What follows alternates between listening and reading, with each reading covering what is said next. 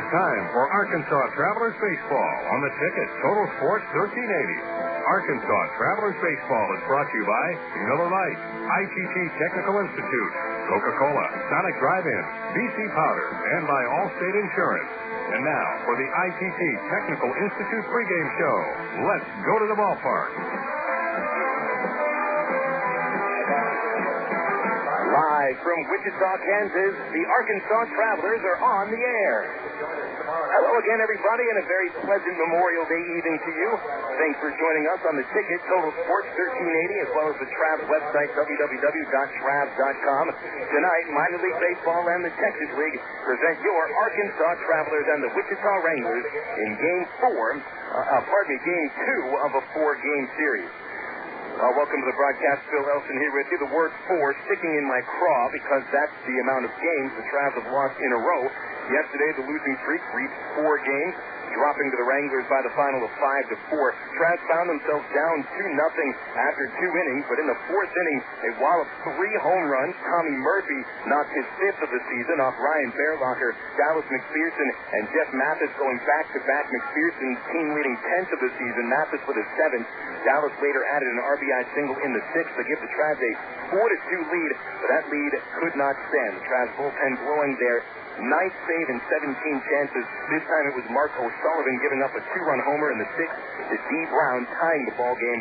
Corey Aldridge knocked in the winning run in the 7th inning with a double to left center field. O'Sullivan suffered his first loss of the season, and the Travs fall to 2 games under 500. Worst record of the year, 24-26. The Travs find themselves 3 games out of first place behind the Tulsa Drillers and the Wichita Wranglers. Wranglers with the win yesterday tied the Drillers atop the Eastern Division. So the Wranglers at 27-23, the Travelers at 24-26, playing Game 2 of this 4-game series. A gorgeous Memorial Day here in Wichita, coming up to about 81 degrees with just a few clouds in the skies. Just absolutely perfect weather for baseball, and hope we'll have a big crowd on hand here on Memorial Day Monday. We'd like to thank you for tuning in to the ITT Technical Institute pregame show, and don't forget that ITT's new session of classes coming up just next week, and there's a few slots open. So if you're interested, call up ITT Tech and just learn a little bit more about what they can do for you. Call them up at area code 501-565-5550, or just go online to itt-tech.edu. Well, only 2 games in the Texas League yesterday. The Travs and the Wranglers were one of them, and the other teams were the Round Rock Express and the El Paso Diablos. The Round Rock Express looking for their 12th win in a row. You'll have to wait after this break to find out if they got that 12th consecutive victory. We're back right after this on the ticket, Total Sports 1380. I'm a lead technician and work in quality control for a small electronics company. I supervise 4 technicians daily and direct the testing and calibration of products. Matthew O'Mullane earned a Bachelor of Applied Science degree in Automated Manufacturing Technology in 2002 and a Bachelor of Applied Science degree in Electronics Engineering Technology in 2003 from the ITT Tech in Indianapolis, Indiana. ITT Tech has allowed me to get to where I eventually want to go. Call 1-800-ITT-TECH or visit us on the web at itt-tech.edu. ITT Technical Institute. Education for the future. Hey guys, want another beer? Another what? Another beer. I didn't have a beer. Did you have a beer? I don't think so. Yes, you did. These beers right in front of you. Remember you ordered them from me? Where? I remember eating the wings. Yeah, the wings were good. Are you sure we drank the beer? Correct. You guys came in, you ate the wings, you drank the beer. Huh. Whatever. You guys want another round? Of what? Beer. Yeah, that sounds great. You want a beer? I would love a beer. Next time, try the light beer with the taste you won't forget.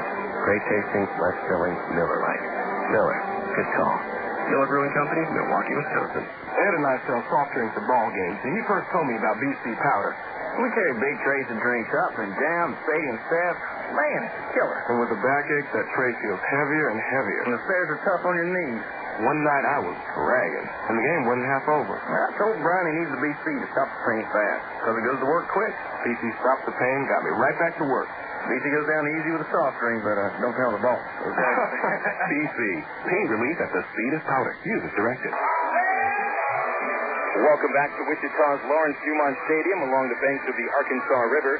Phil Elson with you for segment number 2 of our ITT Technical Institute pregame show, and we'll get right to it with the Texas League recap from yesterday. Just one other game besides the Travs and the Wichita Wranglers, and the Round Rock Express defeated El Paso yesterday at Cohen Stadium for their 12th consecutive victory. The Round Rock Express with a 36-15 record. That is the best record in the Texas League by 10 games.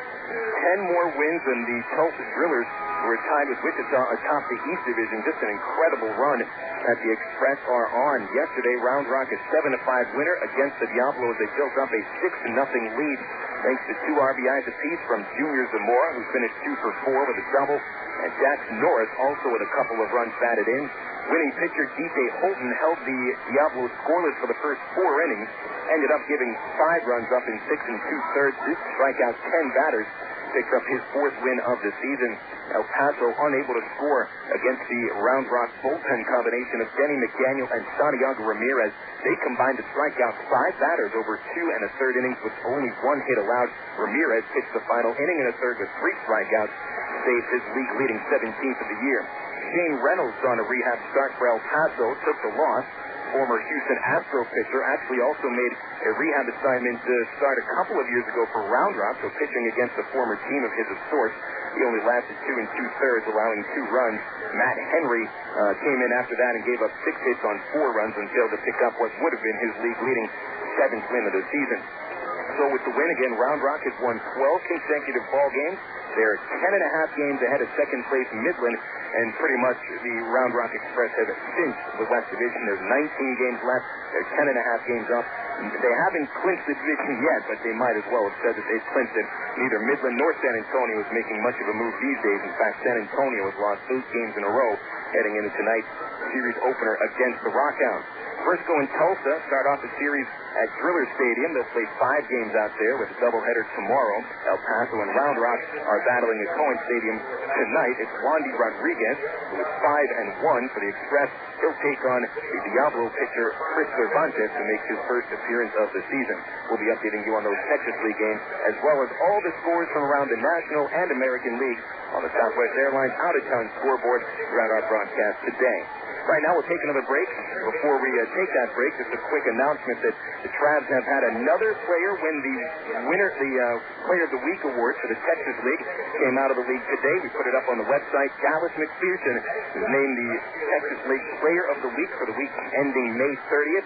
That's 4 home runs, knocked in 11 over that stretch. And we have a chance to sit down and talk with Dallas McPherson for our pregame interview. That'll be right after this break on the ticket, Total Sports 1380. Hey, what are you doing here? Wife sent me. We're out of Coke. You? Sorry. First one to aisle 5 by the other. Yeah, you're on. Yo, Tony Stewart, you jumped the green flag again. Hey, stop throwing cereal boxes at me. Whatever, stop trapping my car. Yeah, that's... Looks like you're buying me that Coke. NASCAR fans have a one-track mind. Case of Coke says I need you to register. Coca-Cola, the official soft drink of NASCAR. Coke, real. Better burgers. Sonic's got them, others don't. Introducing Sonic's newest burger, the Little Cheese.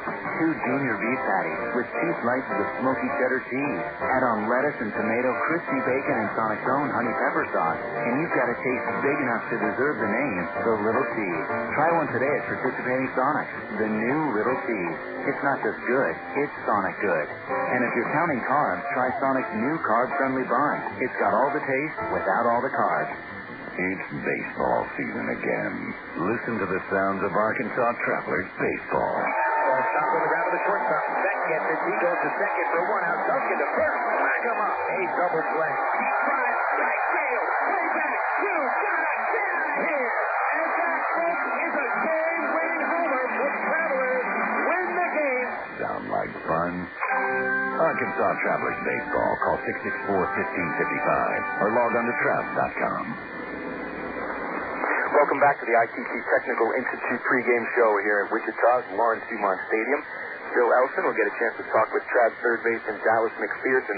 Dallas, you're on quite a tear offensively right now. We haven't seen anything like it this season. I believe it's 6 homers over the last 11 games. First off, can you pinpoint exactly why you think maybe you're hitting the home runs now? You're obviously working so hard. You know your swing pretty well. What do you think? What's been going on? To tell you the truth, I think it's just more at bats. Getting enough at bats to where I feel comfortable, where I'm seeing the ball, getting in a good position to hit. Todd Takeyoshi, the head coach here, we've worked on getting back and keeping my weight back and getting in a better position to hit, and I think that's helped out a lot. I've noticed when you're in the batter's box, you do lean back a little bit more the last couple of weeks. What's the purpose of trying to lean back? What does that do for you? Well, for me, I've always been a small weight shift guy. I've always a very minute movement backwards, and I think that's the reason my strikeouts are high. A lot is I don't get back a lot of times where I need to be in order to see the ball. So that's something that Todd's changed here, and trying to get back a little bit more to start with, and then with my small movement, I'm back where I need to be. One other thing I see you working on quite a bit, and in different drills too, is trying to keep your right arm closer to your body. Does that try to eliminate a little bit of an uppercut? It more helps my front shoulder stay in. I have a tendency to release the bat head late, which allows me to pull a lot of balls foul and miss curveballs, swinging out front.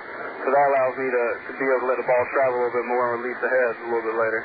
One of the great things about baseball, obviously everybody that's playing the game loves the game, and you get a chance to really refine something that you enjoy. Dallas, I got to say, I think you really love to hit, because you are out on the field earlier than most other players, and virtually every day.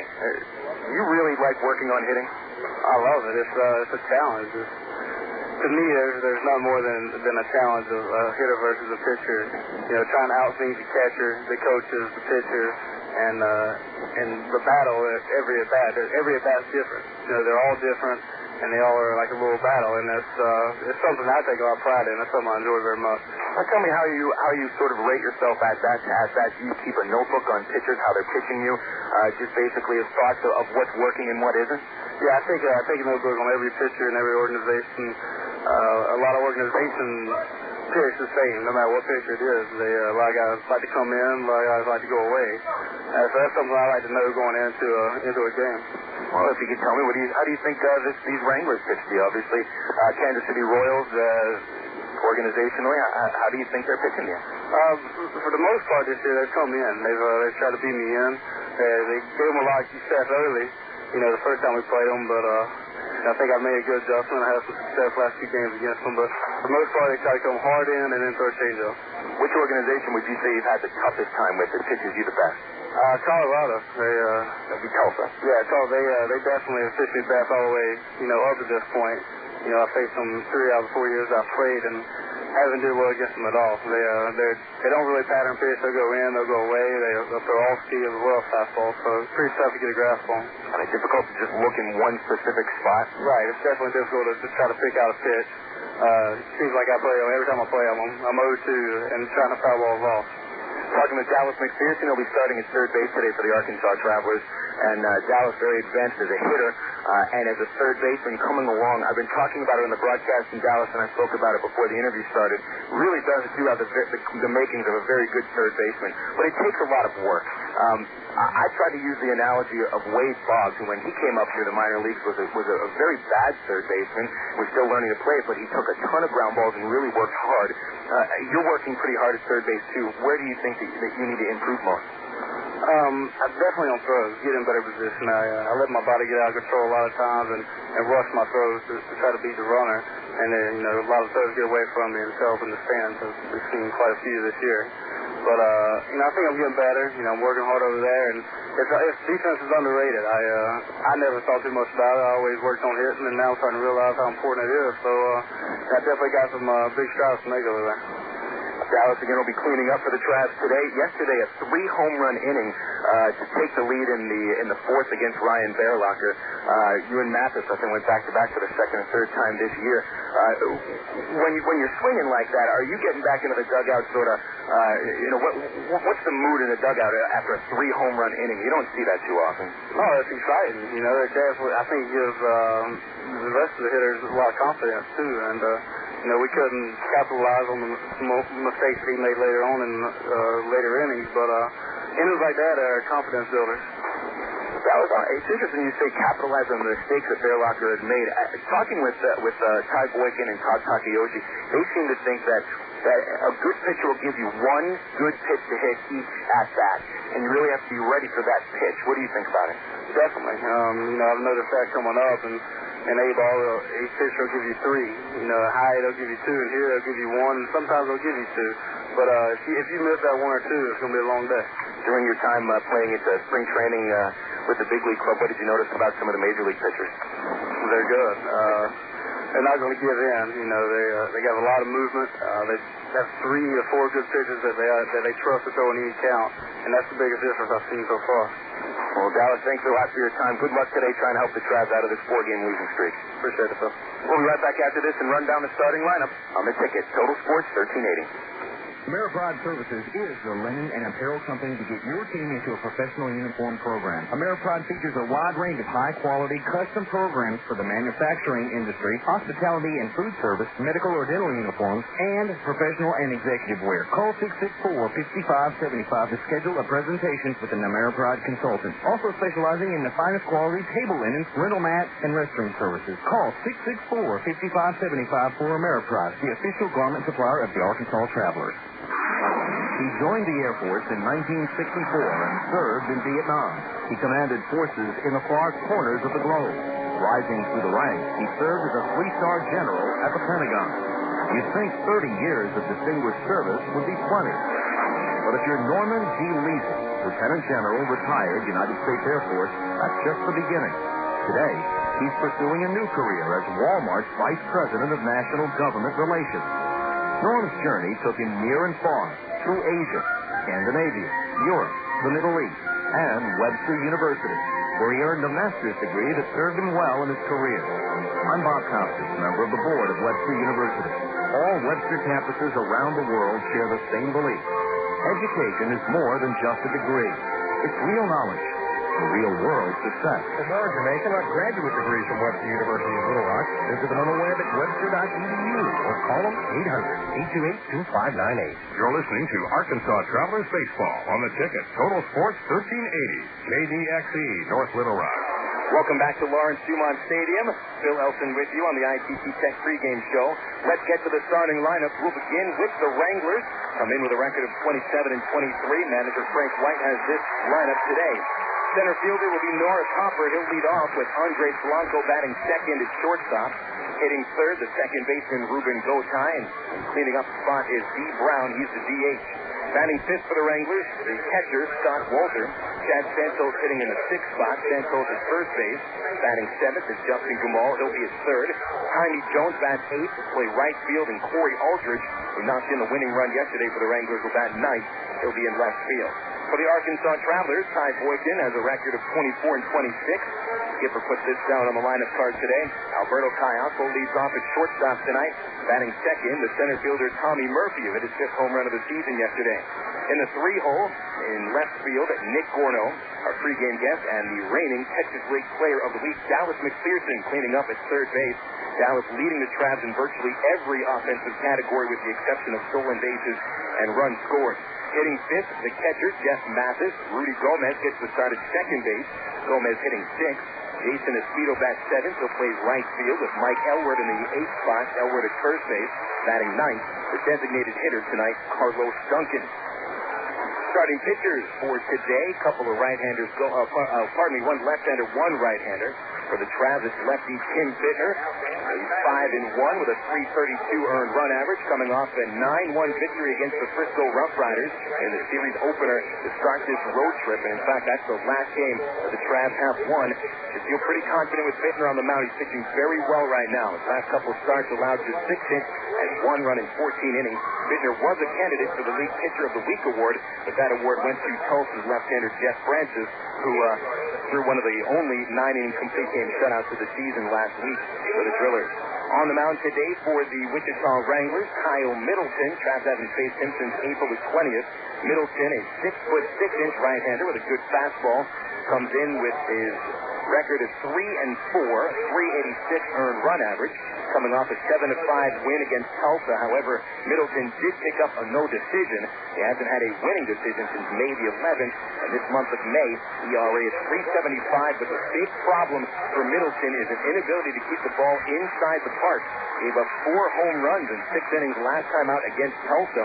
He has allowed 9 home runs this season, which is one of the highest home run totals allowed by a pitcher. It'll be Middleton on the mound for the Wichita Wranglers.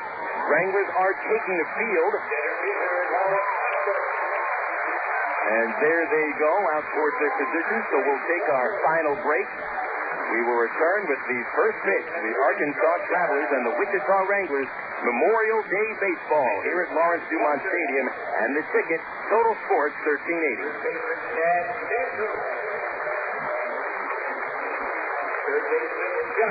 Better burger. Sonic's got them, others don't. Introducing Sonic's newest burger, the Little Cheese. 2 junior beef patties with 2 slices of smoky cheddar cheese. Add on lettuce and tomato, crispy bacon, and Sonic's own honey pepper sauce, and you've got a taste big enough to deserve the name, the Little Cheese. Try one today at participating Sonics. The new Little Cheese. It's not just good, it's Sonic good. And if you're counting carbs, try Sonic's new carb-friendly bun. It's got all the taste without all the carbs.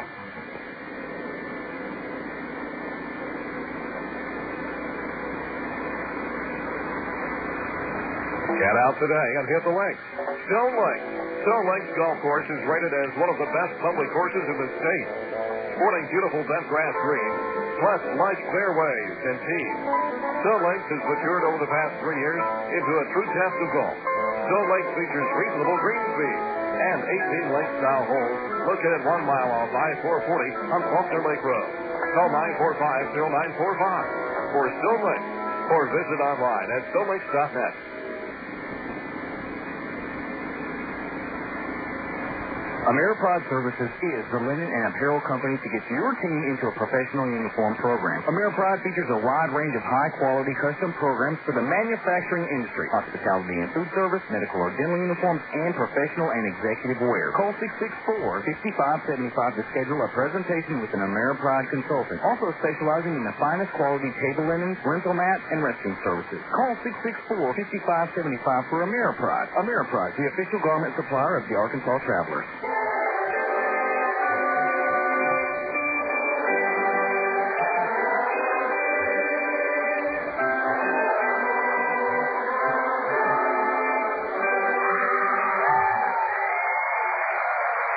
Star-Spangled Banner sung by the crowd out here at Lawrence Dumont Stadium on Memorial Day Monday.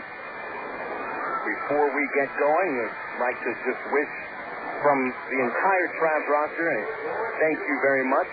Best wishes to all of the members of the military serving for us across the country and abroad. And, of course, today we would like also to remember those who fell in service of the United States of America. So thank you very much.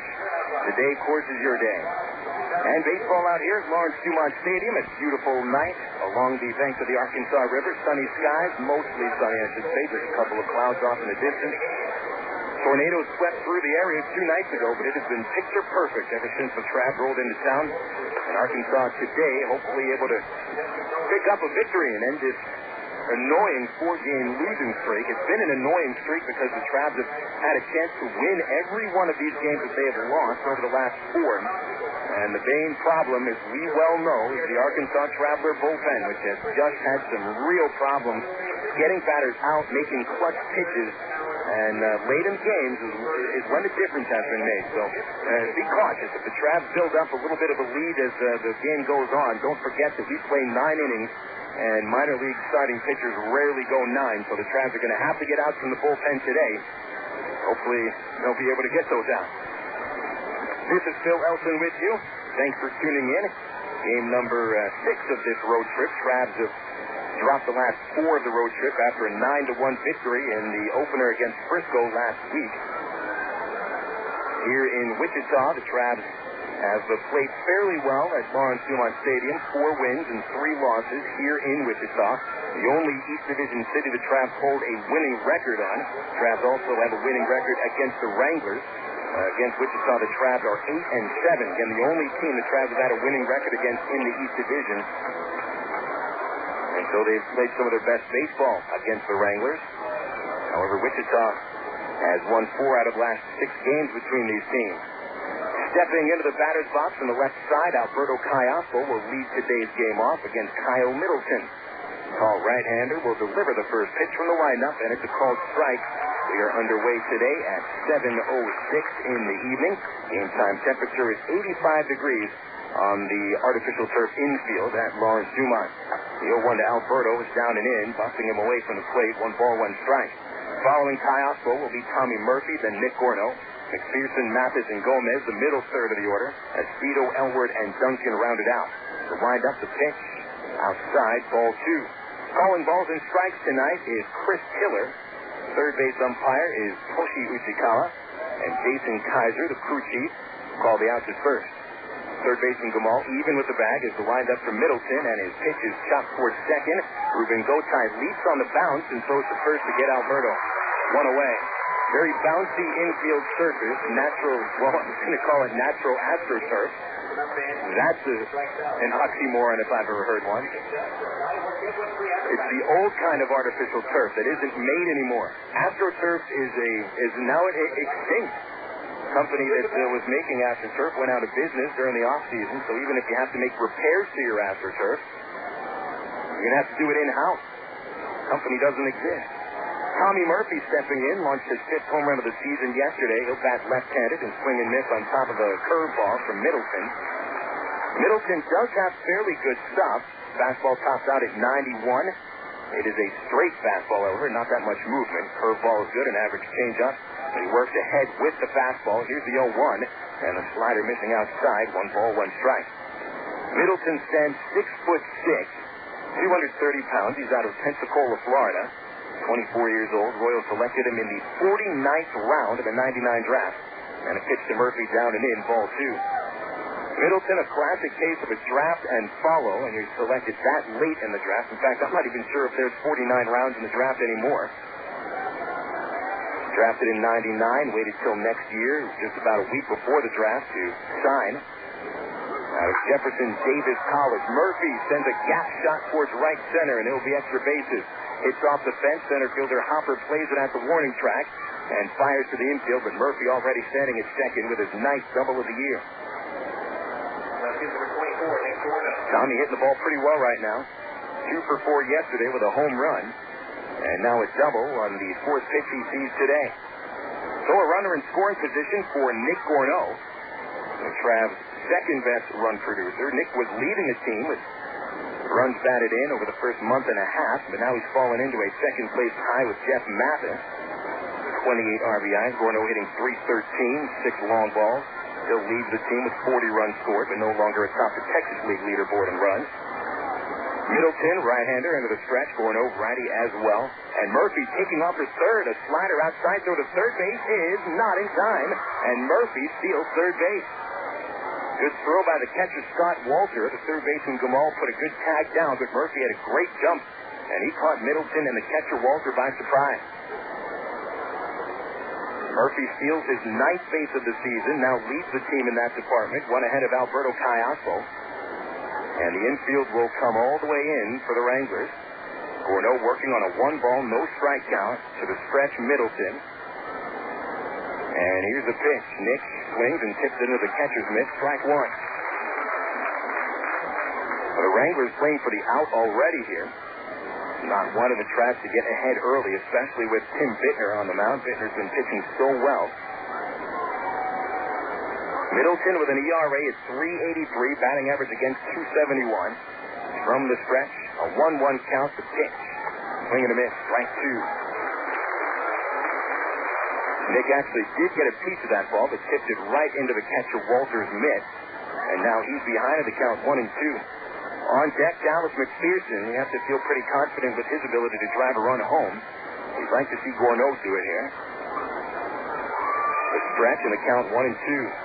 Middleton kicks. Gorno swings. The ground ball to short. Gloved by Blanco. This will not score the run. Throw to first will get Gorno, and there's 2 outs. Murphy did not run on contact, and it looks like he might have had a chance to score if he was running, because Blanco had to take 2 steps up the middle, and as he leaned out, he fell down. still recovered quickly enough to get the out at first, but Murphy hung at third base to see if the ball got by the shortstop. So now the infield will go back. Good idea by White to bring the infield in there. McPherson stepping into the batter's box. Earlier today, the announcement came from the Texas League office in San Antonio that McPherson was named the Texas League Batter of the Week. Last week, bashed 4 homers.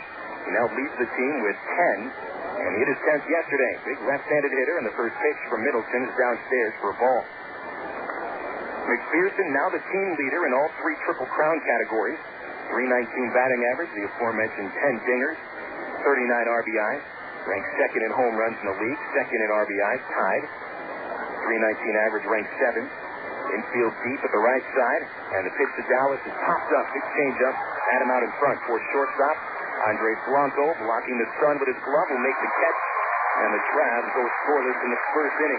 Murphy's leadoff double was wasted. He stranded at third base, and the Travs headed to the bottom of the first inning with no runs. And here comes Tim Bittner out to the mound to face the Wichita Wranglers. We'll be back after this on the ticket. Total Sports 1380. Did you know that more than 250 Arkansans are currently awaiting an organ transplant? And did you know that every 16 minutes, a new name is added to the organ transplant waiting list?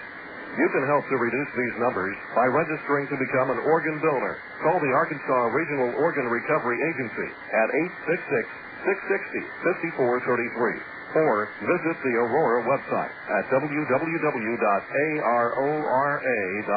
to learn more. Become an organ donor. Give hope. There's a story involving Yogi Berra, the well-known catcher for the New York Yankees, and Hank Aaron, who at the time was the chief power hitter for the Milwaukee Braves.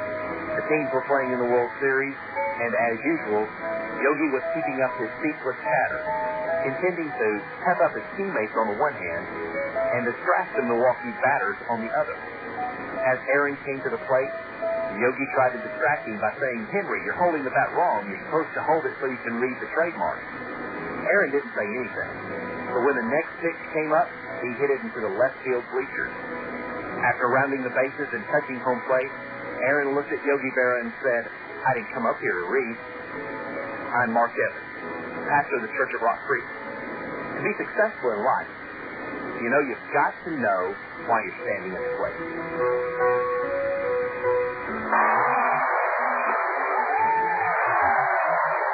Very large crowd along the third base bleacher seats here at Lawrence Dumont Stadium. Free tickets given out around town thanks to one of the local meat companies. And at the bottom of the first inning, there is no score. The Travs had a golden opportunity to bring in the first run of the ball game as Tommy Murphy doubled and stole third base with 1 out, but neither Nick Gorno nor Dallas McPherson could plate him. So Tim Bittner takes the hill in the bottom of the first inning, facing Norris Hopper, Andres Blanco, and Ruben Gotay. Bill Elson with you here on a gorgeous night in Wichita. Game 51 of the season. There's only 19 games remaining in the first half. Counting today, Travs are 3 games out and very much in the thick of things. They're going to need to turn things around right now. First pitch to Hopper downstairs for a ball. Bittner making his 11th appearance of the season, all in the rotation. Left-hander from Delaware offers the pitch to Hopper, and it's low for ball 2. Bittner's last start, a 9-1 win against the Frisco Rough Riders. That was last week at Dr. Pepper 7-Up Ballpark. He set down the first 14 batters in order. He gets a strike to Hopper on the outside corner. Bittner finished with a 7-inning performance. He's gone 7 innings each of the last 2 starts. Gave up only 3 hits and 1 walk, 1 run on a fluke single at that. Hopper 1 for 24 against the Travs, takes ball 3 downstairs. Right-handed hitter, inning 228. Hopper, who had a pretty good season last year playing center field for Wichita, missed the first month of this season after a shoulder surgery after last year. Here's a 3-1 from Bitt, and he offers low and a leadoff walk to Hopper. 26th walk of the season issued by Bittner. He's amongst the league leaders in the walk category.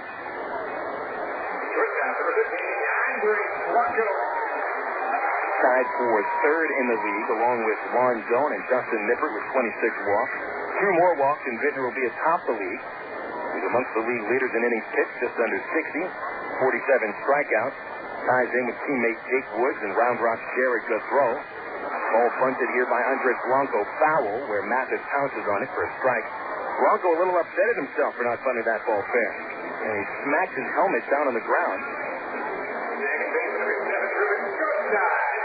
The ball was caught in the air by Mathis for the out. Blanco was pretty upset with himself on that, so one away. Good catch by Mathis, sprinting quickly over to the left side of the batter's circle. So one out, and Ruben Gotay steps into the batter's box.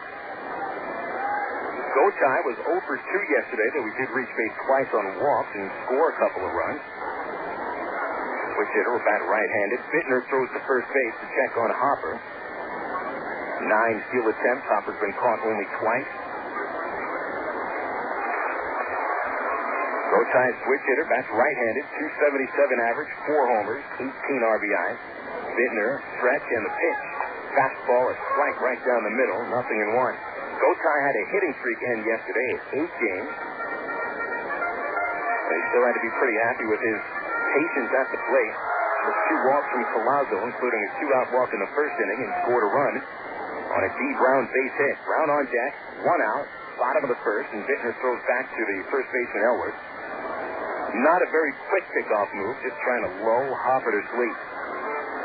Infield will look to turn a double play here. Bittner does get a lot of grounders. Has 4 double plays turned behind him.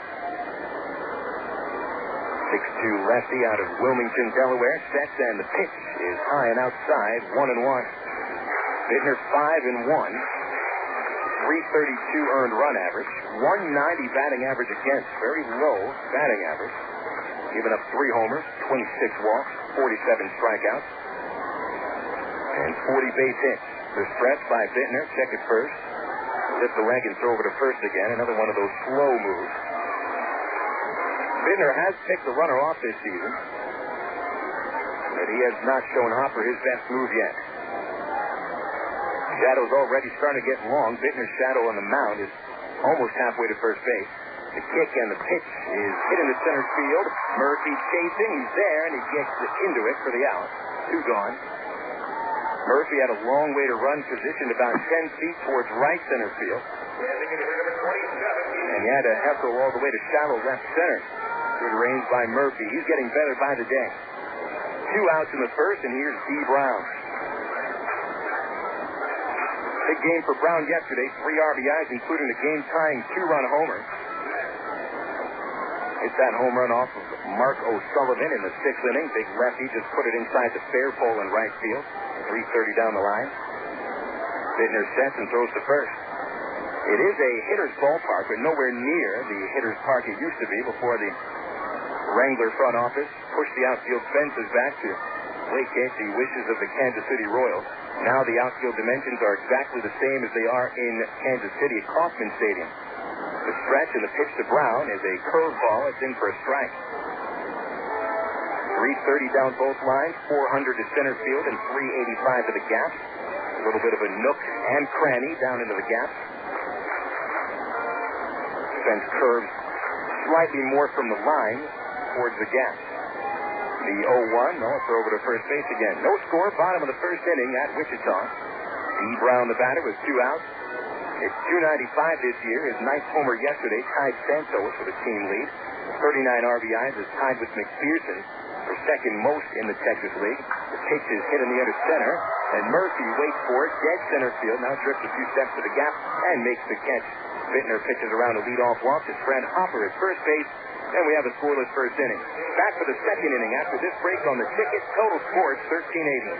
Go your own way with National Car Rental. Take a one-tank trip and discover Arkansas. National's great weekend special is just what you need to take a trip to the Ozarks. Or get your friends together and rent a minivan to visit historic Eureka Springs. National offers a wide choice of sizes and styles. From luxury cars to vans and sport utility vehicles. Unlimited mileage rates are available. National Car Rental has 2 convenient locations. Little Rock Airport and Northwood Rock at 1319 Pike Avenue. See National Car Rental's ad in the Yellow Pages for more information. Go your own way with the National Car Rental. I'm 71. I'm 65. I'm 68. I'm 53. I'm 70. I'm 47. And we've all had a heart attack. A heart attack can happen at any age. In fact, heart disease is the #1 killer of women. It's important that you learn the warning signs because women experience very different symptoms than Ned. I'm 57. I'm 49. I'm 38. Baptist Health, Arkansas's premier heart care leader, is working to increase awareness of heart disease and its symptoms, and to let you know what you can do to prevent it, like paying attention to your diet, watching your blood pressure, and regular exercise. With a little effort on your part, you have the potential to add years to your life. For a free brochure about heart disease, call 1-888-BAPTIST or visit our website at baptist-health.com. Baptist Health, all our best. Arkansas Travelers Baseball returns to Little Rock this coming Friday for your favorite promotion this side of Clunker Car Night. Midget Wrestling back at the old yard. This coming Friday starts at 7:10 as Beautiful Bobby and Lil Cato are back to smash themselves on the squared circle right at home plate. It'll start at 7:10 with the Midget Wrestling. The Travs game scheduled for 7:50. It's against the Round Rock Express. $6 for adults, $3 for kids 14 and under, active military. Get a $1 discount. And also just $2 more to get you into the box seats. Get your tickets online at Travs.com or just show up to the box office before the ball game. Travs are in town next Friday through Friday for 8 games. No score, and leading off the second inning, Travs catcher Jeff Mathis grounds to shortstop Andre Polanco, and he takes care of him with an accurate throw to first base. 1 pitch, 1 out in the Travs second inning. Here's Rudy Gomez coming up to the plate next, and a very creative introduction for him out on the scoreboard. They have a video board here, and they like to have fun with it at Lawrence Dumont Stadium. As if we didn't already think of this, Rudy Gomez is introduced with one of the snippets from the movie Rudy. First pitch fouled back by Gomez for a strike, and now they even have, instead of his picture on the scoreboard in left center, they've got the picture of Sean Astin with his fighting Irish jacket right out of the movie. Rudy Gomez looks nothing like Sean Astin. Pitch low and outside to count 1-1. For one thing, I think Astin is at least, 5'8", 5'7". I still think of him as Mikey from the movie Goonies. Rudy Gomez is 5'11", 180, and I think he could probably take Sean Astin with no problem. The 1-1 pitch, swinging a bouncer foul past third, and a count 1-2. Hopefully Rudy just uses this as a little bit of incentive to hit the ball a little harder. Had some of his best games against Wichita this year. Rudy carries a batting average of .396 against Wichita. 7 doubles and 6 RBIs in 13 games. Nobody on base, 1 out. 1-2 to count on Gomez. Holds the bat back. Pumps it up and down. Middleton winds, and a curveball sent back towards him. Past the mound. Blanco and back a second. Flips to first, and a nice play gets Gomez. Boy, Andre Polanco was fun to watch at shortstop. He made a play yesterday about 5 feet to the right of second base and almost took out his teammate Ruben Gotay as they converged on the ball. He almost did the same thing there. But Polanco has a ridiculous amount of range from shortstop, both towards his left and his right. His arm is strong. And he can throw off balance, on balance, whatever balance. He can get it done. Jason Espino will test him again. A ground ball. 2 hops to Blanco. Takes care of that. And Blanco takes care of all 3 ground outs in the second inning. Middleton only threw 6 pitches. Travs go down in order. Bottom of the second coming up. No score at Lawrence Dumont Stadium. And this is the ticket. Total Sports 1380. Hey, fans, it's easy to get discount tickets to Travs games all year thanks to Ready Ice. Arkansas's #1 ice company, Ready Ice presents Ready Ice Wednesdays at Ray Wonder Field. Just pick up a discount coupon for any Wednesday Travs home game anywhere Ready Ice is sold, like most Shell and Exxon gas stations. Bring the coupons to the Travs box office for $3 general admission tickets to any Wednesday home game. That's Ready Ice Wednesdays at Ray Wonder Field all season long. Thanks to Arkansas's #1 ice company, Ready Ice. Faucets leaking, termites feasting, missing tackle, piece and spackle, tubs, jacuzzis, tapes and movies, everything from A to Z. Nile and lumber, tons of plumbers, elevators, coffee makers, radiators, party favors. Take a look and you'll see. Not the other book. When it comes to making their buying decisions, people today let their fingers do the walking through Yellow Book's Yellow Pages. It's no wonder. Yellow Book's packed with money-saving coupons, restaurant menus, and vital community info. And with more ads than ever before, it has everything you need right at your fingertips. It's easy to spot. Just reach for the yellow directory with the map on the cover and join the smart shoppers who choose Yellow Book, not the other book.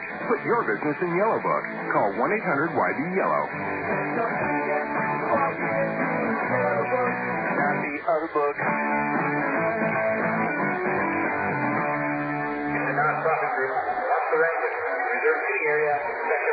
Rather quick second inning for the Travs. They go down in order on 3 ground outs to the shortstop, Andres Blanco. Kyle Middleton only needed to throw 6 pitches to get those out. So Tim Bittner back on the hill to face the 5, 6, and 7 hitters in the Wranglers' second inning. One hit in this ball game. It belongs to Tommy Murphy, a double in the first. Scott Walter leads off. Right-handed hitting catcher sends a pop fly out of play over the first base seat for a strike. Walter followed by Chad Santos, one of the Wranglers' top hitters, and then Justin Gumal, a singles hitter. Walter hits .254, 2 homers, 14 RBIs. We did not see him yesterday. He rested on the bench. Bittner winds in the 0-1 pitch, missing low for a ball, 1-1. Mike Tonis caught yesterday, went 1 for 4. And we basically see a 2-catcher rotation. Walter and Tonis pretty much split the catching duties. Lined up, the 1-1, missing the outside corner with a sinking fastball. 2 balls and a strike. Bittner, a pitcher that's usually around the plate. Every once in a while, he's going to have a bout of wildness. It only lasts about an inning. It's 2-1, and that misses outside ball 3. Bittner walked the first man he faced last inning, Hopper on a 3-1 count. Hopper never even made it off of first base. Bittner does pitch pretty well from the stretch. 3 balls and a strike. Andover had lined up, and the pitch down and in, and he walks to second of the game.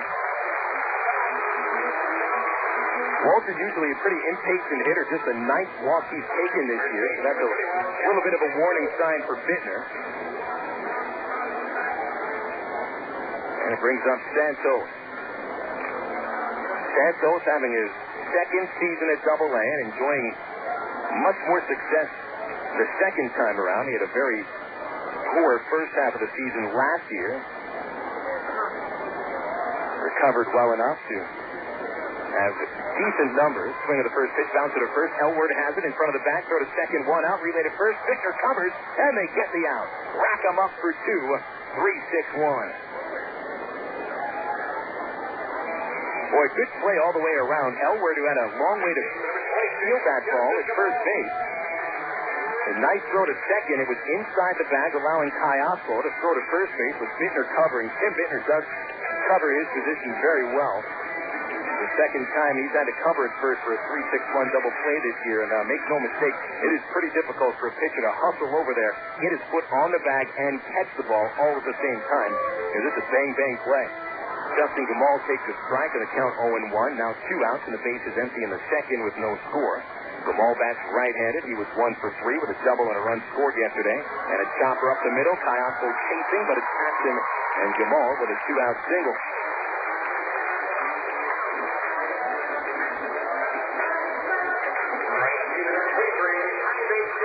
Gumal utilizing this slick infield surface. The artificial turf infield means that you're going to get the ground balls move a little bit faster than they do on grass and pick up speed as they head up the middle. And that chopper ended up getting past Kayako, and it did pick up speed. It has some forespin to it. Each time the ball bounces, it picks up a little more speed. Jaime Jones steps in. This is a lefty versus lefty spot, and Jones takes a strike over the outside corner. No score, bottom of the second. Jones 0 for his last 7 with 2 strikeouts. It's 286 on the year. 3 homers, 21 runs batted in. Runner at first is Gumal. Elward will play in front of him. The stretch, the kick, the pitch. Change up, swinging bunt back towards the mound. Bittner drops the ball, and everyone's safe. Just on the left side of the pitcher's mound, Jones was fooled on a changeup. A swinging bunt also seemed to fool Bittner. He stumbled off the mound. and went for the ball not just once but twice. Second time he went for it, it kicked off of his glove, and he'll be charged with the error. The ball to second base on the miscue.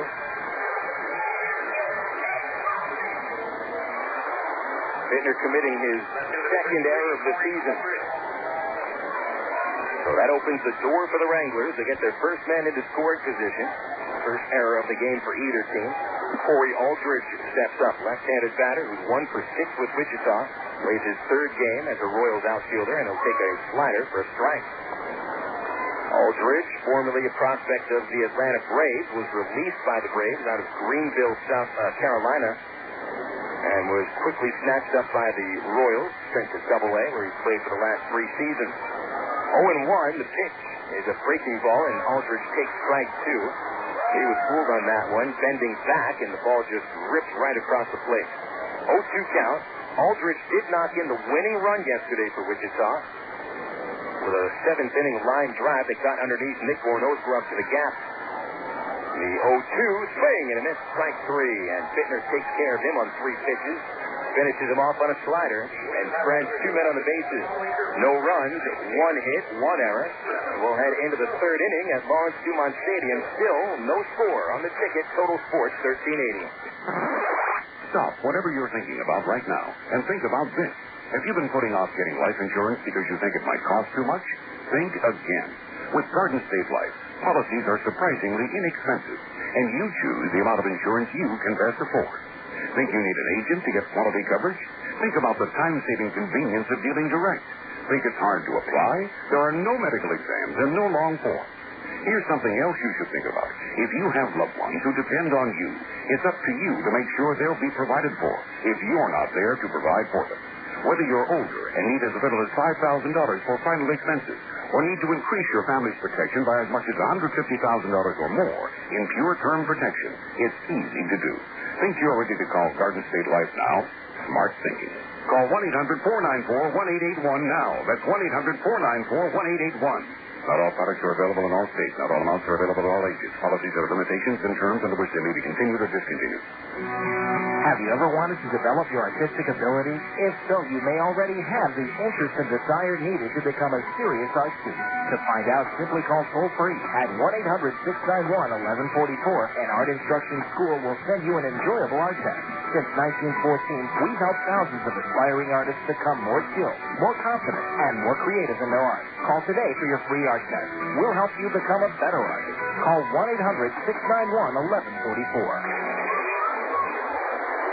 2 innings in the books at Lawrence Dumont Stadium. We have no score. Here's the top of the 3rd we go. I am Phil Elson, and you are the listener. This is the ticket, Total Sports 1380. Hope you've enjoyed the first 2 games of the triple header of baseball on the ticket. Here's Mike Elward leading off for the Travs with the first pitch swinging. Pops it up into the first base seat for a strike. Earlier today on 1380 AM, fans were able to hear the Boston Red Sox fall to the Baltimore Orioles 13-4. Second game of the doubleheader saw the Cubs beat Houston 3-1. Greg Maddux earned his 4th win of the season. Borowski saved his 9th, and this is game 3 of the tripleheader. It all leads up to the track. 0-1 to Elward, rips foul into the left field area. Takes a bounce past the bullpen up towards the hitting cage. The seats here at Lawrence Dumont Stadium extend from way down the left field line towards the first base line, of course, the curve right where we are at home plate. And a beer garden in the right field area, right by the Travs bullpen. Elward sends a fly ball to right field, lazy in the air for Jaime Jones, and he makes the catch for the out, 1 away. Last 6 Travs batters have gone down in order since Murphy doubled in the first inning. A lot of foul territory at Lawrence Dumont Stadium. The one area where there is not as much foul territory is behind home plate.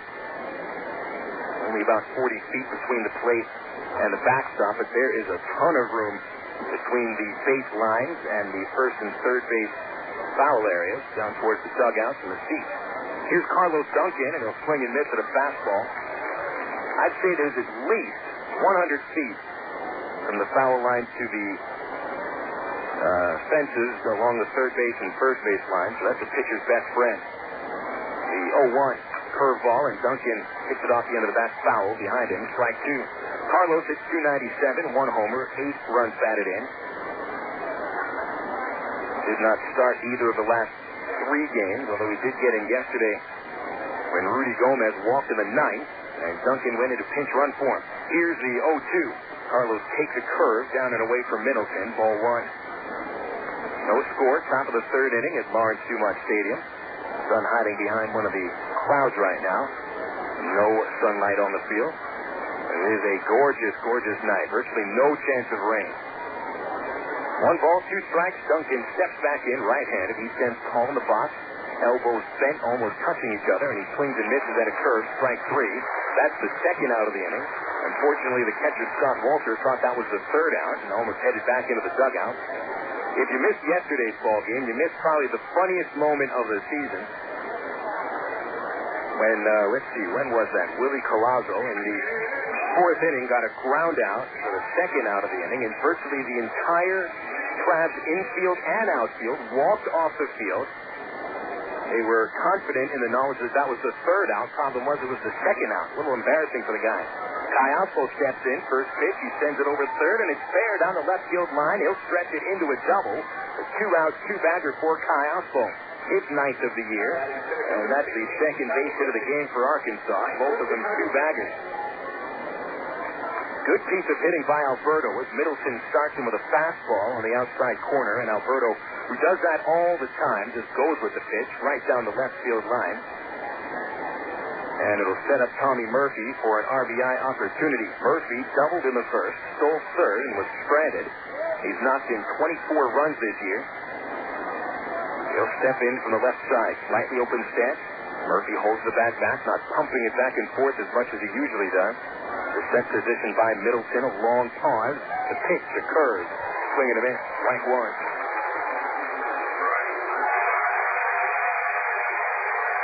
Middleton going to that curveball a little more than I think the Travs are ready for.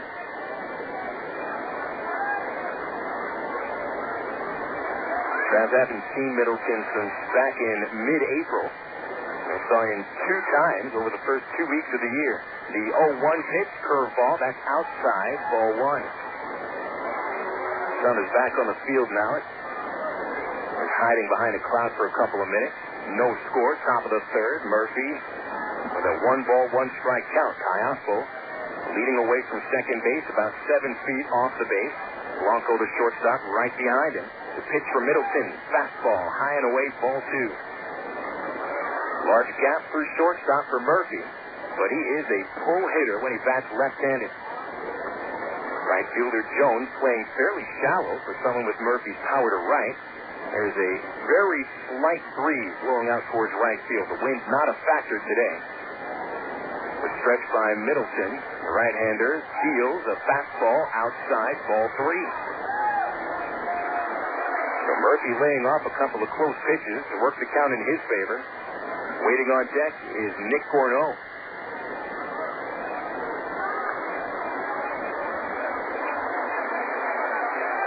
Middleton has the ball behind his back, leans in, and he has a sign. He's ready. The stretch. Check at second base. Kai Osbo leans back, now takes an extra 2 steps towards 3rd. The pitch is hit in the air to center, and right to the center fielder, Norris Hopper. He makes the catch, and the inning is over. Travs leave another man in scoring position. They're second of the game. Kai Osbo with a 2-out double, but another scoreless inning. Bottom of the 3rd coming up. The Travs and the Wranglers are tied 0-0 on the ticket. Total Sports 1380. Emergency hotline, can I help you? Yes, I need help. All right, sir. What's the problem? I can't taste my beer. I feel it in my mouth, but there's no taste. Okay, sir. This is what I want you to do. Put the bottle down and step away from the beer. Okay. Walk straight to the corner store and pick up a 6-pack of Miller Lite. Okay. Don't worry. It's going to be all right. Next time, try the light beer that actually tastes like beer. Great tasting, best-selling Miller Lite. Miller. Good call. Miller Brewing Company, Milwaukee, Wisconsin. This weekend only at Guadney Chevrolet. Cavaliers, $168 a month. Trailblazers, $285 a month. superb discounted up to $12,000 at Watney Chevrolet in Jacksonville. Every truck on the lot. Discounted. Regular cab, extended cab, crew cab. All prices sell before the sun sets on Memorial Day at Watney. Zero down, zero finance, and $5,000 rebate. Make an offer. Drive a deal. While they last. This weekend at Watney Chevrolet in Jacksonville. Revolution. Group credit restrictions apply. See the details. The Travs and Del Monte have stepped up to the plate to offer you a great seating alternative this season at Ray Hinder Field. It's the Del Monte Harvest Foods Ballpark experience even more enjoyable. So when you buy your Travs ticket, ask for the Del Monte Harvest Foods family section. Del Monte Vegetables, simple mealtime solutions that will have you saying, hey, I can do that. Look for Del Monte Vegetables at your local Harvest Foods. Harvest Foods, an Arkansas company serving Arkansans. Back at Lawrence Dumont Stadium, right across the Arkansas River from downtown Wichita. It's a very nice sight. I would recommend, if you're ever up this way for any reason whatsoever, even if it's not baseball season, just come out and check out the ballpark. The second oldest park in the Texas League and the nicest view across from downtown Wichita. It actually has a rather striking skyline. Owned Century 2 Convention Center. It's a different looking sort of building. A lot of odd angles on the buildings around here. The Baptist Church way past left field. Lots to look at out here at the ballpark in Wichita. And oh, yes, there's a ball game on the field, too. Norris Hopper, first pitch swinging, bouncer back to the mound. This time Bittner plays it and throws the first to get Hopper. One pitch, one out of the third. Bittner committed an error on pretty much the same play last inning. Swinging bunch to the left side of the pitcher's mound as Bittner drops, but this time makes the play with no problem. That'll bring up Andre Blanco, who fouled out on a bunt attempt in the first inning. Bittner has allowed only one base hit. He's walked two batters, one strikeout. Blanco will bat right-handed. And here's the first pitch. They'll take it down the middle for a strike. It was interesting because Blanco was batting left-handed his first time up to the plate when he tried to bunt. Now he bats right-handed. Usually you see switch hitters always go the opposite way against the pitcher. And Bittner tries the outside corner and misses for a ball, 1-1. You do see a lot of switch hitters that was, for instance, if Tim Wakefield was pitching a knuckleballer, a lot of switch hitters will bat right-handed against him. Bittner gets the call on the outside corner. Here's strike two. We have seen a lot of major league hitters just like to bat their normal way against a knuckleballer. Of course, Bittner not a knuckler. They wind up the 1-2 in the dirt with a changeup, 2 balls, 2 strikes. Blanco hitting .250 before his pop out in the first. The top two batters in the order for the Wranglers, Hopper and Blanco, hit .228 and .250, both with on-base percentages under 300. A pretty punchless top of the order. Pitch outside to Blanco, 3-2, the first full count that Bittner goes to. Middle third of the order is where the pop is. And these first two hitters for Wichita are not making it on base much. They'll wind up the 3-2, swinging another bouncing ball left side of the mound. Bittner waits for it, gloves it, jumps the first. 2 gone. That's the third time Bittner's had to make pretty much the exact same play. 2 outs, and Ruben Gotay will come up next. Next inning, we will run down the Southwest Airlines out-of-town scoreboard. Full slate of games in the Texas League today. And, of course, a lot of day games on Memorial Day. There's only 3 night games today in the majors. Angels are off tonight. They'll start up a homestand coming up. There's a strike to Gotay, who flied out to center in the first. 0-1, Bittner, the windup and the pitch. Outside, ball 1. 1 ball, 1 strike on Gotay. On deck, Steve Brown. Gotay, a pretty good prospect for the Royals. They envision him as an everyday second baseman. The 1-1 is high and outside. 2 balls and a strike. Took Gotay a little bit longer than I think people were expecting to get going, but he has started to pick his offense up. Earlier in the season when we saw him, he just wasn't hitting much. Strike 2 called on the low outside corner. Chris Tiller giving that corner. Good pitch by Bittner. And Gotai showing displeasure with the call, steps out of the batter's box. Frank White, his manager, just watching him with his hands on his hips. Frank is a consummate pro when it comes to the game itself, and I think he'd like to see Gotai not show that much displeasure with the ump. And he'll foul a pitch off here, keeps the count 2-2. White back managing the Wranglers after attending one of his children's high school graduation yesterday. Nelson Liriano took over the club and managed them to a victory. Liriano back at his customary first base coach's spot. White is third. The 2-2, and that's low and in. Runs the second batter in a row full. If Bittner can get out of this inning 1-2-3, if he can retire Gotai. Bittner, the windup, the pitch, swung on and fouled over the first base seat. Monday night, and a lot of people making their way out to Lawrence Dumont Stadium today. 3 tickets given out by a local meat company, which means they get to cook their hamburgers on a grill behind the grandstand. 3-2, got him swinging. A fastball by Gotai. Bittner strikes out his second of the game, and he retires the Wranglers in order in the third inning. Heading into the fourth, nothing on the ticket. Total score $13.80. Take and Check is the Great American Barbecue House, featuring rib dinners, barbecue sandwiches, gourmet sandwiches, catfish, burgers, choice steak, country fried steak, chicken, and more. Your whole family will enjoy Take and Check. There's a kids menu for the little ones, and now for those watching those carbs, Take and Check features a low-carb menu with the same great taste Take and Check is famous for. Dine in or carry out. For large groups and parties, Take and Check caters too. Take and Check, 7824 Highway 107 in Sherwood. Open 10:30 a.m. to 9 p.m. Monday through Saturday. Hit a home run with your family tonight. Whether you're planning a meal before the game or snacks for the game, remember to include milk, cheese, and yogurt in the game plan. 3 servings a day of dairy is the right amount to help keep your body healthy. It's easy. Just look for the 3-a-day logo on your favorite calcium-rich dairy foods at your local retailer. For more information, including recipes and coupons, visit www.3aday.org. Have you had your 3-a-day today? The power of tea. Stone Lakes Golf Course is one of Central Arkansas's hidden sports gems. Located just 1 mile off I-440 on Faulkner Lake Road, Stone Lake features a unique lake-style course and some of the most reasonable green fees around, complete with driving range plus chipping and putting greens and a full-range snack bar. Stone Lakes has everything a good duffer needs. Check out a hole-by-hole description on stonelakes.net or call 945-0945 for Stone Lake. Arkansas Travelers baseball back for the top of the fourth inning at Lawrence Dumont Stadium. Bill Elson with you. Beautiful night for baseball here in Wichita. Pretty quick 3 innings to start the ball game. First pitch is thrown at 7:06. Right now about 7:49, so I'm sure now we'll have 3 more hours of baseball after I've ruined it by saying that. Nick Gorneau leads off and hits a high fly ball to right field in the first pitch. Jaime Jones drifting back a few steps. 1 pitch, 1 out. Gorneau is 0 for 2. He'll bring up McPherson and then Jeff Mathis. McPherson, the 4th Trav to win a Player or Pitcher of the Week award. Joining Nick Gorneau, Tommy Murphy, and Eric Sear.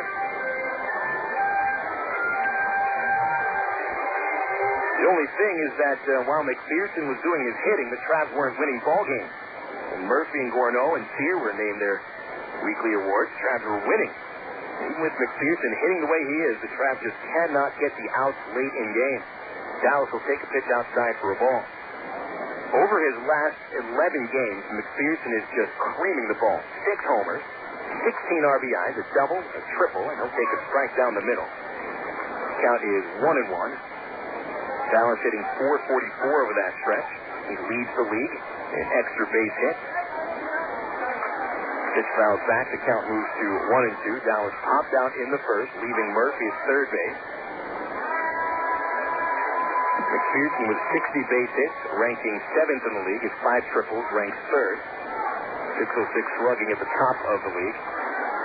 Virtually every offensive category, McPherson is amongst the top 10. Hits in the dirt, the count to 2-2. The only offensive category that McPherson does not rank in is stolen bases. He just hasn't been attempting that many steals, only 8 this year, though he does have the speed and the agility to steal a few bases here and there. 2-2, 1 out. The pitch is outside for ball 3. And during the pregame show, we were talking with Dallas about his hair. He's been leaning back in the box a little bit more and is crediting that with staying behind the ball and able to drive it a little better. 3-2 pitch, ball 4, high and outside. Kyle Middleton offers his first walk of the ball game. McPherson takes his team-leading 27th walk.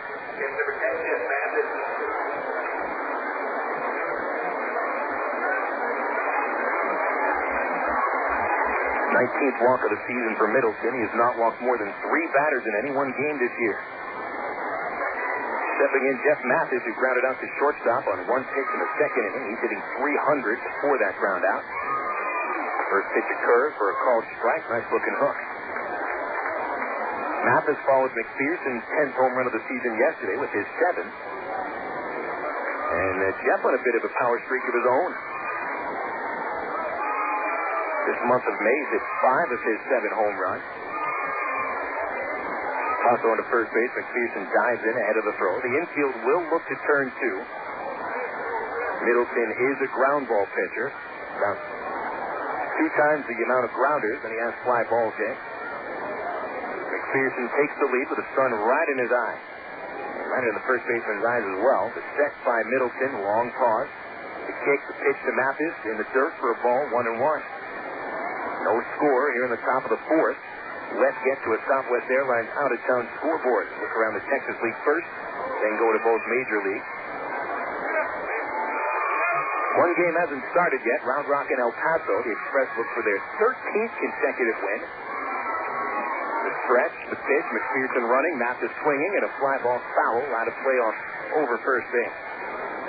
1 ball, 2 strikes. Midland and San Antonio with no score after 2 innings. Frisco and Tulsa have already played 5 innings, and the Rough Riders lead 4-1. Frisco only 3.5 games out of first as the last place team. The Travs today could actually fall into last place if they lose, coupled with a Rough Rider win. The stretch by Middleton. McPherson a short lead, and he'll throw over there. He gets in standing up. In the West Division, Round Rock holds a 10.5-game lead over second place Midland. Might as well just sign the Express up for the playoffs. In their final year in the Texas League. Of course, they'll become the AAA affiliate next year of Houston. Ground ball towards short, hustling to the gap. Blanco flips the second one out. Beautiful turn. 6-4-3, and that was a sparkling double play. Boy, Andres Blanco is putting on a clinic of how to play shortstop today. Travs go down in the 4th inning. No one left on base, no base hits. Bottom of the 4th coming up. Travs and Wranglers still no score on the ticket. Total Sports 1380. Meet Bob, the carpenter. He's smart, he's a pro, and he wants the best for his family. What does he do? Join the union. Bob knows that a union carpenter maximizes his earning power, gets family insurance, and a pension plan he can count on. Plus, a union carpenter has access to union training, learning new skills, and advancing his career. Carpenters, pile drivers, floor layers, and millwrights. Join now and start enjoying the benefits. Call the Arkansas Regional Council of Carpenters at 501-568-2500 for more information. Frank, what are you doing here? Wife sent me. We're out of Coke. You? Sorry. First one to aisle 5 buys the other. Okay, you're on. Yo, Tony Stewart, you jumped the green flag again. Hey, stop throwing cereal boxes at me. Whatever, stop trapping my car.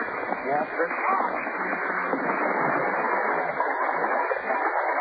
Looks like you're buying me that Coke. NASCAR fans have a one-track mind. Case of Coke says I need you to register. Coca-Cola, the official soft drink of NASCAR. Coke, real. Here's the line that's sitting on the way, and you can catch the Travs online at www.travs.com. The Arkansas Travelers has one of minor league baseball's most user-friendly websites with easy access to Travs game stories, up-to-date stats, and Texas League standings. You'll be informed about the Travs online at travs.com. Purchase tickets, grab souvenirs, listen to the game. Hey, if you could buy hot dogs and popcorn on the website, it'd be like coming to the old ballpark. See us online, www.travs.com. The Arkansas Travelers on the ticket. Total Sports 1380, brought to you by Miller Lite. And if you're counting carbs, Miller Lite contains half the carbs of Bud Light, and Miller Lite actually tastes like beer. Grab a nice cold Miller Lite this season at Ray Winder Field. Of course, the Travs are back this coming Friday. Don't forget about replica jersey night this Saturday. First 1,000 paid kids 14 and under with a $3 general admission ticket will receive a free Travs Road replica jersey. It says Little Rock right across the chest. Number 3 on the back, formerly worn by Alfredo Amezaga. Alfredo now up with the Anaheim Angels. Leading off in the 4th inning for Wichita is Z. Brown, and he'll take a pitch high and tight for a ball. Tim Bittner, in his 4th inning of work, he's given up 1 hit, 2 walks, a couple of strikeouts. He got Brown to fly to center in the 1st. The big lefty takes outside ball 2. Scott Walter on deck, and then Chad Stenzel. Now we have a chance to run down on Southwest Airlines Major League scoreboard on a final from earlier today. To wind up the pitch to Brown, swinging a miss on top of a slider, strike 1. On the ticket total Sports 1380 earlier today, you heard the Baltimore Orioles pound the Red Sox 13-4. And the Red Sox to their 20th loss of the year. Brown fouls one back to the screen, 2-2. Homers by Melvin Mora and B.J. Surhoff. Derek Lowe took the loss. Baltimore put the game away in the 6th inning, scoring 7 runs. And the Orioles win their 4th consecutive. They get a game over 500. They're 5 games in back of Boston. 2-2 to Brown, swinging a fly to center. Murphy drifting back in front of the warning track, and he has room to make the catch. Brown flies out for the 2nd time to Murphy. 1 gone in the 4th. Brings up Scott Walter. Detroit Tigers doubled up Kansas City today as the Royals dropped to 17-31. The Tigers game losing streak. 5 homers for the Tigers. Carlos Guillen hit 2. Eric Munson with a pair of homers. And Omar Infante chipped in with his 3rd. Former Wichita first baseman Ken Harvey hit home run number 7, but not enough for the Royals to pick up a win. Walter, right-handed batter who walked in the 2nd, takes outside for ball 1. Tampa Bay over Minnesota 7-3. Fred McGriff hit his first home run of the season. Tino Martinez chipped in with his 8th. And the pitch is strike down the middle to Walter, 1-1. McGriff, who had been tuning up at AAA Durham, is back with Tampa Bay. And he's trying to get to 500 homers. I believe that was his 494th. Pitch downstairs to Walter, 2-1. He actually now is tied to Ken Griffey Jr., who also homered today. But we'll get to the Reds game in Florida later on. 1 game later on in the American League, the Mariners hosting the Blue Jays at Safeco. The pitch to Walter is outside, and Bittner falls behind 3-1. Pat Henkin will pitch for the Blue Jays. Jays are 22-28. And on the mound for the last place Mariners, Jamie Moyer. Mariners with the 3rd worst record in the American League at 18-31. Walter swinging a grounder to the hole at short. Backhand Kai Oswald. Nice throw to first, then he gets the out. 2 gone. Bittner has now set down the last 6 batters in order. Hasn't given up a hit since Justin Gamal single in the 2nd. Now over to the National League. You heard today the Cubs defeat Houston 3-1. Greg Maddux won his 4th game of the season. Roy Oswalt took the loss. Berkman and Alou homer. Berkman with 14 on the season. Alou hit his 13th. Joe Borowski saved his 9th of the year. Santos hit into a double play in the 2nd. He'll take a slider downstairs. Ball 1. No score. Bottom of the 4th. Pitchers dominating the first 4 innings. And the hand-over-hand wind-up, and the pitch to Santos, hit in the air to right field, got it back to the fence, and Santos hits his 10th home run of the season and puts the Wranglers ahead.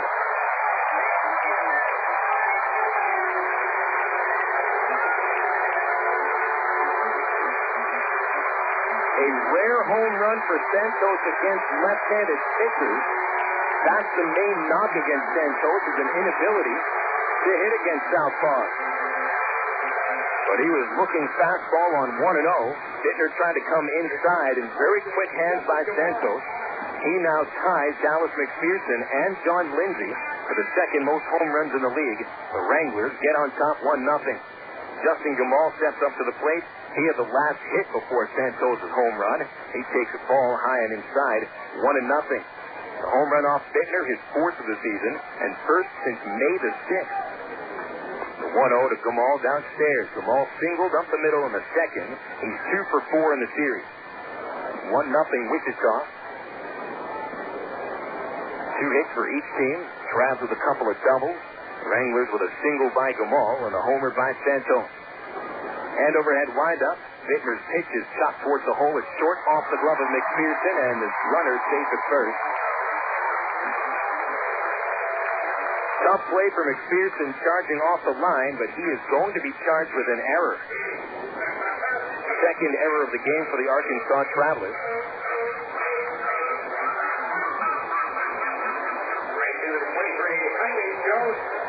And McPherson, who leads the team in errors, has committed his 12th of the season. We chatted about it before the game with Dallas. The glove isn't necessarily his biggest weakness as a fielder. It's his throwing arm, which sometimes is erratic. Jaime Jones takes ball one inside. So here with 2 outs, the Wranglers get a homer from Santos. The error by McPherson putting Gamal on base. Jones reached on Bittner's fielding error in the second. Left-handed batter. Here's the 1-0, and it's down and away for ball 2. Back to those major league scores here. Boy, that was a weak charge by the crowd. There's at least over 4,000 people here, and yet they couldn't even muster a loud charge. 2-0 to Jones, and the pitch is outside. 3-0. Bittner scuffling a little bit now after Santos homers. Atlanta 8-2 over Montreal. They put the game away with a 6-run 7th inning. J.D. Drew and Nick Green hit homers. Drew now at 10 on the year. 3-0 pitch. Jones swings and fouls it into the first base dugout for a strike. 3-1. Russ Ortiz won his 6th game of the season. Livan Hernandez dropped to 3-5. Expos fall to a major league worst 16-34. Mets over the Phillies 5-3. Breaks the Mets 4-game losing streak. Pitch to Jones, fouled away. 3-2. Cincinnati defeats Florida 9-7 in a matchup of the top 2 records in the National League. That ends the Marlins' 5-game winning streak. Justin Wayne took the loss. Jay Riedling, the winner, he's 4-0. Sean Casey, a pair of homers. Ken Griffey hit another home run. He's really starting to heat up, hit his 13th of the season. Carter takes off, swinging a ground ball up the middle. Nice backhand stab by Gomez, sort of first ends the inning. And the Wranglers settle for the 1 run. Santos hits his 10th home run of the season. 1-0 Wichita. We'll go to the 5th inning here on the ticket. Total Sports 1380. Top Shoes has the largest selection and the lowest prices on shoes and boots for the entire family. Choose from a large selection. Rocky, Red Wing, Justin, Wolverine, Chippewa, and Carolina. Hunting boots, hiking boots, work boots, steel toes, metatarsal guards, linesman, electrical hazards, ESD, and uniform boots.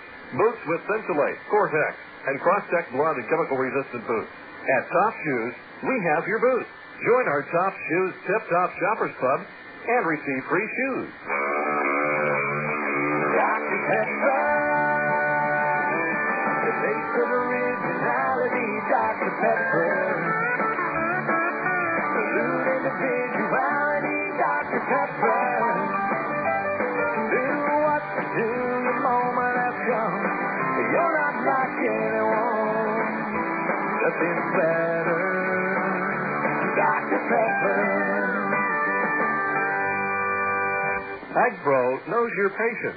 You've had your eye on a certain green and yellow tractor for some time now. But here's a thought. Visit your local John Deere dealer for an innocent test drive. Sit in that yellow seat and feel that rugged quality. Then run the numbers. You may find you've underrated the value of a John Deere and overrated the value of patience. After all, nothing runs like a Deere.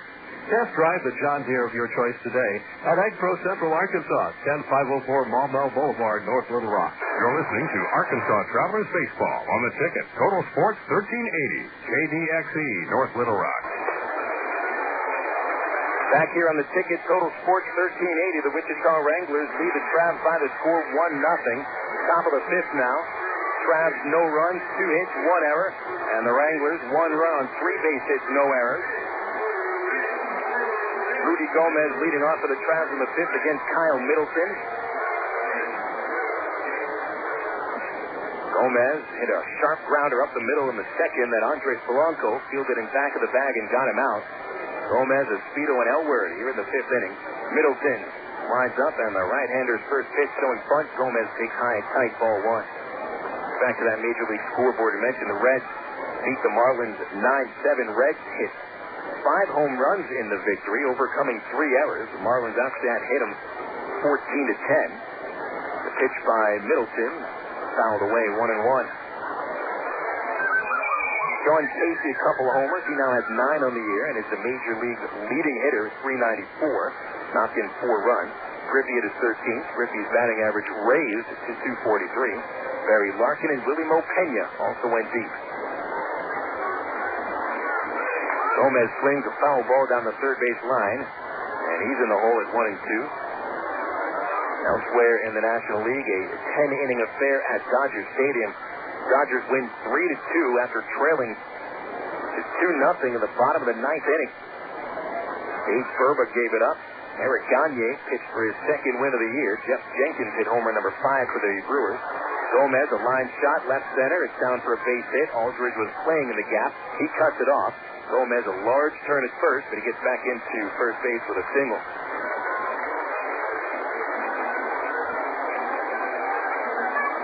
Rudy Gomez with his second hit of the series. He's now 2 for 5. 15th in his last 11 games. Mentioned the Dodgers won that game 3-2. They had to come from behind with 2 runs in the bottom of the 9th inning. And won it in the 10th.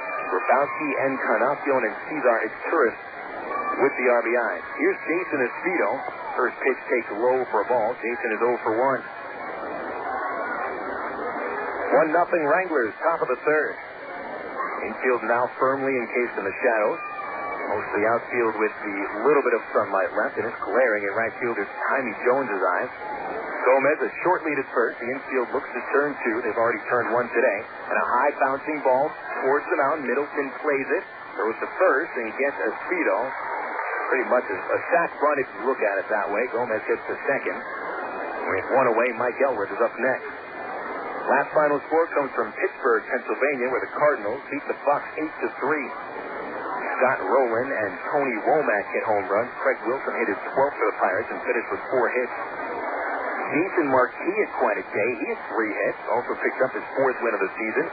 Chris Benson falls to 4-4, and the Cardinals remain 2.5 games in back of Cincinnati.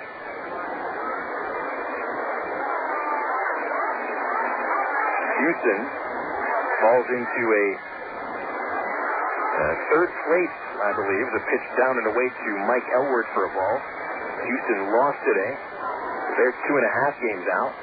They are tied with Chicago and St. Louis for second place. Milwaukee 3 games out, and the Pirates are 5 out in the Central Division, tightly packed. 1-0 to Elworth, down low on a curve. It's 2-0. Later tonight in the National League, San Francisco Giants look to make it a 10-game winning streak. They're only 2.5 games out of first, behind division-leading San Diego. Giants are at Arizona today. Former Diablo righty Casey Cagle pitches against Kirk Reeder. Colorado visits the Padres. Jason Jennings pitches for the Padres against Adam Eaton, who's 1-5. A couple of struggling pitchers. 2-0 on Mike Elworth. Runner at second is Gomez. The pitch is grounded foul for a strike. 2 balls, 1 strike on Elworth. 21 runs batted in on the season for Mike Elworth. And only 7 of them over his past 24 games. Elworth, who began the season with a 9-game hitting streak, is hitting .160 over the past 24 games. Really scuffling at the plate. Middleton has had 2 men stranded in scoring position and 1 runner erased on a double play. He's at the stretch, check at second, good lead by Gomez, and a turn to second, but no throw. Rudy Gomez, a very smart ball player, trying to take Middleton out of his game. And he's taking a pretty large lead at second base. Ruben Gotay paying him attention. A stretch by Middleton. No check of the runner. The pitch swung in a ground ball towards third. Gamal makes the play. He'll throw across the diamond to first. Gomez trying for third. The throw to third base. He is safe. Santos put the ball right at third base. Gomez is lucky he didn't get caught in a rundown. He was about 10 feet off of second base when Gamal fielded. And Gamal had a quick decision to make. Does he try to start the rundown or get the sure out at first? And he took the out at first base. So Elward heads back into the dugout. Mike, with only 2 hits in this road trip, is 2 for 20. Number 9 hitter Carlos Duncan will step into the batter's box. Duncan struck out in the third. Struck out on a curveball. Those are the pitches that Middleton will go to with 2 strikes. Runner at third base, Gomez. Second trap to make it there today. First pitch, a curve, and a swing and a miss. Duncan was 6 for 11 in the series against Frisco, but did not find himself in the starting lineup in the finale of that series or in yesterday's game. So his bat might have been slowed down a little bit by not playing every day. The count 0-1, the stretch, the pitch. Duncan swings and misses at another curveball. He's seen 2 curves. He's been ahead of both of them. 0-2 to count. 1-0 Wranglers in the top of the 5th inning. 2 gone. 2 strikes on Duncan. Rudy Gomez started the inning with a single. He's moved to second base and third on consecutive groundouts. If Duncan can get a bit of 2-strike hitting here, he's whiffed 26 times this season in 28 games. The pitch for Middleton. Curve in the dirt, blocked by the catcher Walter, and that saves a run. Not only was that pitch in the dirt, but it was about 3 feet in front of the plate. Pitchers are told to bounce that curveball with 2 strikes. Maybe not as far in front of the plate as Middleton threw it. So Duncan has yet to see a fastball, and that's the pitch that he can jump all over. Carlos does have a very quick bat. Strong wrist, strong forearm, but just cannot seem to wait enough on the curveball. Middleton set. He kicks, he deals. Fastball, and Duncan fouls it back. That might have been his best pitch to hit.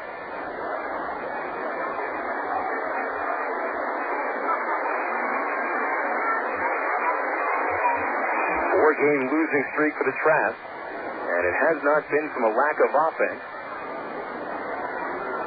However, the Traps have struggled a bit this month, knocking runners home, especially with runners in scoring position. 1 ball, 2 strikes. The pitch to Duncan, swing and a miss. Late on a fastball, Middleton strikes out his second time of the game and got Duncan each of them. Gomez stranded at third base. The Traps are scoreless after 5 innings. The Wranglers lead 1-0.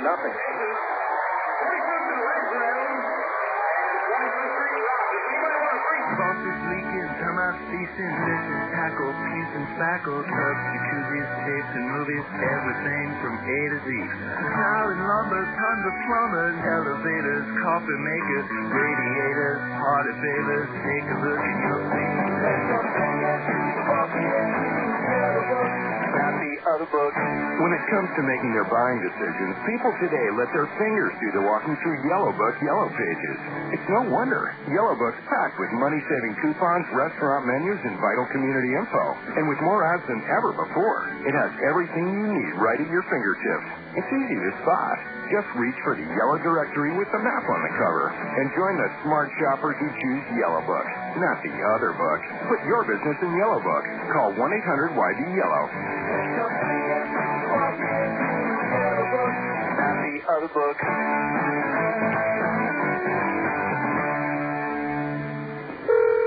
Emergency hotline, can I help you? Yes, I need help. All right, sir, what's the problem? I can't taste my beer. I feel it in my mouth, but there's no taste. Okay, sir, this is what I want you to do. Put the bottle down and step away from the beer. Okay. Walk straight to the corner store and pick up a 6-pack of Miller Lite. Okay. Don't worry, it's going to be all right. Next time, try the light beer that actually tastes like beer. Great tasting, less filling, Miller Lite. Miller. Good call. Miller Brewing Company, Milwaukee, Wisconsin. Travelers baseball on a ticket. Total Sports 1380 moves into the bottom of the 5th inning as we're halfway through tonight's action. Wichita Wranglers 1, Arkansas Travelers 0. Corey Aldridge leads off for the Wranglers against Tim Bittner. Bittner struck him out in the 2nd inning, leaving 2 runners on base. Only run of the game coming in the 4th on Chad Stentos, his 10th home run of the season.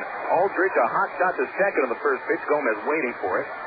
And he throws Aldridge out. 1 pitch, 1 out. here in the fifth. Our baseball history today brought to you by Webster University, where education is more than just a degree. It's real knowledge for real-world success. A lot of times we're going through birthdays, but today, being Memorial Day, it's perfect to talk a little bit about ball players who served in the military. Norris Hopper takes a pitch high and outside for a ball. He's 0 for 1, walked in the first, bounced back to Bittner in the third. Here was about 42 players that served in the military that are in the Baseball Hall of Fame. Chopper over the mound, tough play for Gomez. Backhand, sets his feet, throws to first, in the dirt, and not in time. Norris Hopper beats out an infield single, just his second base hit in 26 at-bats versus Trav's pitching. And the fourth hit of the game for the Wranglers brings up Andres Blanco. Of course, most of those players that were in the Hall of Fame served in World War II. A couple others served before that, like Nestor Shylock, who was an umpire, served in the United States Army. Al Barlick was also an umpire. He was in the Coast Guard. Arkansan Bill Dickey also served in the Navy. Pitch outside to Andres Blanco. The count 1-0. Blanco is 0 for 2. But there's only one Hall of Famer who served in 2 wars. And that would be the greatest hitter of all time, Ted Williams, served in World War II and the Korean War. Flying fighter jets, a pop fly, shallow center. That's going to get down for a base hit. Hopper will hold up at second, and Murphy was going to come up throwing from center field. Good idea for Hopper not to test Murphy's throwing arm. So a couple of cheap hits here in the fifth inning. Hopper an infield single, and Blanco loops one to center. The 2 weakest hitters are on base for the meat of the order. Ruben Gotay and then D. Brown.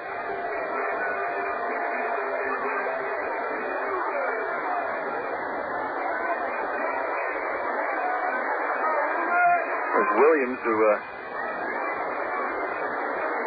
the word hero is thrown around quite easily these days when it comes to professional sports, and we've been reminded quite recently the death of Pat Tillman, what the word hero really means when it comes to sports. We should try to come up with a different word for athletes and the feats that they perform on the field. Maybe not use the word hero. Sometimes it's tough to find another word, but Ted Williams was the real thing. Gotay, right-handed batter. Infield looks for 2, and the pitch in the dirt for a ball. 1-0 Wichita, bottom of the fifth.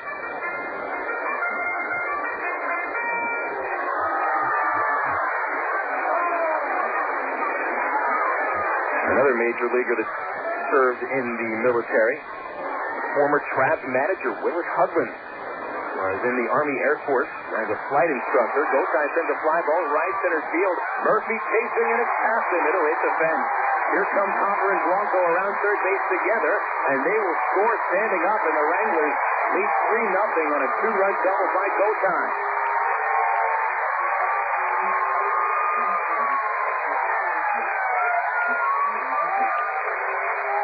Gotay just killing the Travs offensively recently.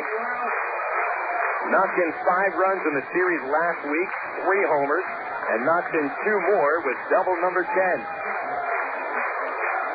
Now the Wranglers in full control of this game as they've got insurance on the scoreboard. 3-0 lead. And D. Brown stepping in, just 1 out.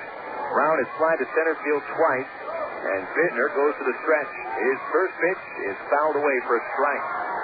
One of the first times over this current 4-game losing streak that the Travs starting pitcher is not getting the job done so far. A couple of days ago, Jake Woods had the weakest start of his season, giving up 3 runs in 5 innings. But he left the game with the Travs trailing only 1 run. The 0-1 to Brown, swinging a pop-up behind third. A lot of foul territory. McPherson covers it, and he'll make the catch for out number 2. Big out getting Brown. Scott Walter is up next.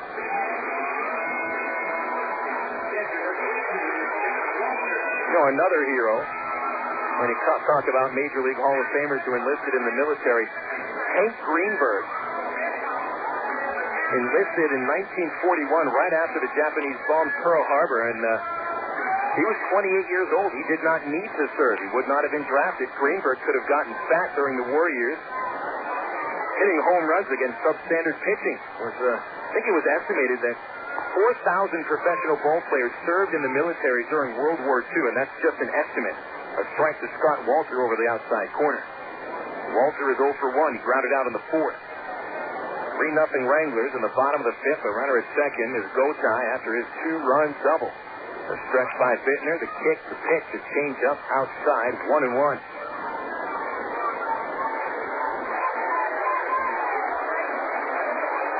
Greenberg also flew in the Southeastern Asian Theater in the Army Air Corps.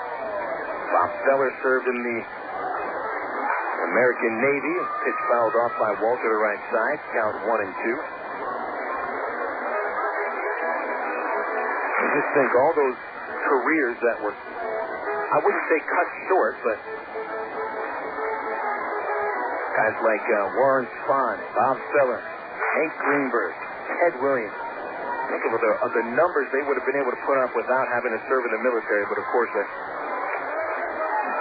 did the right thing. In fact, I'm not even sure if they had much of a chance. Greenberg did, but I don't think Ted Williams. Of course, back then, it was a different style military and a completely different style war. I don't want to get political, but World War II was a heck of a lot different than the war in Iraq.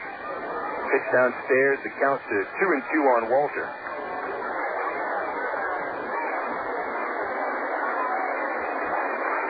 3-0 Wichita, bottom of the fifth. Bittner scuffling, allowed the homer in the fourth. 3 hits here in the fifth inning. At 2-2, Walter takes downstairs and runs the count full.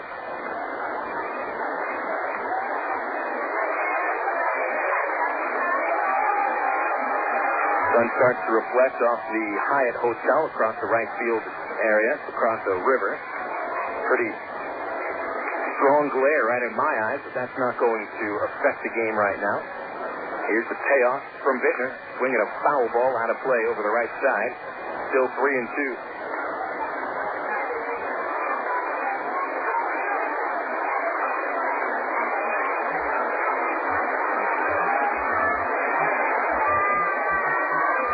Gotai takes his lead from second, right next to the lip of the sliding pitch. Bittner sets, checks second, and the pitch. Foul ball, once again, right at home plate. Came with a slider right on Walter's hand, but he battles to stay alive. No runs, 3 hits for the Travs, 3 runs, 6 hits for the Wranglers. Travs came in here to Wichita expecting to win 3 of 4 games. And they're going to have to win the final 3 in order to do that. Right now trailing by 3 in this one. 3-2 pitch, ball 4. That one's low, and Bittner walks his third of the game.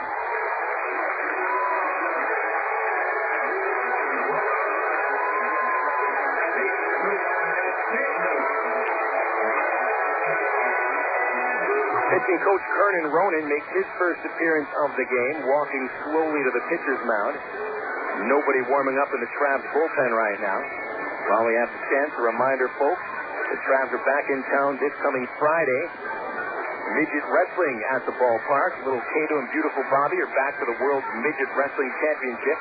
Brought to you by Fox Sports Southwest and Fox 16.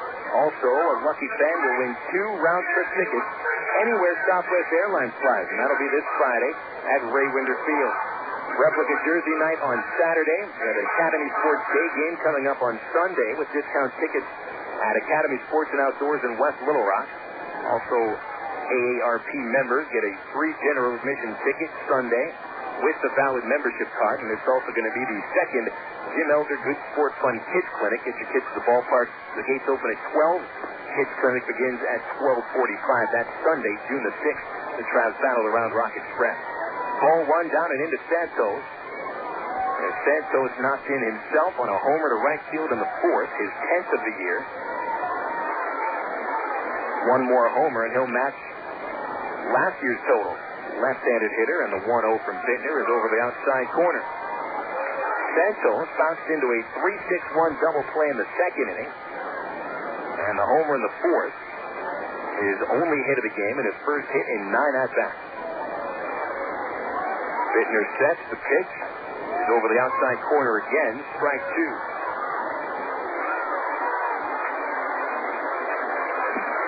Santos, a powerful left-handed hitter. He stands 5'11", 220 pounds, 6 stocky legs, and a lot of power coming from his trunk. Bittner's pitch is downstairs, ball 2. Santos hails from Hawaii. This is the same state that Kaz Takayoshi was born in. Former Travs Dusty Bergman played his college ball at Hawaii. 2-2 pitches, foul back. Count is 2-2.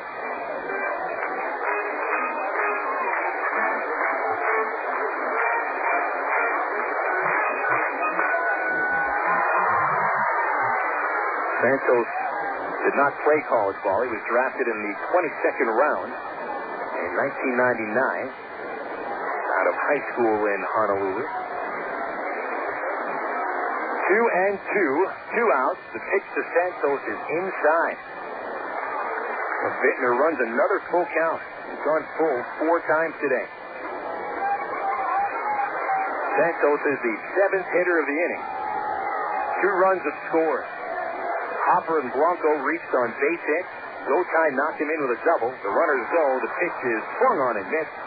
Strike 3. Bittner strikes Santos out to end the 5th inning, but the Wranglers scored twice on 3 base hits. 2 men left on the bases. 3-0 Wichita. We'll go to the 6th inning after this on the Ticket Total Sports 1380. Power on. Plug in. And get ready for the club that used to turn you loose. Power up at the Electric Cowboy, I-30, the Chico Road exit, where there's always something going on. Electric Cowboy open Wednesday through Sunday. Doors open at 7:30 each night. And just listen to all that's going on. Wednesday night, ladies' night. Ladies in the door by 10 p.m. get $5 cash. Plus, free dance lessons at 8 p.m. And enjoy $1.50 long necks till midnight. Then, Thursday nights, it's $1 long necks and $2 pitches. Plus, live music every Thursday night. Yeah, there's always something going on at the Electric Cowboy, I-30 at the Chico Road exit. Power on at the Electric Cowboy, I-30 at the Chico Road exit. Doors open 7:30 Wednesday through Sunday.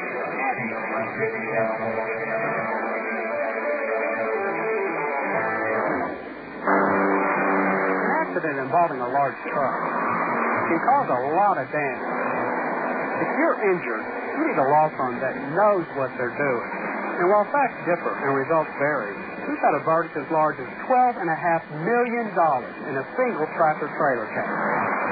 Put this experience on your side. Call us at Gary Eubanks & Associates. We'll win your case, or you don't owe us a dime.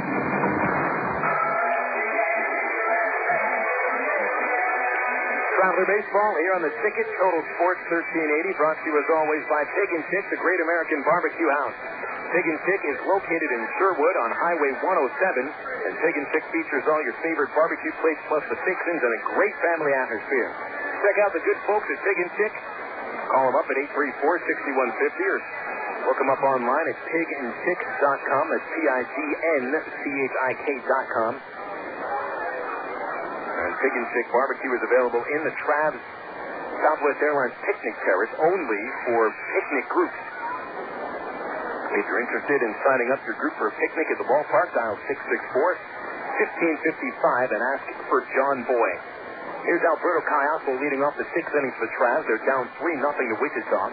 Alberto takes high and outside for a ball. Cayasco is 1 for 2. Doubles in the 3rd, grounded out in the 1st. He'll bat left-handed with Murphy and Gorno to follow. Middleton winds up. The righty's pitch is downstairs, 2-0. Surprisingly, it's the second 2-ball count Middleton has gone to. 2-0. Held the Travs to only 3 base hits, 1 walk, 2 strikeouts. 3 men left in scoring position as Cayasco grounds one foul to the right side. 2-1. Well, an announcement that I never thought I'd have to make when it comes to Travs baseball, and if anybody out there knows how to play the organ, give us a call at Ray Winder Field. The Travs are looking for a new organist. No longer will it be Rich Ferris at the ballpark. Here's the 2-1, swinging the chopper towards short. Blanco comes in, gloves it, on to first for the out. 1 away. The seventh chance handled by Blanco flawlessly, and he has been tested both up the middle and towards his right. Murphy comes up next. Tommy doubled in the first, line to center in the third.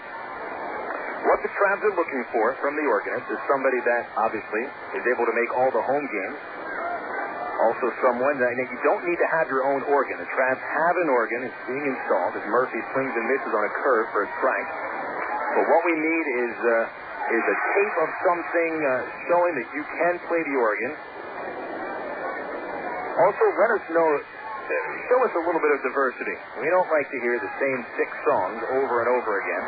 As Murphy fouls one up the left side for a strike, 0-2. We'd also like to see a little bit of creativity, change things up a little bit. It is actually quite an art to be a ballpark organist, because you are asked to really be different, be a little creative, and be aware and understand the pace of the game. Murphy takes strike 3, inside corner, nice tight slider from Middleton. And that's his third strikeout of the game. Middleton struck out Duncan in the third and fifth. Now gets Murphy in the sixth. 2 outs, and Nick Gorno stands in. 3-0 Wranglers, and the Travs are really struggling right now. So if you love baseball, if you understand the pace of the game, and you're a musician who can play the organ, call us up. 664-1555, and let us know if you're interested. Gordo takes ball 1 down and away. I'd be the organist, but I don't have a musical bone in my body. I can bang on the piano. That's about it. The 1-0 fouls back, 1-1. Now, mind you, we're not looking for guitarists. We had Johnny Rabb last week at Ray Winder Field, the world's fastest drummer, so he said. An interesting act, to say the least. But just organists, that's what we're looking for. 1 ball, 1 strike. Middleton winds up. His fastball is a strike on the inside corner. Kyle Middleton pitching with confidence. Hasn't had a win since May the 11th. And a 5-1 victory against the Round Rock Express. Since then, he's lost 10-0. Also took a no decision in a close 2-1 loss to Tulsa, pitch inside to Gorno 2-2. Last time out for Middleton, gave up 4 homers and 5 runs in a 7-5 win against Tulsa. Middleton got a no decision. He's had 3 no decisions this year. Right now in line for his 4th win. 2-2, Gorno takes strike 3 down the middle on a slider, and that ends the 6th inning. Middleton has his easiest inning of the ball game, 1-2-3 with 2 strikeouts. And he and the Wichita Wranglers lead the Travs 3-0. We go to the bottom of the 6th after this. Looking for the perfect snack to go along with the game? Pick up America's #1 food craving and hit a home run with your family. With more than 300 varieties of cheese made right here in America, there are endless ways to cave to the crave. Stop by your local grocer for ideas on how to create mouth-watering appetizers that the entire family's going to love. Cheese is the perfect snack to accompany any game, and you'll be a winner with your family. The power of cheese. Better burger. Sonic's got them, others don't. Introducing Sonic's newest burger, the Little Cheese. 2 junior beef patties with 2 slices of smoky cheddar cheese. Add on lettuce and tomato, crispy bacon, and Sonic's own honey pepper sauce. And you've got a taste big enough to deserve the name, the Little Cheese. Try one today at participating Sonic. The new Little Cheese. It's not just good, it's Sonic good. And if you're counting carbs, try Sonic's new carb-friendly bun. It's got all the taste without all the carbs. My company is currently going through a transition, and I'm part of that transition. I needed new technology, new ideas for a changing market. Norman Petit earned a Bachelor of Applied Science degree in Electronics Engineering Technology in 2002 and a Bachelor of Applied Science degree in Automated Manufacturing Technology in 2003 from the ITT Tech in Indianapolis, Indiana. My education at ITT Tech was the right decision for me. To find out more about ITT Technical Institute, call 1-800-ITT-TECH or visit us on the web at itt-tech.edu. ITT Technical Institute, education for the future. Bottom of the 6th inning to start off here at twilight time in Wichita, Kansas. Temperature down to 77 degrees. It's a very comfortable night. Virtually no wind to speak of, which is a story in and of itself out here in Wichita, where We regularly get gusts of wind up to 25 and 30 miles an hour in April and May. On the last day of May, the wind has died down. The Wranglers lead 3-0. Tim Bittner back on the hill here in the sixth. Justin Gamal leads off and fouls back the first pitch for a strike. Gamal, Jones, and Aldridge are the batters. The final third of the order for the Wranglers. 3 runs on 6 hits for Wichita. All 3 of the runs and 4 of the hits coming in the last 2 innings. Bittner, the lefty, with the 0-1, and that's ball 1 just below the knee. Travs will start to get a little action in the bullpen. In the right field corner, Brent Del Chiaro starts to walk down towards the home plate area. The pitch on the way, and it's grounded towards third. McPherson makes the play on the second bounce. Crow hop and the toss to first. And Gamal is out for the first time today. Let's see. Who's warming up for the Arkansas Travelers? It's Rich Fisher starting to warm up. Fisher hasn't pitched in about a week. Manager Ty Boykin getting a little bit antsy that he hasn't been able to get him into a game situation. And what Ty would like to do is bring Rich into games 1 inning at a time to try to get his command back and his confidence. And apparently Rich will be the next Travs pitcher to face the Wranglers today. Jaime Jones takes a pitch in the dirt for a ball. Jones is 0 for 2, though he did reach on a fielding error by Bittner in the second inning. Grounded out to Gomez in the fourth. 1 out, lefty versus lefty, and Jones takes a curve for a strike at the knee, 1-1. We're getting into that 6th inning spot now, where the Travs have been outscored 14-6 in the last 4 games. Here's Bittner's 1-1. Swing and a miss. Good fastball blown right by Jones, 1-2. Thing is, it hasn't been the Travs starting pitchers allowing runs from the 6th inning on. Of course, it's been the bullpen. Right now, you can't put the blame on the Travs trailing 3-0 in the bullpen. Pretty much rested on the shoulders of the Travs hitters. And give some credit to Middleton for a job well done through 6 innings. Ball 2 downstairs to Jones, 2-2. Nobody warming up for the Wranglers in their bullpen. Middleton has worked into the 7th inning just once this year. 2 balls, 2 strikes, bottom of the 6th, 3-0 Wranglers. Bittner into the glove, the wind up, the pitch. Swing and a line shot past third, a base hit. Hustling towards the line, Nick Gorno, he'll cut it off. And just a single for Jones. Good throw by Nick to second base. Ball wasn't smoked by Jones. It was hit off the handle of the bat. But McPherson was not close to the line. In fact, he was closer to the hole at shortstop. Base hit number 7 for the Wranglers, and the first for Jaime Jones, not just for today, but over his last 10 at-bats. 2 pitchers now throwing for the Travs.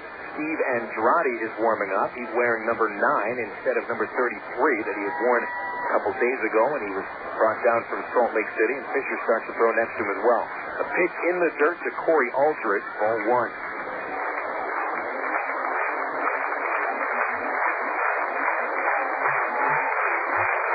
1 ball, no strikes to count on Corey Aldridge, who's 0 for 2. A strikeout of the second, a ground out of the 5th.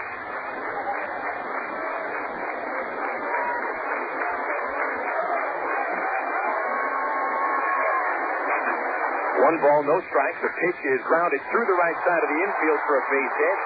Jones puts the brakes on at second with a speedo coming up with a throw from right. And the Wranglers in business again here in the 6th inning. They've had 2 hits. Actually, it's 5 hits since the start of the 5th inning, and 8 on the game. Tim Bittner is about run out of pitches. Conan Ronan will jump out of the dugout once again and jog out to the mound. He's going to try to let Fisher and Andrade throw a little more.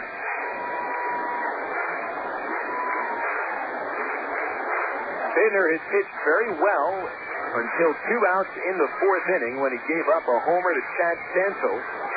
Since that home run, let's see here. He's faced 13 batters, given up the 2 hits this inning, 6 hits over the last 14 hitters, and 1 walk. So the Wranglers are now not just looking comfortable, they feel pretty comfortable against Bittner. The infield now has to look for a double play with runners at second and third. Norris Hopper steps in. Hopper, a Travs killer last year. Took him 26 at-bats to collect his second hit against the Travs this year. And here's the first pitch.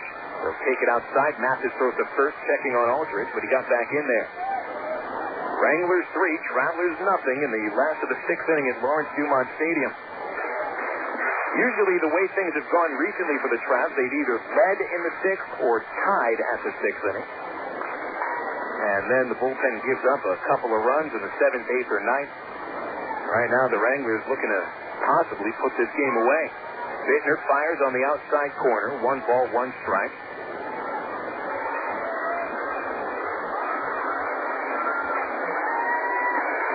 To start this inning, Justin Gamal grounded to third. Jones then singled down the left field line. Aldridge between first and second. The stretch, the pitch. And it's a strike. Outside corner. Hopper behind Bittner, 1 and 2. Pitcher appears to be ready to go if Ty Boykin is ready to call upon him. Ty would rather have Bittner pitch through the sixth inning and bring the bullpen on for the seventh. 1 ball, 2 strikes. Hopper runs well. The double play would be tough. The kick, the pitch, low, ball 2. Bittner just not quite as sharp right now. Last 2 starts he combined to allow only hits in 14 innings. The Wranglers are figuring him out. It's on the way and it's fouled off. Good changeup from Bittner, who's going to hit the outside corner, and Hopper playing defense with the bat. It's still 2 balls, 2 strikes. Night starting to fall now in Wichita with an orange glow coming over the third base seat. Dark skies off towards the right. The 2-2, and that's outside. Another full count for Bittner.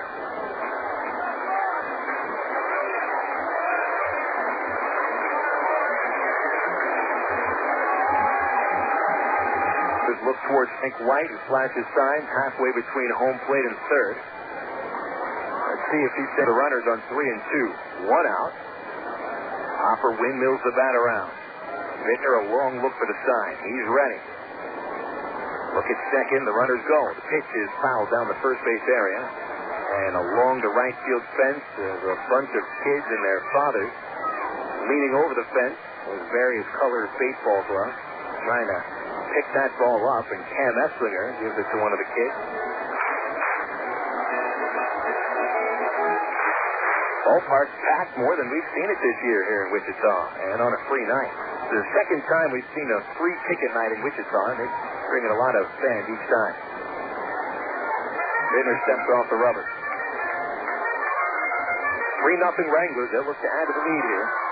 No runs have scored in the sixth inning yet, but only 1 out. A full count on Hopper, and the pitch. Runners go. It's fouled back. Good at bat by Hopper. He's working Bittner deep in the count. Rich Fisher is now ready to go. Walks off the pitcher's mound, takes a sip of water. Andrade still throwing next to him on the Penn's mound. Trapped out the outfield, pretty shallow. More shallow in right field. Aceto close to the line. Gorno in the left field gap. Another 3-2. The runners go. Grounder to second. Gomez flips to Cayasco. 1 out. Throws in the air to first. And rack him up for 2. Gorgeous turn by Cayasco. With the runner Aldridge bearing down on him, he jumped over him and threw while in the air. 6-4-3 ends the sixth inning, and the Wranglers only managed no runs on 2 hits. 1 man stranded. 3-0 Wranglers.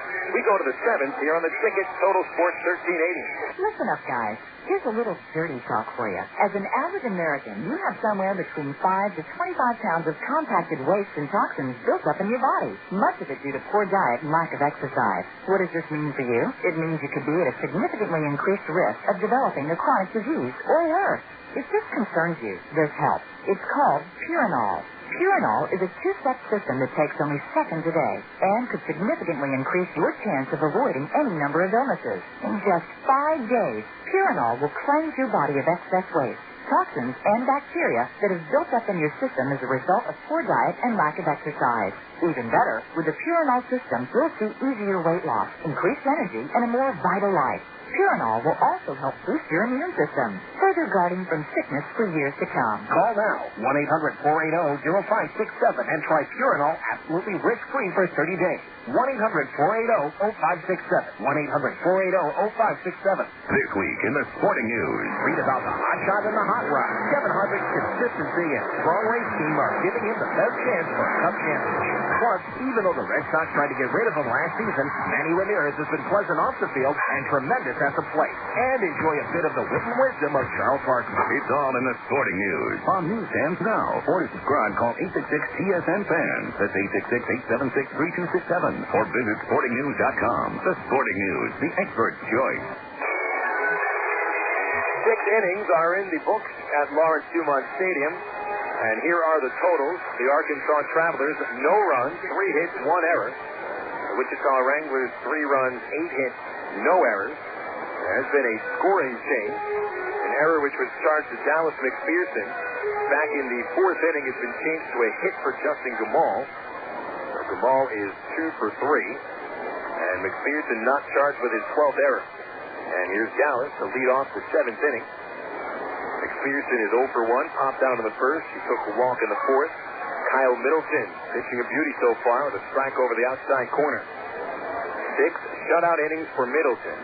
4 strikeouts, 1 walk to McPherson, only 3 hits, 2 doubles and a single, and McPherson sends a shot fair down the first base line, and that's extra bases. Heads to the bullpen, picked up by Jones at the fence, and in the second, Coach Dallas with his team-leading 15th double. So McPherson gets on base to start the inning. Another runner in scoring position for the Travs. They've left 3 runners in scoring position so far. And McPherson continues not just his hot hitting, but his extra base hitting. League-leading 30th extra base hit of the year. 15 doubles, 5 triples, and 10 homers. With that base hit, McPherson now on a 6-game hitting streak. Jeff Mathis will step in. Travs desperately need a run here. Trailing 3-0 in the 7th. Mathis is 0 for 2. Grounded out in the 2nd. Hit into a double play in the 4th. Right-handed hitting catcher. Swings ground ball to 3rd. Backhanded by Gamal. Looks McPherson back to 2nd and throws Mathis out. Good play by Justin Gamal. McPherson was ready to hustle towards 3rd base as soon as the ball was let go. But Gamal made sure that he looked McPherson all the way back to 2nd base.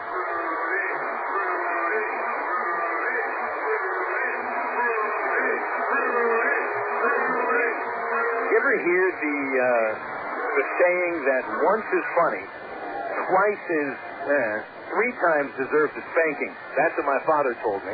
That's the 3rd time Rudy Gomez has now been introduced with the cheer from the movie Rudy. All right. Enough of the video board. The toy has been used enough. Rudy Gomez takes high and inside for a ball. The folks here at Lawrence Dumont Stadium love to play with their video board, and it's a good-looking scoreboard in left center field. They've got an old-style scoreboard that's hand-operated right next to the new video board, which was installed 2 years ago. And they use video clip after video clip. The 1-0 pitch down the middle for a strike, 1-1. Rich Pitcher still warming up in the Travs bullpen, so it'll be Rich coming in to pitch the 7th. Well, I have to be honest. I'm very happy that Ray Winder Field does not have the video board because it can be used a little bit too much. Nice to be creative, but sometimes this stuff gets beaten to death. 1-1 count on Gomez. And he has to duck underneath the curve from Middleton, 2-1.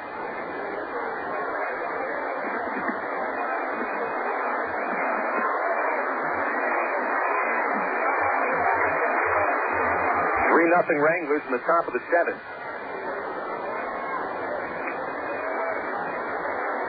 Travs had chances to score in the 1st, 3rd, and 5th, and have left 3 men in scoring position. McPherson started the 7th with a double. Now 1 out, and Gomez takes a curve for a strike, 2-2. Middleton really has command of that curveball tonight. And even if the Travs are looking for it, it's a tough pitch to hit. 2 balls, 2 strikes on Gomez. 12 RBIs on the year. And most of them have come against the Wranglers. The stretch by Middleton, the kick, the pitch. Gomez takes ball 3. High and tight. Rudy has knocked in 6 runs against the Wranglers out of 12 this year. Now, Rudy actually doesn't knock in that many runs. He doesn't hit very well with runners in scoring position, but against the Wranglers, he does. Middleton has only walked 1 batter. He goes 2 on 3-2. The pitch, fastball, and he pops him up.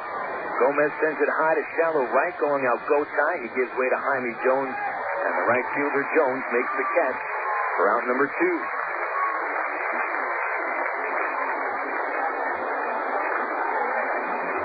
Here's Jason Espedo.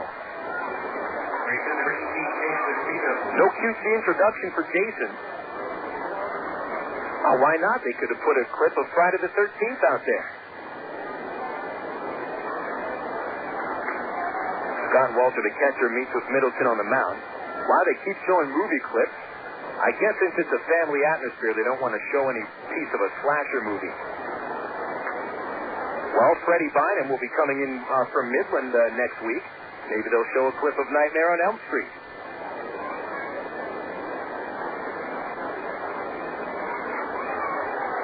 Toys, toys, and more toys. Espedo is 0 for 2. He's grounded to short. He's hit back to the mound. 3-0 Wranglers. In the top of the 7th, McPherson still at second base. And the first pitch to Espedo is down low for a ball.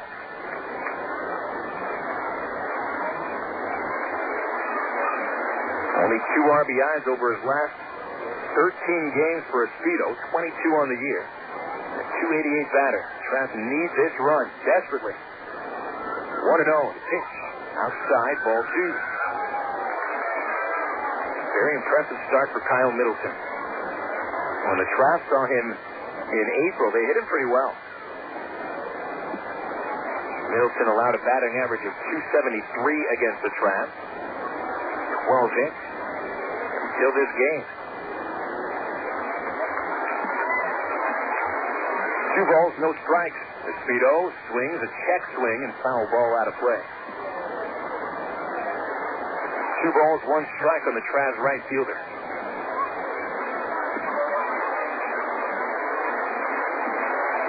Mike Elward on deck.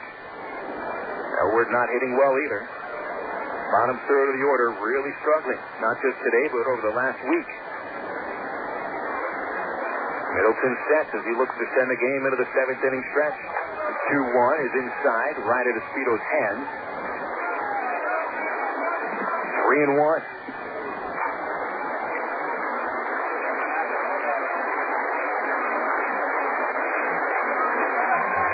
A rare 3-ball count from Kyle Middleton. That's the second he's had today. And here comes the 3-1. Espedo swings, come back over the mound. Gotay and Blanco can't get there. It's into center. Here comes McPherson around third. He'll score the first run of the game for the Travs. RBI number 23 for Jason Espedo, and the lead is cut to 2 runs. Jason didn't smoke that ball. He bounced it over the mound, and with this slick artificial turf infield surface, the ball picked up speed as it headed towards center. So the Travs finally break through against Middleton with a run in the 7th inning. And now Espedo at first base for Mike Elward.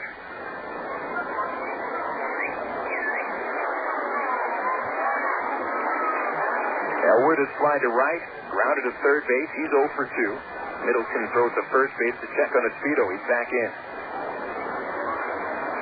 2 RBIs on the road trip for Elward. It came on 1 swing of the bat on the opener of this road trip last week at Frisco. Mike 2 for 21 over this road trip. First pitch on the way, and Mike swings a pop-up towards first. Santos into foul territory, over towards the warning track at the fence. He can't make the catch. It evaded him by a foot. He was right underneath the ball, and the next thing you know, he has to lunge out and did not catch it. Hopefully Elward can make him pay for that mistake. No error will be charged, as Santos did not get his glove on the ball.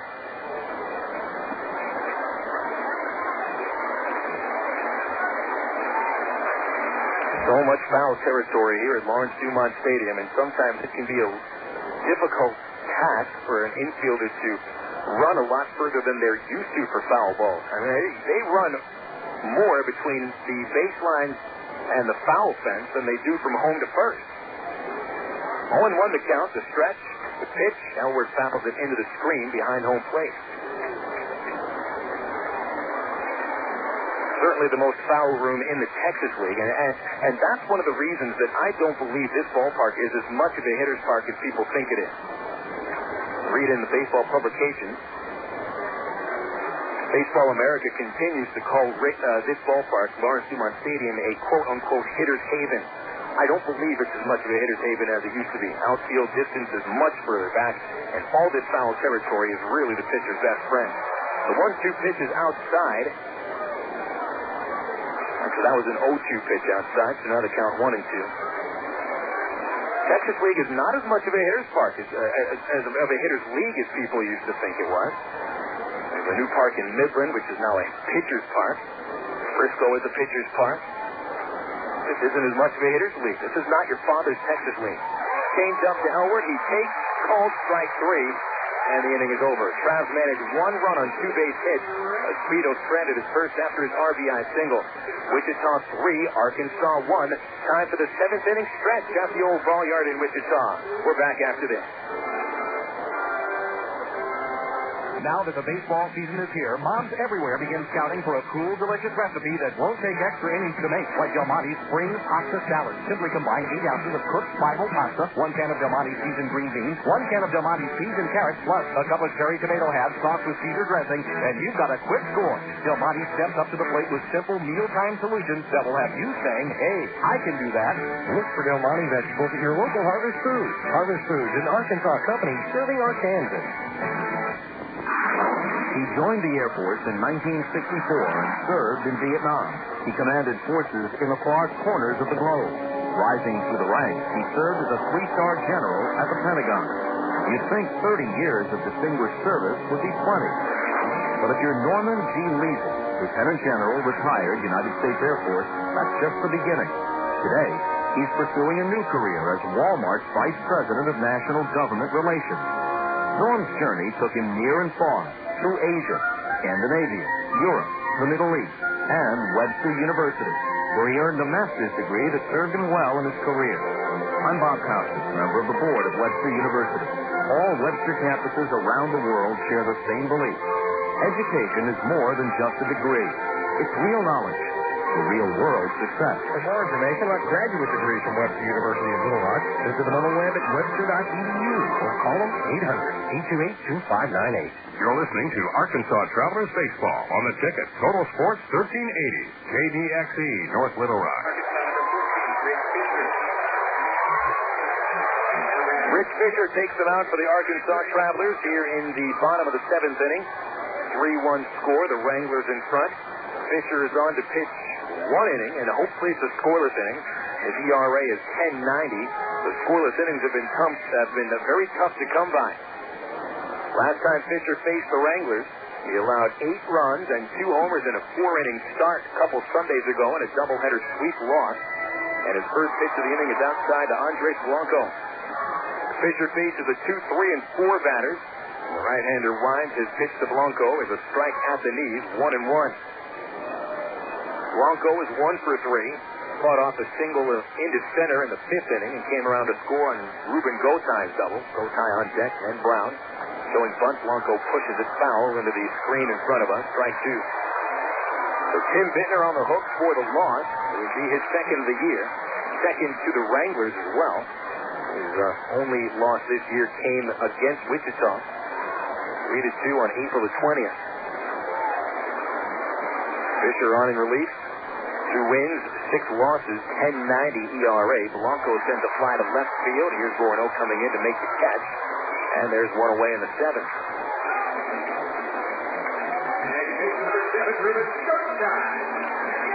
This is Richard's 3rd appearance out of the bullpen. As a reliever, he's given up 3 runs in 2 innings on 3 base hits. Home runs are the biggest problem for Rich. He's given up 10 this year. The Wranglers have hit 3 of them. Ruben Gotay steps into the batter's box. He'll bat left-handed and take outside for ball 1. Gotay hit a 3-run homer against Fisher in his start at Raywinder Field on the 23rd of May. And a strike at the knees, the count 1-1. Gotay's 2-run double in the 5th inning is now the difference maker. Wranglers led 1-0 until his double in the 5th, and now it's 3-1 Wichita. Nice ball settling in here. The wind up in Fisher's 1-1. Fastball, a strike at the knees. Nice pitch, 1-2. Lights have taken their full effect. City lights of downtown Wichita spring up in the distance. One of the buildings a bright purple color. Here's the 1-2. Fastball fouled off. Still 1 ball, 2 strikes. One of Wichita's major roads running past the right field fence. Some of the fans that have paid to get in are choosing to watch the game from past the fence along the NBC Walk of Fame. A swing and a miss. Gotay out on strike. Fisher notches strikeout number 23 of the year in his 37th inning. The NBC Walk of Fame is a nice stroll. You walk past the outfield fence all the way from right field corner to the left field corner, and they pay homage to the Amateur World Series, which has been played in Wichita since the 30s. In fact, I think it might have been played here in the late 20s as well. They'll play the NBC World Series here at Lawrence Dumont Stadium in early August, sending the Wranglers on a 2-week road trip. D. Brown takes a pitch outside. He's 0 for 3. Brown is fly to center twice, fouled out to McPherson in the 5th. The left-handed batter, Fisher, has 2 outs and a strike to Brown's knees, 1-1.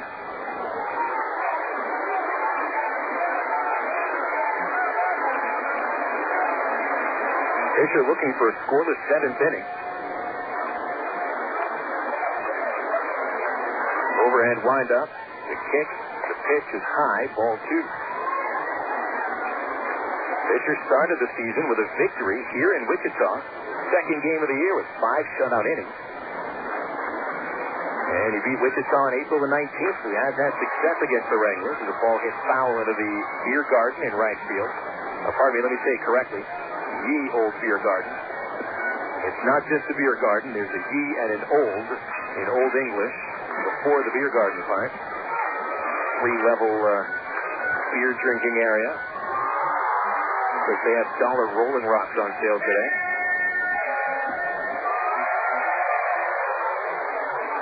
Some people think Rolling Rock should only be $1 anyway. 2 balls, 2 strikes on D. Brown. 2 outs and Fisher delivers. Called strike 3. A slider on the outside corner. Fisher dominated through the 7th inning. 1, 2, 3, 2 strikeouts. That'll send us into the 8th. The Wranglers 3, the Travelers 1. Emergency hotline, can I help you? Yes, I need help. All right, sir. What's the problem? I can't taste my beer. I feel it in my mouth, but there's no taste. Okay, sir. This is what I want you to do. Put the bottle down and step away from the beer. Okay. Walk straight to the corner store and pick up a 6-pack of Miller Lite. Okay. Don't worry. It's going to be all right. Next time, try the light beer that actually tastes like beer. Great tasting, best-selling Miller Lite. Miller. Good call. Miller Brewing Company, Milwaukee, Wisconsin. AgPro knows your patient. You've had your eye on a certain green and yellow tractor for some time now. But here's a thought. Visit your local John Deere dealer for an innocent test drive. Sit in that yellow seat and feel that rugged quality. Then, run the numbers. You may find you've underrated the value of a John Deere and overrated the value of patience. After all, nothing runs like a Deere. Test drive the John Deere of your choice today at AgPro Central Arkansas, 10504 Maumelle Boulevard, North Little Rock. I am the port in the storm. I am the line in the sand. I am the rescuer in the dark. I am the enforcer of the seas. I am the defender of the homeland. In the United States Coast Guard and Coast Guard Reserve, you are the first line of defense against threats to our American way of life. To become one of us, call toll-free 1-877-NOW-USCG or visit GoCoastGuard.com. We are the shield of freedom. We are the United States Coast Guard.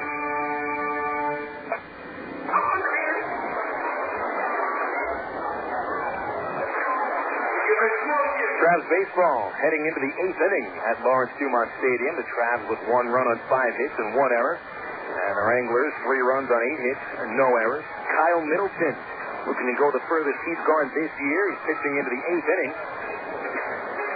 Middleton has worked 7 innings just once this year, and the first time that he's gone into the 8th all year. Middleton 3 and 4. Looking to even his record. The Wranglers have a right-hander starting to warm up in the bullpen. And right-handed pitcher is Wes Wilkerson, hard-throwing righty. Leading off for the Travs in the 8th, Carlos Duncan. Middleton has owned him, striking him out both trips to the plate. Travs number 9 batter. Duncan takes a strike on a fastball, and that might be the only heater he sees in this at-bat. Steve Andrade warming up in the Arkansas pen, so Rich Fisher will only pitch the 7th. And a 1-2-3-7 at that. Hopefully that'll help build his confidence. Travs need another arm. Curveball, and Duncan swings and misses. That's what he's been doing mostly today. It's the DH. He hasn't stepped foot in the field. Now another pitcher starts to throw for the Wranglers. A left-hander, Billy Keppinger, gets ready. He'll probably come on to face McPherson. Maybe even Murphy. Keppinger, a soft tossing lefty, a good change of pace. Duncan takes the 0-2 down her way. Middleton with 4 strikeouts. Duncan in the 3rd and the 5th. Murphy and Gourneau went down swinging, actually looking in the 6th inning. 3-1 Wranglers. They look to take the first 2 games of the series. The 1-2 to Duncan is low, and he takes the curve for ball 2. Wranglers at 27 and 23. Wichita with 1 more win, but 1 more loss than the Tulsa Drillers. The Drillers make up a game tomorrow with a day-night doubleheader against Frisco. The 2-2 to Duncan. Check swing. It's in the dirt. They won't appeal it. And another curveball for ball 3. Currently, the Drillers are trailing at home against the Rough Riders, 4-3 in the top of the 8th. Round Rock and El Paso tied at 4 in the 4th. San Antonio looks to end a losing streak of 8 games. The Missions lead the Midland Rockhounds 4-1 in the 6th inning at San Antonio. 3-2 to count on Duncan. Middleton winds up, and here's his pitch. High and tight, ball 4. Pitch almost hit Carlos Duncan, and right now a little confusion as to what happened there. The home plate umpire, Tiller, says that's a foul ball. Apparently the ball nicked Duncan's bat on its way right past his chin. I think that Middleton and Scott Walter got their signals mixed up. Walter looked like he was ready to catch a curveball, but instead the pitch came high and tight. Too bad for Duncan. He tried to get out of the way. The ball missed the bat. So they get their signs down now. On deck is Alberto Caiaco and then Tommy Murphy. Travs down by 2 runs in the 8th inning. 3-2. Middleton winds and deals, and he walks him anyway. Low and outside. Duncan takes just his 3rd walk of the year. 2nd of the game of Middleton. Bullpen working hard down the left field corner. Larry Carter hasn't had to come out of the dugout at all today. Frank White's only been coming out to take his position as a third base coach's box. Coaches stay in the dugout now as Caiaco steps up to the plate. Alberto is 1 for 3. He doubled in the 3rd inning, and he's also grounded out to second and shortstop 1 time each. 2 games in progress in the major league. That's just one of them right now. San Francisco won on a homer by Barry Bonds, his 14th of the year. Diamondbacks nothing in the bottom of the 2nd at the Bob. Duncan chased back to first. He dives in safely. Diamondbacks have Casey Dago pitching today. Former Diablo is 2-2.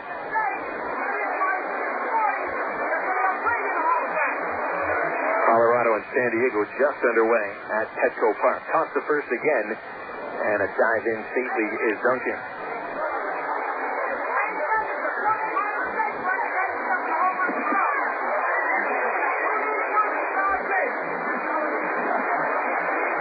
Stretch by Middleton.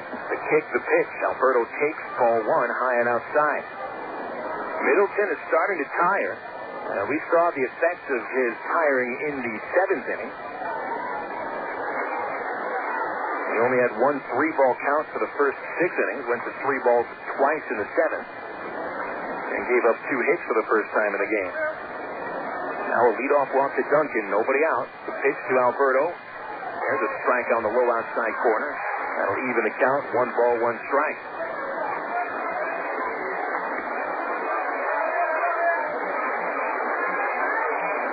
Johnny Murphy awaits on deck. Middleton has been strong with his fastball and his curve today. Count is 1-1. He's set. There goes Duncan. The pitch is fouled off into the bullpen in left field. 4 steals on the season for Carlos Duncan. He's been caught twice. And generally, if Duncan gets a good break, he's going to steal the base. He is lightning fast. Caiazzo represents the tying run. He's hit 2 homers this year. He doubled in the 3rd, his 9th of the season. Runner at first, Duncan takes a big lead. Middleton set. And he'll throw to first base. Duncan dives in ahead of the throw. Travs had some opportunities to score early in the game. Murphy doubled with 1 out in the first inning, stole 3rd, but Corneau grounded out and McPherson popped out. Caiazzo had a 2-out double in the 3rd, but he was left on the bases. 1-2, the pitch. Alberto takes in the dirt, and it's blocked by the catcher. There goes Duncan for second. He is safe at second base. Walters throw on the wrong side of second. That'll be a wild pitch on Middleton.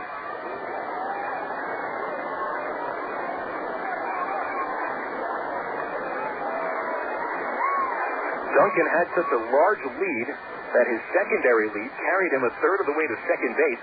Once the pitch hit the dirt, he didn't hesitate. Great instinct by Carlos Duncan. He trusts his instincts on the bases, but when he's in left field, he does not quite trust his instincts. And to know what he's more comfortable doing. 2 balls, 2 strikes on Caiazzo. 3-1 Wranglers. Pitch on the way, and Alberto takes ball 3. Alberto has not struck out in either of his last 65 at-bats. And he really does go into a defensive 2-strike approach. Chokes up on the bat about an inch. And just sort of tries to drop the bat down on the ball instead of yank it. Payoff pitch on the way. Alberto swings, grounded to shortstop. On to third base, Duncan, and they got him in a rundown. And he'll be tagged out by Blanco. Duncan running on contact, and he ran because the ball was behind him. That's what base runners are taught from second base, is that if the ball is hit behind, you head on towards third. But Blanco took the chance, and he gets Duncan in a rundown for the first out of the inning. Caiazzo safe at first, and here comes Frank White from the dugout. This might be it for Middleton. Duncan made a great play to get to second base, but a small mistake here in the 8th inning by Carlos. That's going to be it for Middleton as White brings out the hook for him. Great start by Middleton, his longest of the year, 7 1/3 innings, and they're going to bring in a left-hander. We'll take a 60-second break brought to you by Fox Sports Southwest.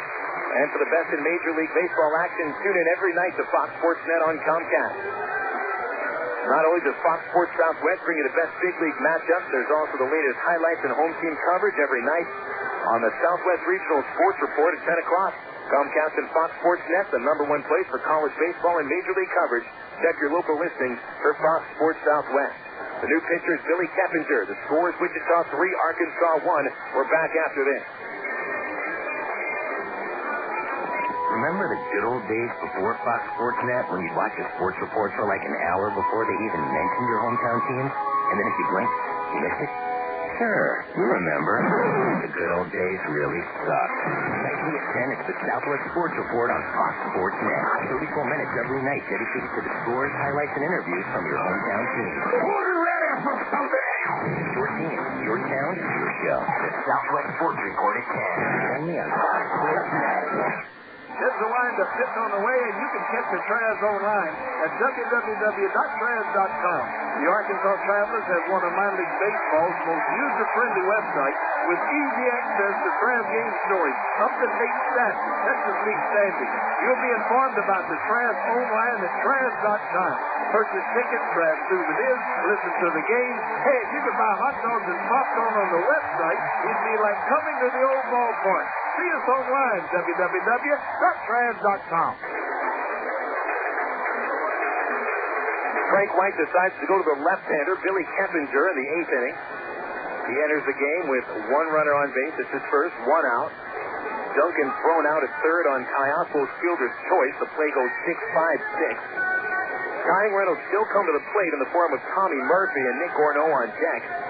Keppinger, a left-hander, probably on here just to face Murphy. However, White could leave him in to face Gorneau and then have him on to face McPherson as well.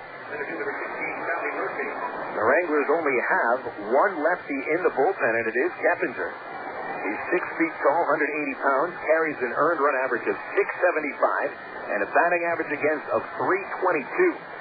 The only scoreless outing he's had over the last 6 times he's pitched was in Arkansas, the 25th of May, with an inning and a third perfect.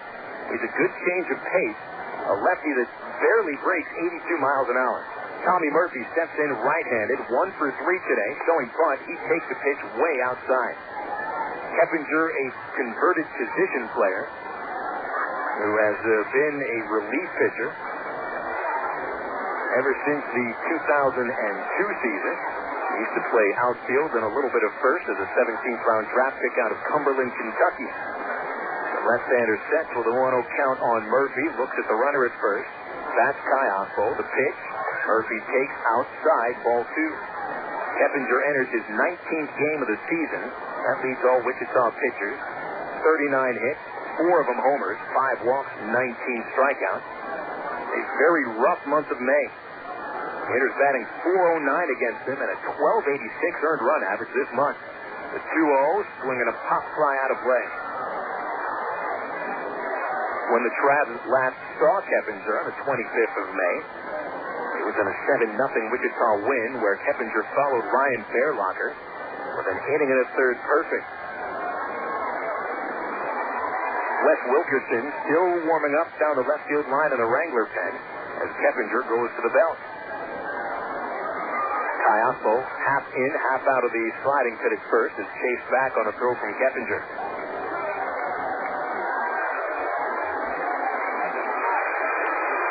Wichita 3, Arkansas 1.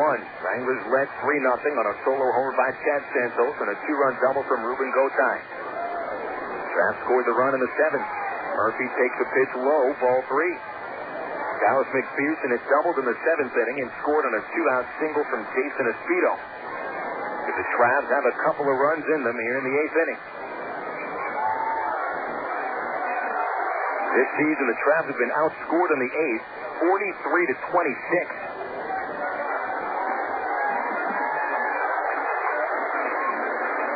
Keppinger, the stretch.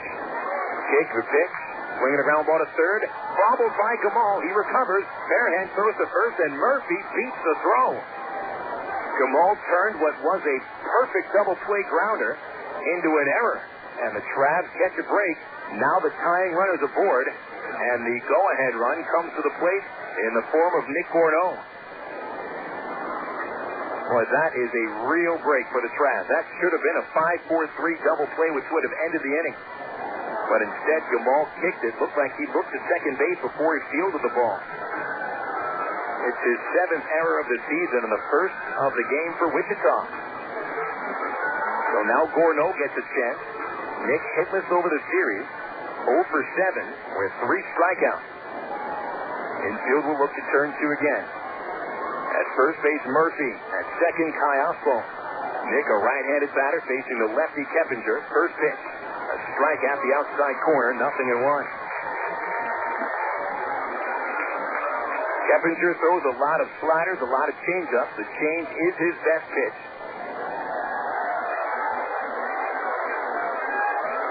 And he'll use the changeup much more against right-handers. The stretch, the 0-1. Swinging a foul back this way. right in front of our broadcast booth and down to the field. And Keppinger gets ahead of Gorneau, 0-2.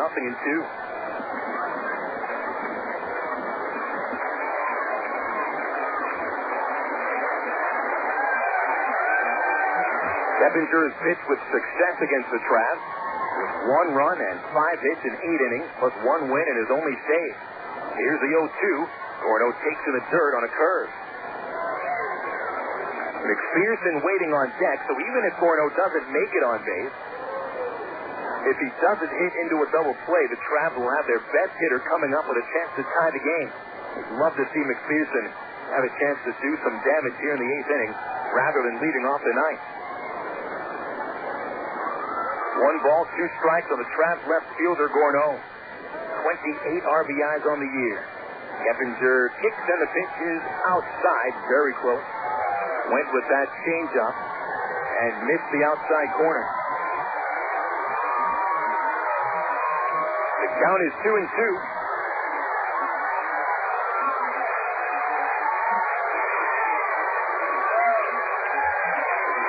Here's the stretch and the pitch.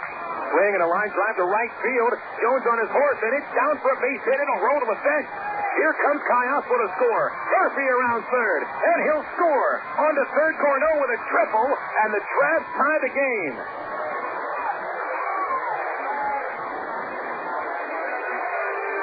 Gorneau going opposite field, waiting on the fastball, which again only comes at about 83 miles an hour. He sent it down to the right field corner to tie the game at 3, and now the Travs can take the lead with Dallas McPherson coming up.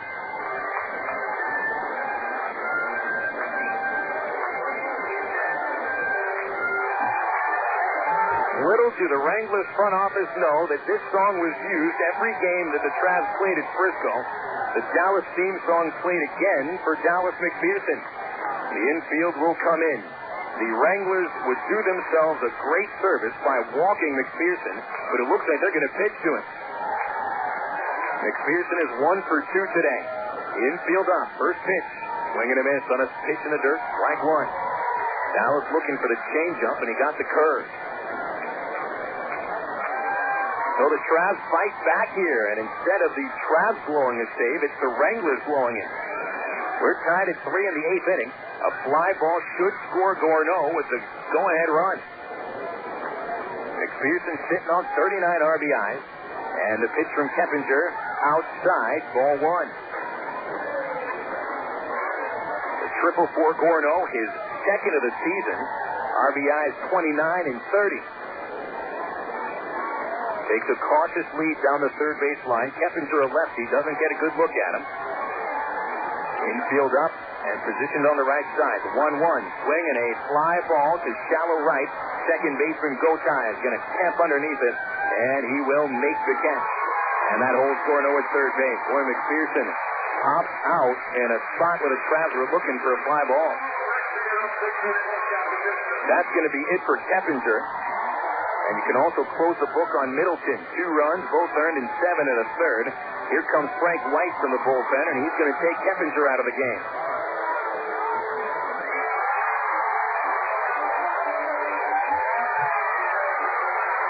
So Keppinger blows the save. White wants Wilkerson, the right-hander, to face Jeff Mathis. And we owe you another 60-second break brought to you by Fox Sports Southwest. Be sure to tune in tonight at 10 o'clock for the Southwest Regional Sports Report. Of course, Comcast and Fox Sports Net are the #1 place for college baseball and Major League coverage. And we're back after 60 seconds. Jeff Mathis with a chance to put the Travs ahead on the ticket. Total Sports 1380. Remember the good old days before Fox Sports Net when you'd watch a sports report for like an hour before they even mentioned your hometown teams? And then if you blinked, you missed it? Sure, you remember. The good old days really sucked. Nightly at 10, it's the Southwest Sports Report on Fox Sports Net. 34 minutes every night dedicated to the scores, highlights, and interviews from your hometown team. Your team, your town, your show. The Southwest Sports Report at 10. Only on Fox Sports Net. It's baseball season again. Listen to the sounds of Arkansas Travelers baseball. Fastball Bounce on the ground to the shortstop. Beck gets it. He goes to second for one out. Duncan to first. Whack him up. A double play. Deep drive. Right field. Way back. Two. Gotta get out of here. And that, folks, is a game-winning homer. The Travelers win the game. Sound like fun? Arkansas Travelers Baseball. Call 664-1555 or log on to Travs.com.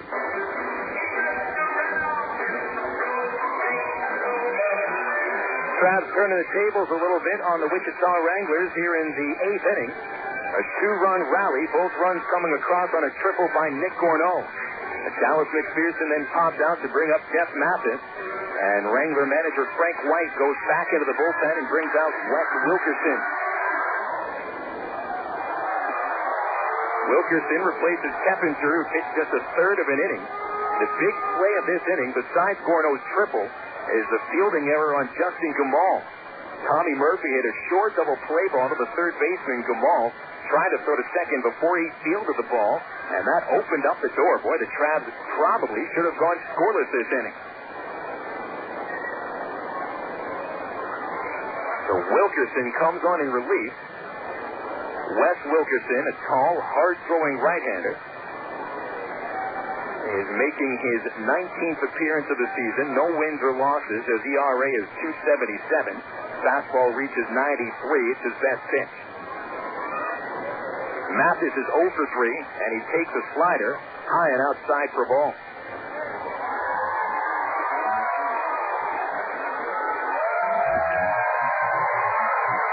Mathis grounded out twice, also hit into a double play.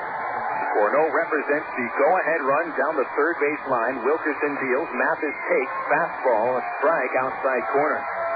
1-1.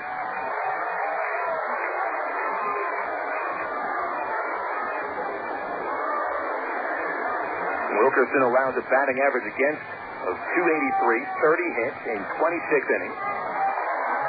3 homers. Mathis takes another pitch for a called strike at the knee. 1-2. 28 RBIs on the season for Mathis. That's now third on the team behind Gorneau. 11 RBIs against Wichita. Infield hangs back. They're deep in the outfield. The 1-2. Outside, a check swing. Ball 2. Wranglers led 3-0 after the 5th. Travs coming back with 1 in the 7th and 2 in the 8th. First chance to take the lead since the 3rd inning. The stretch by Wilkerson. The pitch. Inside corner called strike 3, and Mathis is furious. He is furious with the home plate umpire, Chris Tiller. And here comes Ty Boykin to save him, but Mathis is ejected. Tiller has ejected Jeff Mathis from the game for arguing balls and strikes.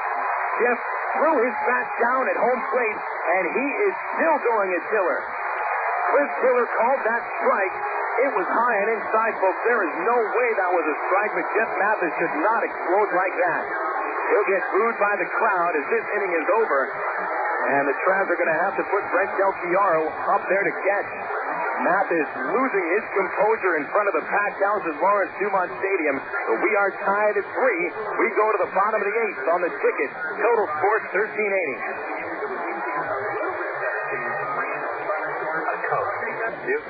Sorry. First one to aisle 5, like the other. Yeah, you're on. Tell Tony Stewart he jumped the green flag again. Hey, stop throwing cereal boxes at me. Whatever, stop trapping my car. Yeah, sir. Looks like you're buying me that Coke. NASCAR fans have a one-track mind. Take the Coke says I get you to register. Coca-Cola, the official soft drink of NASCAR. Coke, real. Better burgers. Sonic's got them, others don't. Introducing Sonic's newest burger, the Little Cheese. 2 junior beef patties with 2 slices of smoky cheddar cheese. Add on lettuce and tomato, crispy bacon, and Sonic's own honey pepper sauce. And you've got a taste big enough to deserve the name, the Little Cheese. Try one today at participating Sonics. The new Little Cheese. It's not just good, it's Sonic good. And if you're counting carbs, try Sonic's new carb-friendly bun. It's got all the taste without all the carbs. Synonymous. Words alike in significance and meaning, like summer and baseball. Baseball and Ray Winter Field. Ray Winter Field and hot dogs. Hot dogs and Coca-Cola. Yes, Coke is joining the Travs All all-star lineup this summer right alongside future Anaheim Angels wearing the Travelers uniform. Enjoy the best value in family entertainment in Central Arkansas. Ray Winter Field, the Arkansas Travelers, and Coke. 3 summer classics. Call 664-1555 or visit our website at travs.com. Well, the 8th inning, certainly the most exciting of the game thus far. Travs rally back for 2 runs to tie the game at 3, and Jeff Mathis ejected for arguing balls and strikes. I wouldn't say arguing. He was screaming balls and strikes with Chris Hiller. Hiller kept his composure. When you have someone screaming in your face like that, it's pretty tough to do so. But I'll be honest, folks, that was a really bad third strike call. Jeff Mathis had a real beef, and I do believe that when the catcher of either team argues that adamantly with the home plate umpire on balls and strikes, then he probably has a good reason to. The catchers know the strike zone better than anybody. Mathis is a very easygoing sort, and I've never seen him explode like that. So I'll give the benefit of the doubt to Mathis and not Hiller. First pitch of the inning from Steve Andrade.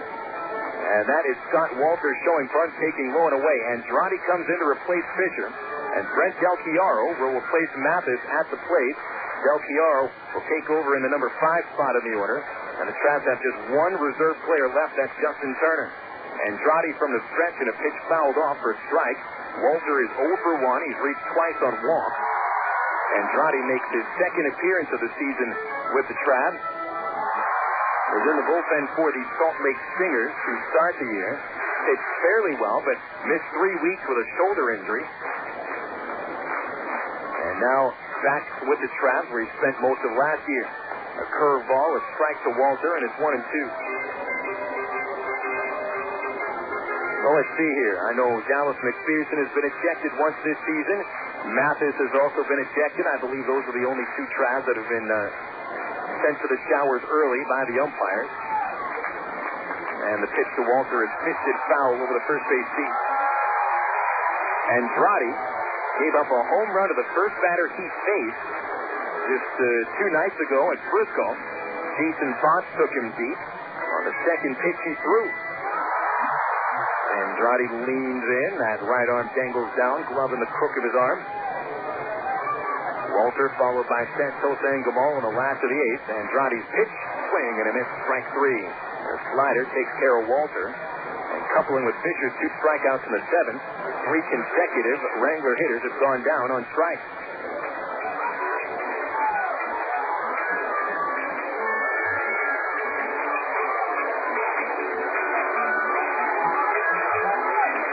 Chad Santos steps in. He homered in the 4th inning, a solo shot, his 10th of the year. He's also grounded into a double play and struck out swinging. Bittner now off the hook for the loss. He gets a no decision, and it's up to the Travs bullpen to win this one. Pitch low to Santos, ball 1. I've about beaten it to death this season, but hey, you got to. The Travs bullpen has been terrible this month. Andrade with a 1-0. Swinging a bouncing ball to second. Rudy Gomez backpedals 2 steps, and he'll take care of that with a throw to first. 2 gone.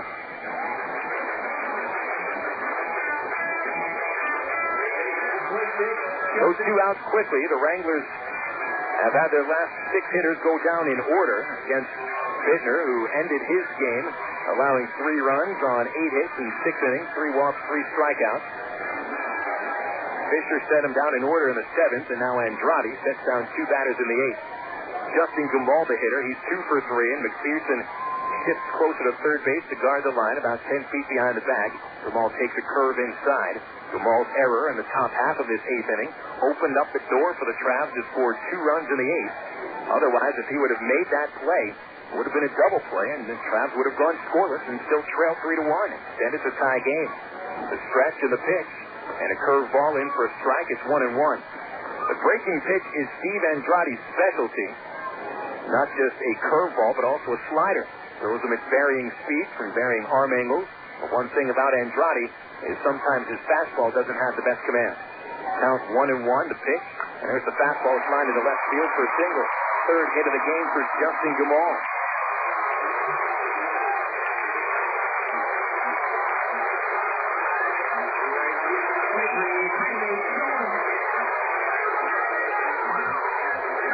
So Gamal is 3 for 4. He has 3 of the Wranglers' 9 base hits.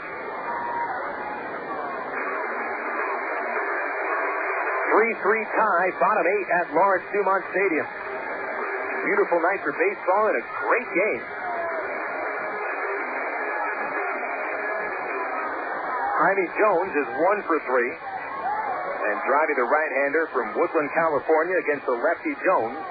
First pitch a curve, called strike 1. Jones reached on a fielding error by Bittner in the second inning. Grounded out to end the fourth. And singled past third base in the sixth. Gamal leads away from first base. Elward will hold him on. Not in front of the runner. He's just positioned at the bag. Pitch to Jones. Swing and a miss. Strike 2. A ball in the dirt was blocked by Del Chiaro in his first inning of work. No balls, 2 strikes.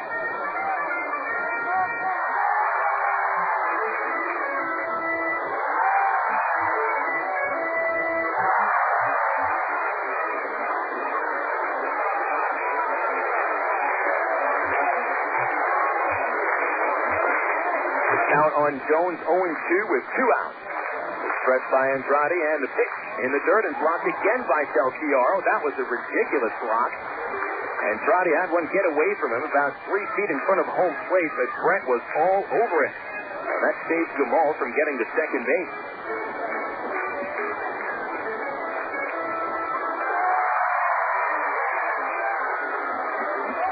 One ball, 2 strikes, the count on Jones. Jones with 32 strikeouts this year. Andrade is a strikeout pitcher. And the pitch on the way. And he strikes him out swinging on the curveball. That'll end the 8th inning. Andrade gives up just a 2-out single and strands Gamal at first base.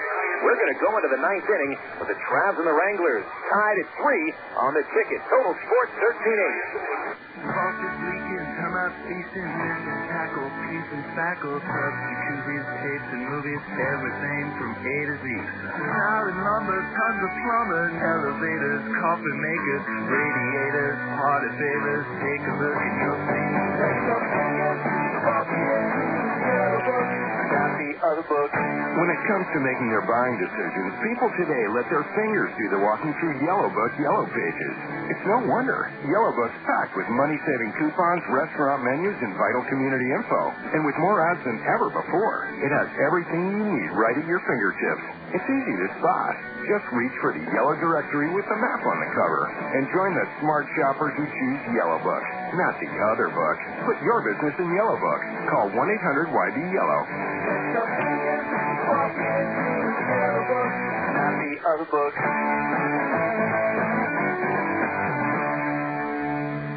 You're bored. Nothing to do. Nothing on the tube. The same old blah, blah, blah. Arkansas Travelers Baseball is here for its new season. Great professional baseball, great food, and the most affordable entertainment in Arkansas. So get off your seat and get out of the house for baseball and a whole lot more. Look for special promotions and free tickets at local retailers for the best deal in town. Arkansas Travelers Baseball. Call 664-1555 or log on to Travs.com. We've played 8 innings at Lawrence Dumont Stadium. The Travs and the Wranglers battling to a 3-3 tie. Travs scoring once in the 7th to cut the deficit to 2 runs. Nick Gorneau tripled 2 men home in the 8th inning to tie the game.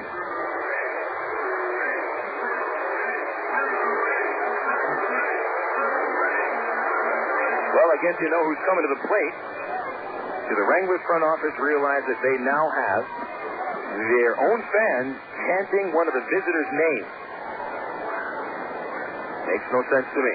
Rudy Gomez is 1 for 3. First pitch swinging, a high fly ball to center. Back on it, Hopper at the warning track. He's got it. And he runs right into the center field fence, taking away an extra base hit from Rudy Gomez. Nice catch by Hopper. Over the shoulder at that. 1 gone in the 9th inning. The attendance has been announced at 5,117 at Lawrence Dumont Stadium. About 17 of them paid to get in. Free ticket night out here. Here's Jason Espedo. Knocked in the Arkansas Travelers' first run with a single in the 7th. First pitch, Wilkerson blows a fastball right by him for strike one. Espino was 1 for 3. 2 ground outs, 1 to short, 1 to the mound. Third baseman Gamal guards the line. Just behind the bag, the pitch to Espino is outside, ball 1. Wilkerson faced one batter in the 8th inning. It was Jeff Mathis. Struck him out looking on a fastball that was high and inside. Mathis then ejected for screaming at the home plate umpire Chris Dillon. Ball 2 high and away to Espino. Nobody working in either bullpen right now. Wilkerson, a former starting pitcher, does have innings to spare. The 2-1. Bringing a little swinging bunt in front of the plate off the pitcher's mound. Wilkerson takes care of it. Almost threw it away, but Santos brings it back in. 2 outs in the ninth.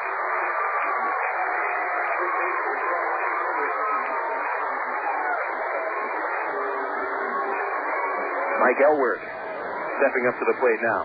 When we get to the bottom of the 9th inning, it'll be the number 9 hitter Corey Aldrich leading off. Norris Hopper and Andres Polanco will follow. And Andrade will be pitching the 9th inning. Elward is 0 for 3. Strikeout, fly to right, and a ground out. First pitch, he'll take it high for ball 1.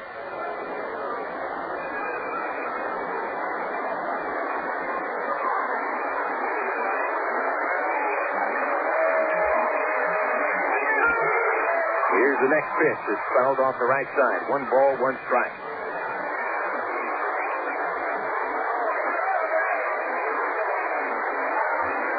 Great game tonight. Well, now the Travs have a pitcher warming up in the bullpen. Cam Esslinger is getting ready. We might not see Andrade come back for the 9th inning after all. 1-1, a strike on the inside corner as Killer's strike zone continues to expand. The right-handers inside. 1 ball, 2 strikes. Guess the Travs are just going to have to start swinging at that. Nothing else they can do.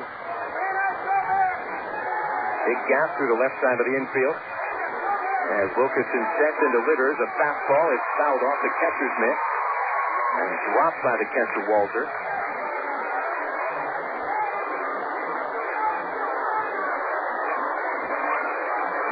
One ball, 2 strikes on Elward.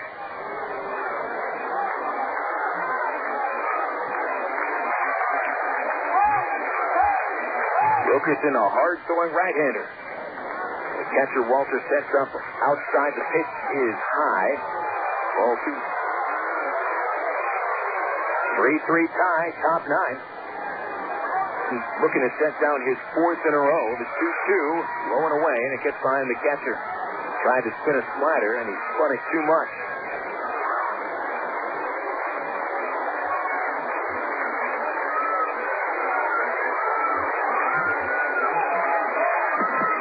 Base hits on the game for the Travs. 3 of them coming in the last 2 innings, but a hit was here in the 9th. And the 3-2 to Elward, swing and a miss on a change out on strike.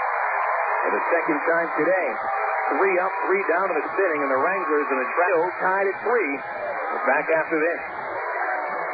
Shop for athletic shoes.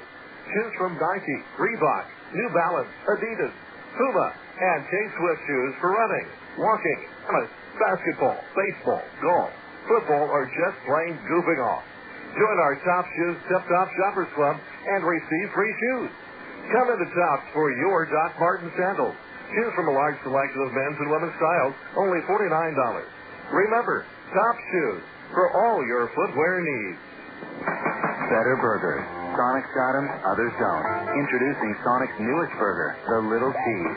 2 junior beef patties with 2 slices of smoky cheddar cheese. Add on lettuce and tomato, crispy bacon, and Sonic's own honey pepper sauce. And you've got a taste big enough to deserve the name, the Little Cheese.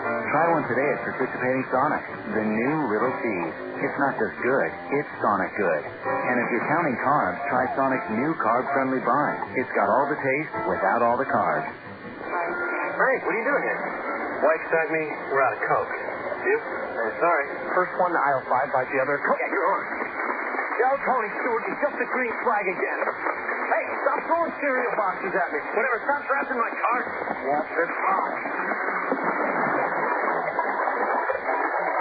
Looks like you're buying me that Coke. NASCAR fans have a one-track mind. case of Coke because I think you could register. Coca-Cola, the official soft drink of NASCAR. Coke, real. Coming into the bottom of the ninth inning, the Travs and the Wichita Wranglers tied at 3. Bill Elson here with you on the ticket. Total Sports 1380. Wranglers took the lead in the fourth inning on a solo homer by Chad Santos, his 10th. Ruben Gosai knocked in Norris Hopper and Andres Blanco with a double off of Tim Bittner in the fifth inning. Travs come back in the seventh with a run-scoring single by Jason Espedo to bring in Dallas McPherson. Kayako and Murphy score, and Nick Gorneau's triple in the eighth. And we've gone scoreless since. In fact, the last Travs 5 hitters have gone down in order. Meanwhile, the Wranglers have collected just 1 hit in the 7th and 8th innings. Steve Andrade back for the 9th inning. Number 9 hitter Corey Aldridge leads off. Then up to the top of the order, and Norris Hopper, followed by Andres Blanco. Aldridge steps in, a speedy left-handed hitter who's 1 for 3 today. McPherson will play even with the bag at third, close to the line. Aldridge on the first pitch from Andrade takes a fastball outside. One final in the Texas League has come in, and the Tulsa Drillers lose to the Rough Riders 4-3, which puts Wichita half a game in first place for the time being. The 1-0. Aldridge swings and misses, yanking his head on a heater. 1-1. Chris Young picks up his 3rd win of the season for Frisco. Billy Sylvester saved his 6th. Zach Parker drops to 2-4 for the Drillers. Montanella hit home run number 5 for Tulsa, but the Drillers lose their 2nd straight and drop to 26 and 23. Andrade with a 1-1. Change-up, and he swings and misses. Aldridge way ahead of that pitch. That might be the first change-up I've ever seen Andrade throw, and it was a nice-looking change-up. Pretty straight, but nice off-speed quality. 1 ball, 2 strikes. Here's the stretch, the pitch. It's a slider that didn't slide. It went high and away from Del Chiaro, 2-2.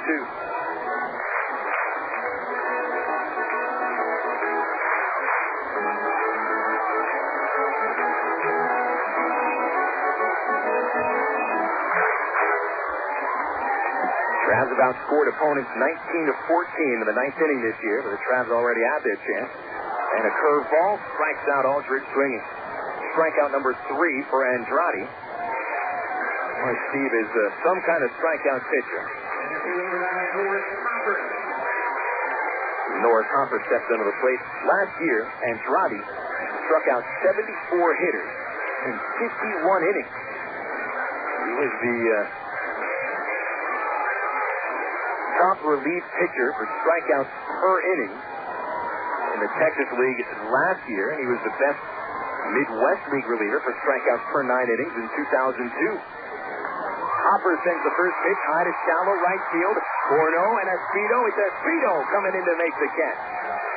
Jason Espedo got a nice, good break on that pop fly and takes away a hit from Hopper. That's huge. You don't want Hopper on the bases representing the winning run. With his speed and base stealing ability, would have caused all sorts of problems. So 1 more out. We're going to go to the 10th inning.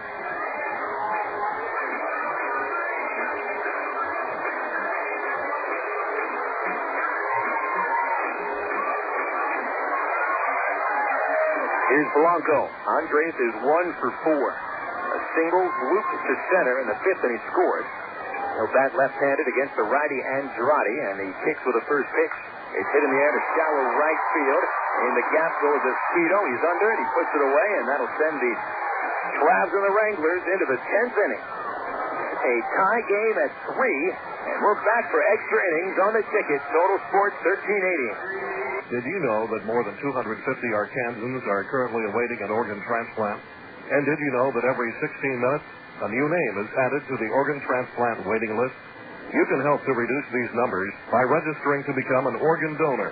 Call the Arkansas Regional Organ Recovery Agency at 866-660-5433 or visit the Aurora website at www.arora.org to learn more. Become an organ donor. Give hope. Jackie Robinson was the first African American to play Major League Baseball. While breaking baseball's color barrier, he faced angry crowds in every state. While playing one day in his home stadium in Brooklyn, he committed an error. His own fans began to ridicule him. He stood at second base, humiliated, while the fans yelled. Then shortstop Pee Wee Reese came over and stood next to him. He put his arm around Jackie Robinson and faced the crowd. Robinson later said that arm around his shoulder saved his career. I'm Mark Evans, pastor of the church at Rock Creek. Today, take a minute to encourage a friend. It may make their day. For more information about Rock Creek, look on the web at churchatrockcreek.org. The Church at Rock Creek. It's not just church. It's life.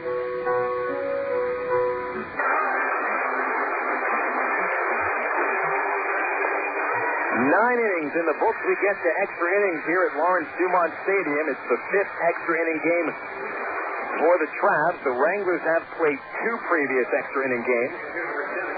Travs are 3-1 after 9 innings. The Wranglers are 1-1 going extra. Free baseball for the fans who didn't even take it to get into the ballpark today on a free ticket night. They get extra free baseball. 3-3. Leading off the 10th inning, Carlos Duncan, Wes Wilkerson, and set down 4 batters in a row. And Duncan sends a high fly to right field on the first pitch. He hit it well, but not well enough. Jaime Jones, 5 feet in front of the track, will make the catch. 1 pitch, 1 out, and Wilkerson has retired 5 straight. Wilkerson came on in the 8th inning. He caught Jeff Mathis looking on a very questionable third strike call by home plate umpire Chris Tiller. Mathis then fired his bat down at the plate, threw his helmet, and got into a shouting match with Tiller. And, of course, the umpire always wins the shouting matches. I don't think a player has ever won a shouting match with an umpire. Manager every once in a while. First pitch for a strike to Alberto Callasco. I think Earl Weaver probably won an argument here or there. Of course, it always ends with the ejection of the arguing manager or player.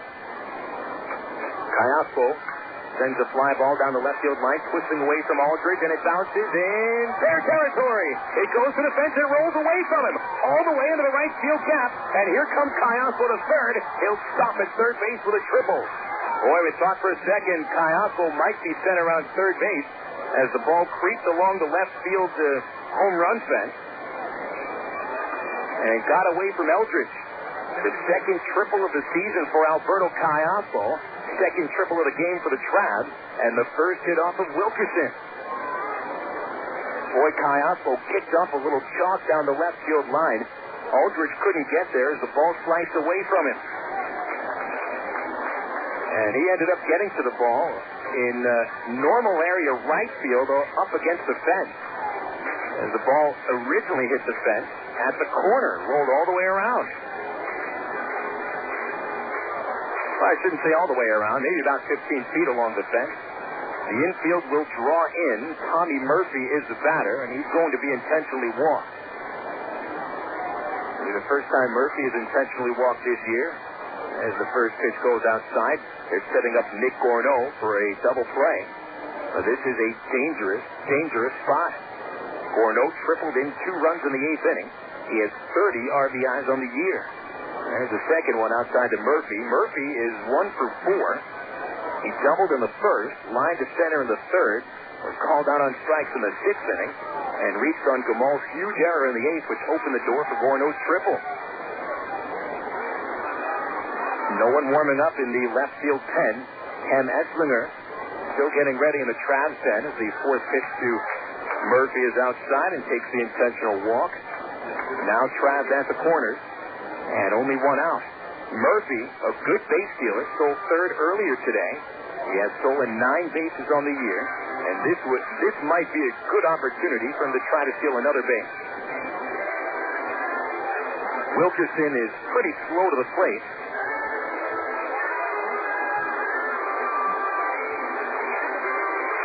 Here comes Larry Carter, the pitching coach, out of the dugout. He's going to want to talk this situation over with his pitcher.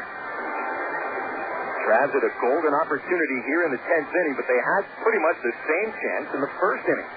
Tommy Murphy had doubled and stole third, but Gorneau grounded out to shortstop with the infield drawn in, and McPherson popped out to end the inning. Also in the 8th inning, the Travs had a chance to take the lead as Gorneau tripled in the tying runs with only 1 out. Dallas McPherson, however, popped out, and Mathis was called out on strikes to end the inning.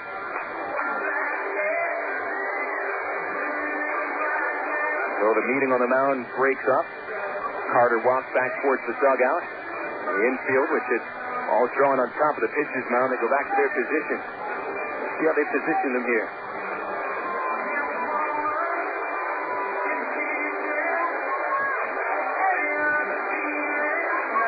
The infield is going to play about halfway, but still close enough to the bases for double play depth.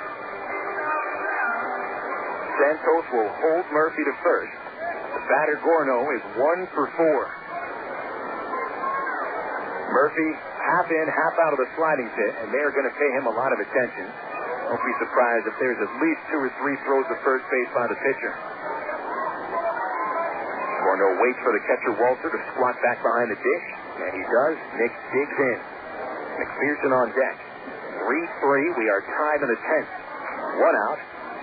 Caiapo at third, Murphy at first. The stretch by Wilkerson in the pitch. Check swing, a called strike on the inside corner. Comes with that fastball. It is his best pitch. Nick is a fastball hitter. And this is actually a pretty good matchup for him. Murphy cautious lead at first. As he leans over, Wilkerson set. A long pause, and the pitch. High and tight, ball 1. Murphy not shifting that far off of first base.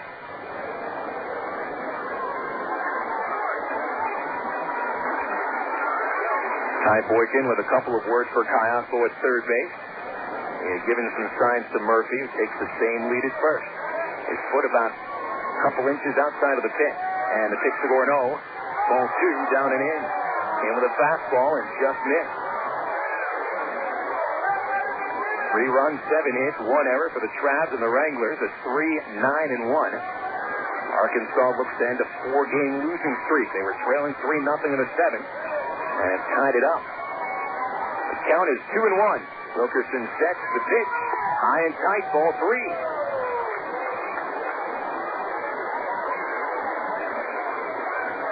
Wilkerson had set down the first 5 batters he faced, including Duncan on a fly to right field to start this 10th inning. Caiapo triples. He offers the intentional walk to Murphy, and now Gorno ahead of the count, 3-1.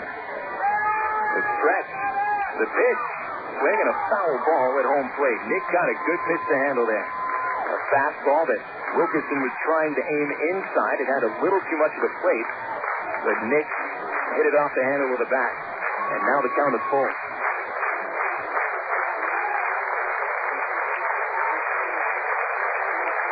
31 hits allowed by Wilkerson in 28 innings this year. What do you say Gorno makes his 32-base hit? Wilkerson likes that fastball. It's his best pitch. Nick's got to be looking for it. Catcher on the inside corner. The pitch is fouled off. He came with that fastball. Nick hits it into the first base seat.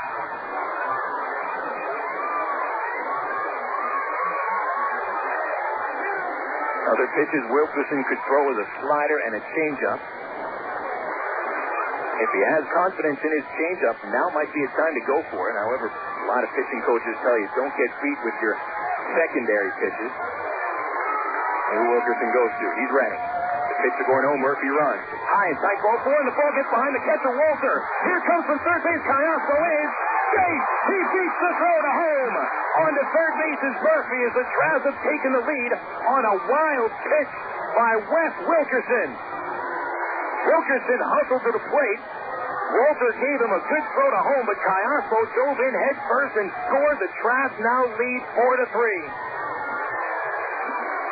On the walk, Gorno to first base. Murphy to third on the wild pitch. My goodness, what a way to score the go-ahead run. Manager Frank White discussing the play with Killer. That was a lot closer than you would think. I've told you about how much foul room there is between first base and third base, but behind the plate there's not all that much foul territory, so Walter hustled back to the fence and fed Wilkerson a nice, accurate throw to the plate. But Cayaspo slid in headfirst and got his hand underneath the tag. It has not been called a wild pitch. Instead, this is a pass ball on Scott Walter. What a way to take the lead. 4-3, the Travs lead on the top of the 10th inning, and still just one out for Dallas McPherson and men at the corner. For those of you just tuning in, it has been a doozy of a ball game. McPherson, the batter. First pitch outside for a ball.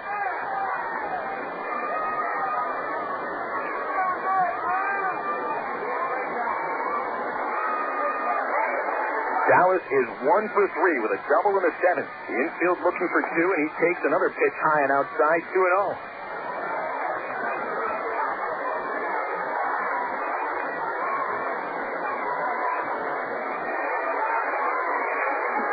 Four runs on 7 hits and 1 error for the Travs, 3-9-1 for the Wranglers.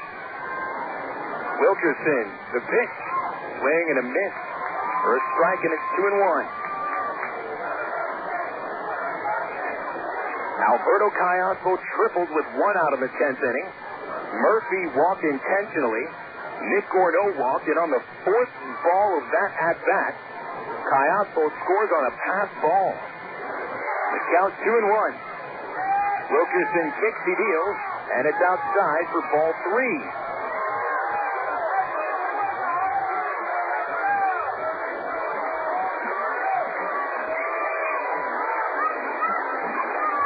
Wilkerson has allowed 3 men to reach in succession. And the 3-1, swinging a hot shot to first, gloved in the air by the first baseman. He throws to second. They've got the runner caught between first and second, and they tag Gordo out. That'll end the inning. The Travs get another run, and they will go into the bottom of the 10th inning, leading by the score of 4-3 here on the ticket. Total Sports 1380.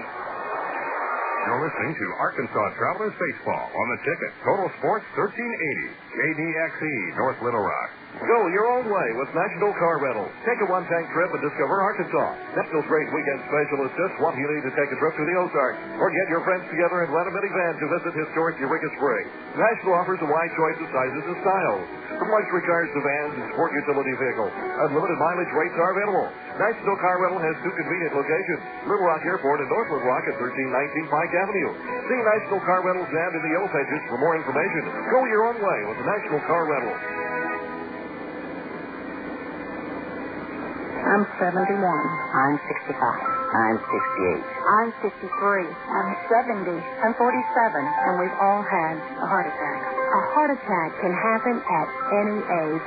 In fact, every year, nearly twice as many women die from heart disease than from all forms of cancer combined, making heart disease the leading killer of women. I'm 57. I'm 49. I'm 38. Baptist Health, Arkansas's premier heart care leader, is working to increase awareness of heart disease and its symptoms, and to let you know what you can do to prevent it, like paying attention to your diet, watching your blood pressure, and regular exercise. With a little effort on your part, you have the potential to add years to your life. For a free brochure about heart disease, call 1-888-BAPTIST or visit our website at Baptist-Health.com. Baptist Health, all our best. Travs scored twice in the top of the 10th inning. The umpires ruled that the second run did score. Murphy scored from third base when McPherson hit into a double play. It went 3-6-3. The ball was not caught in the air by Santos. They said it hit the dirt. And he got the out at second, and then Gorneau was caught in a rundown. So the runs did score. It's Arkansas 5, Wichita 3 in the bottom of the 10th. And on in relief is Cam Esslinger. Esslinger replaces Steve Andrade, who pitched 2 scoreless innings with 3 strikeouts. And now Esslinger will look for the save. Manager Frank White is arguing with Chris Tiller about whether the run should have scored from third base in the 10th inning. The reason that the run does score is because it was not a force play that the third out was recorded on. If it's a regular force out double play, if they get the out at second on a force out and the out at first on a force out, then it would have been, the run would not have counted. But since Santos stepped on first for the first out, that took away the force out at second. And that's why the run counts. Frank White walks back to third base and sets behind the bag. Leading off for the Wranglers, number 3 hitter Ruben Gotay, chopper to shortstop on the first pitch, gloved by Alberto Callasco, dumps to first. 1 pitch, 1 out in the 10th inning. Gotay heads back to the dugout, 1 for 5. His 2-run double in the 5th inning was the last time the Wranglers scored a run. Etzlinger enters his 15th game, no wins and a loss, a .386 earned run average. He's saved 3 games this year. If the Travs can pick up this victory, it ends a 4-game winning streak, and the bullpen will have one of their better outings of the month. D. Brown takes strike 1. Brown 0 for 4. I'll tell you what, that second run could make a huge difference. Brown has flied to center twice. He's been called out on strikes and a foul out. Etzlinger misses 2 feet outside, ball 1. 2 runs coming across in the top of the 10th inning. A pass ball scores the go-ahead run. Brown takes outside from Etzlinger, ball 2. Tim Fisher went the first 6 innings. 8 hits, 3 runs. Rich Fisher a perfect 7th with 2 strikeouts. Andrade allowed 1 hit. In the 8th and 9th round, a hot shot face hit past second and into the right field gap. It's brought in by Murphy. And he gets it to the infield, so the Wranglers bring the tying run to the plate.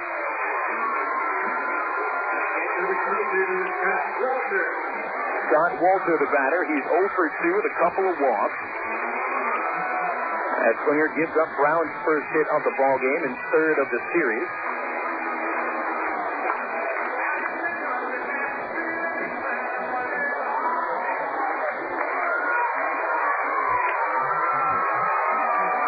Cam Etzlinger, right-hander from Seton Hall, into the stretch and his first pitch to Walter.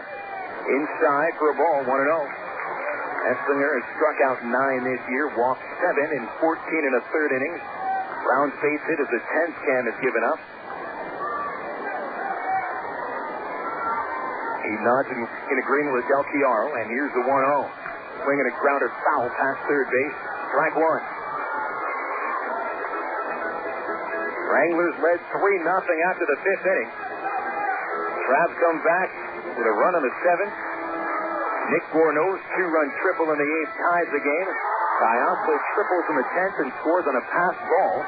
Tommy Murphy went first to third on that pass ball, and he scores the insurance run. And there's a strike right down the middle. Walter let a hittable pitch go by. 1-2.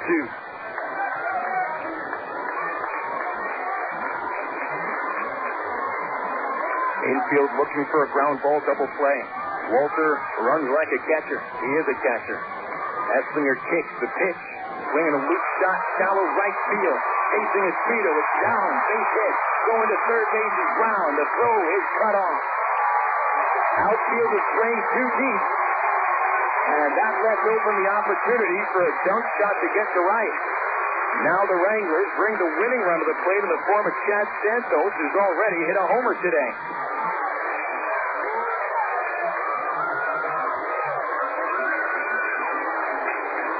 Etzlinger with a little bit too much of the strike zone the last couple of at-bats.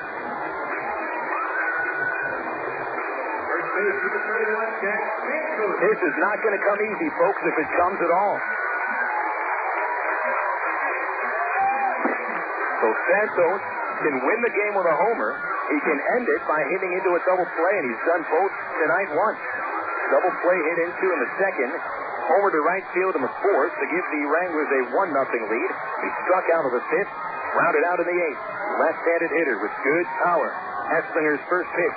Swinging a chopper towards the mound. Etzlinger plays it. He'll go to first base underhanded for the out. And Brown scores from third. On to second is Walter. He represents the tying run. Good idea by Esslinger. He did not rush his throw. Never even worried about getting the runner at second, and he wouldn't have had a chance to anyway.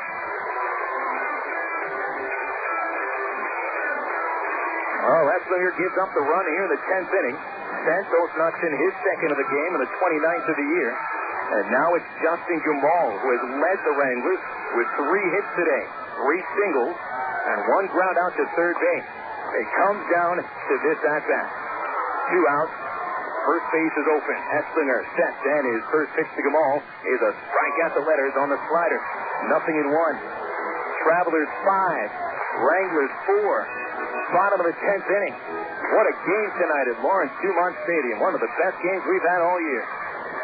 And the set by the pitcher, Esslinger, fires a slider. Swing and a miss.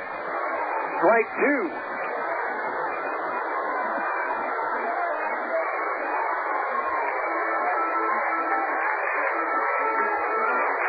Three saves on the year for Esslinger. His last one came on May 24th. In a 5-2 win against Wichita. The stretch. The pitch. Swinging a fly ball to right field. Back on it is Speedo, and he can't get it. It's over his head. This will tie the game as Walter scores. Jamal racing for third base. He's in there with a triple, and the best we can do is get into the 11th. The outfield was playing deep, but not deep enough, as Speedo gave great effort from right field. But it got over his head. The bullpen blows this one.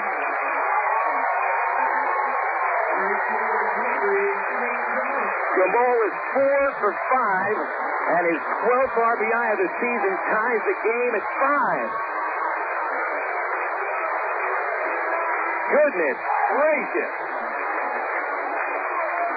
Here's Jaime Jones. Jones didn't win the game with a base hit. He's 1 for 4. Esslinger sets the first pitch. Outside fastball, 1-0. Boy, oh boy, Esslinger had him 0-2. Jamal entered the game hitting .241. This is his best game of the season. The stretch, the pitch, outside, ball 2.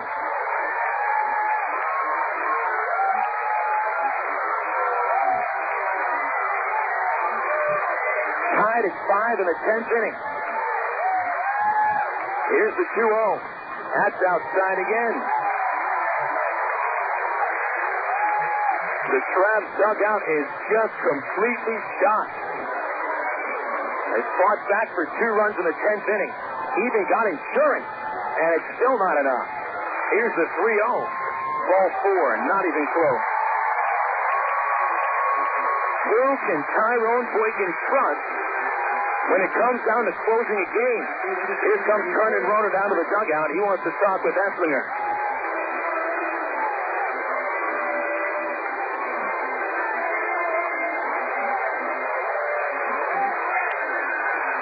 Esslinger's given up 3 hits and 2 runs in the 10th inning. He started out getting Gosai to bounce out to short. And then Brown singles to right. Walter singles to right. A ground out scores the first run. And Gumball triples in the tying tally.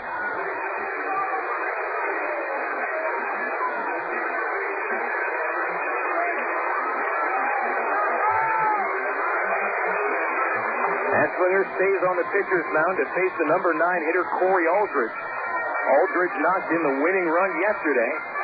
Men at the corners. The runner at first does not matter. You can be sure Jones is going to head to second at some point. He's not even going to be held on. They'll take a huge lead. First pitch from Esslinger is outside, ball 1, and Jones stays at first. Esslinger missing with 5 consecutive pitches after the 0-2 triple from Jamal tied the game. 1-0. The stretch, the pitch, curveball. There's a strike. 1-1. A crazy game at Lawrence Dumont Stadium. 2 comebacks, one by each team. 1-1, the stretch and the pitch. Swinging a foul back on a fastball, and it's 1-2.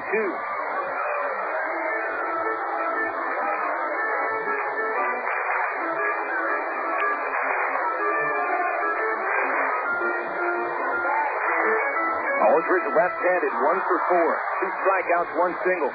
And the pitch. Swinging a fly ball to left. Back is Morneau. He's under it. Nick will make the catch. And we're going to go into the 11th. The teams trade 2 runs in the 10th. 5-5 into the 11th we go after this break.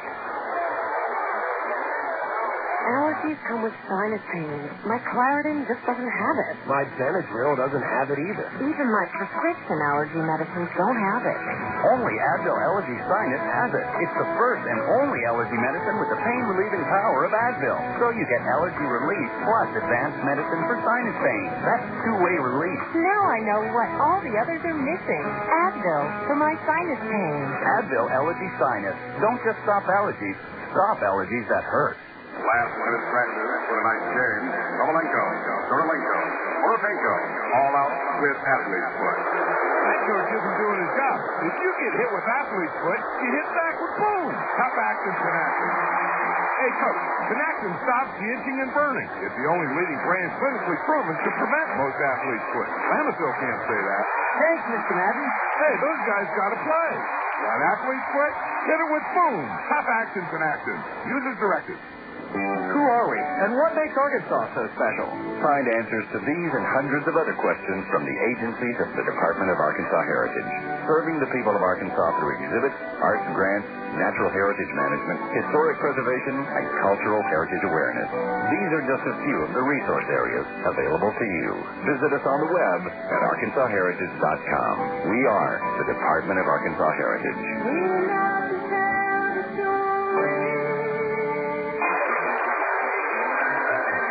The Arkansas Travelers and the Wichita Wranglers each scored 2 runs in the 10th inning, so we remain tied. This time it's 5. Wes Wilkerson stays in the game to pitch the 11th. Brent Del Chiaro will lead off with Rudy Gomez and Jason Espedo to follow. Wonderful game tonight at Lawrence Dumont Stadium. Once again, the Travs bullpen blows a save, meaning that now they've blown 10 of 18 save chances this year. This time they blow it for themselves. Esplinger blows the save. It would have been Andrade picking up a win. Del Chiaro gets his first at-bat of the night and takes high and tight for a ball. Del Chiaro hitting .314 in 11 games, 2 homers, 8 runs batted in. Wilkerson pitching in his 4th inning. And the next pitch swung on and missed on a curveball. 1-1. Travs scored twice in the 10th. Kayaspo tripled, scored on a pass ball. Murphy was intentionally walked, scored on the double play McPherson hit into. The 1-1. There's a strikeout to letters. 1-2 to Del Chiaro. Wilkerson set down the first 5 batters he faced before Kayaspo's 10th inning triple. Third baseman guards the line. So does the first baseman as Del Chiaro takes inside. 2-2.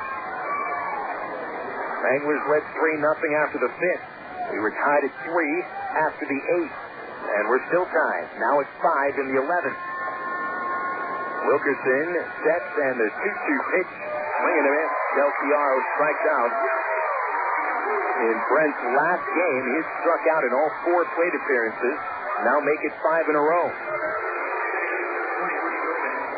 Here comes Rudy Gomez back to the plate. He's 1 for 4.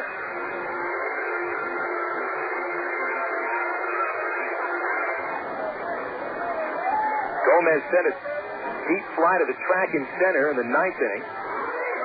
First pitch from Wilkerson, a letter-high slider called strike.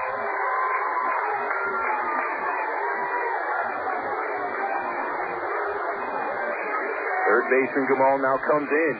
As Gomez swings a high chopper to short, Blanco will backhand it and gun to first. A little high, but Santos stays on the bag. 2 out. When the Wranglers come to hit in the 11th inning, they'll have the top of the order: Norris Hopper, Andres Blanco, and Ruben Gotay.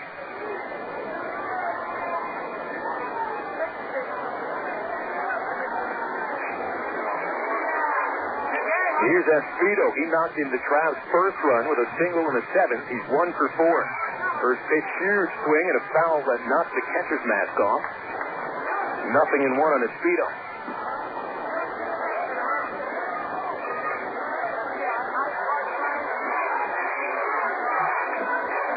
Nobody warming up in either bullpen. I mentioned Wilkerson was a starting pitcher as early as last year. The stretch, the pitch. Swing and a miss. Strike two on the slider. And a speedo in the hole.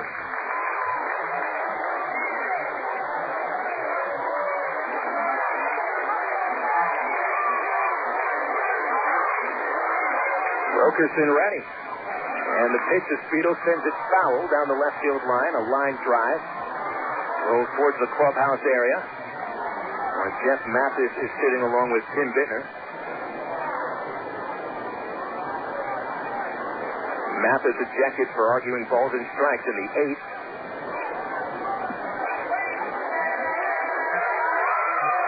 And that's why Del Chiaro led the 11th inning off.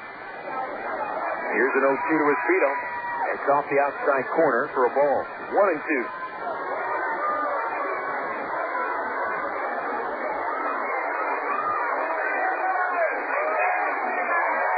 Here's a pitch to Speedo. Swinging a ground ball between first and second. Gotay chasing to short right field. Off balance to first. Gorgeous play. Travs go down 1-2-3 and a sparkling fielding play by Gotay to end the inning. That sends us to the bottom of the 11th, and we are tied at 5 back after this. Hey, fans, it's easy to get discount tickets to Travs games all year thanks to Ready Ice. Arkansas's #1 ice company, Ready Ice presents Ready Ice Wednesdays at Ray Wonder Field. Just pick up a discount coupon for any Wednesday Travs home game anywhere Ready Ice is sold, like most Shell and Exxon gas stations. Bring the coupons to the Travs box office for $3 general admission tickets to any Wednesday home game. That's Ready Ice Wednesdays at Ray Wonder Field all season long. Thanks to Arkansas's #1 ice company, Ready Ice. Faucets leaking, termites feasting, missing, tackle, piece and spackle, tubs, jacuzzis, tapes and movies, everything from A to Z. Crowd and lumber, tons of plumbers, elevators, coffee makers, radiators, party favors. Take a look and you'll see. Take your finger to the When it comes to making their buying decisions, people today let their fingers do the walking through Yellow Book Yellow Pages. It's no wonder. Yellow Book's packed with money-saving coupons, restaurant menus, and vital community info. And with more ads than ever before, it has everything you need right at your fingertips. It's easy to spot. Just reach for the yellow directory with the map on the cover and join the smart shoppers who choose Yellow Book. Not the other book. Put your business in Yellow Book. Call 1-800-YB-YELLOW. Not the other book.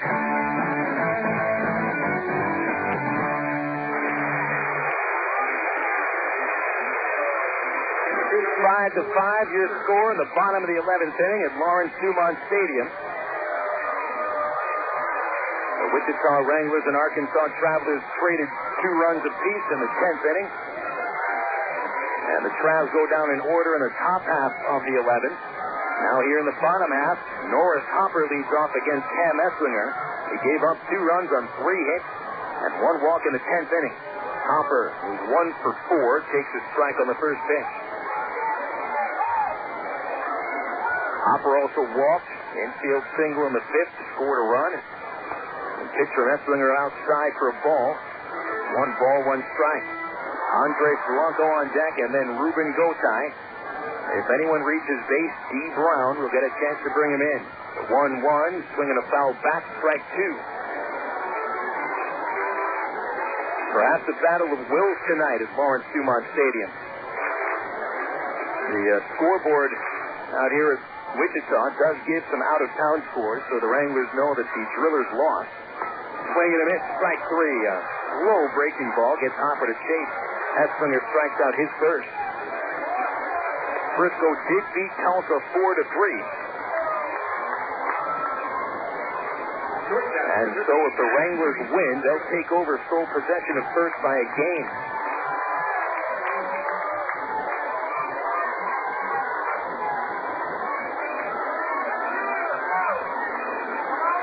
Here's Andres Blanco. He's 1 for 5 with a 5th inning bloop single.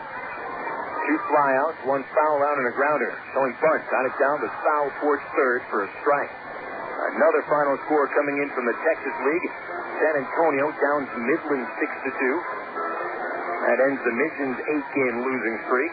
Juan Doan, the winner. He's 4-3. Shane Kamine takes the loss and drops to 3-3. Hunter Brown homered for the Missions, his fifth. John McCurdy hit his fifth home run for Midland. The 0-1, Blanco swings and misses, yanking his head, trying to hit his first home run of his career.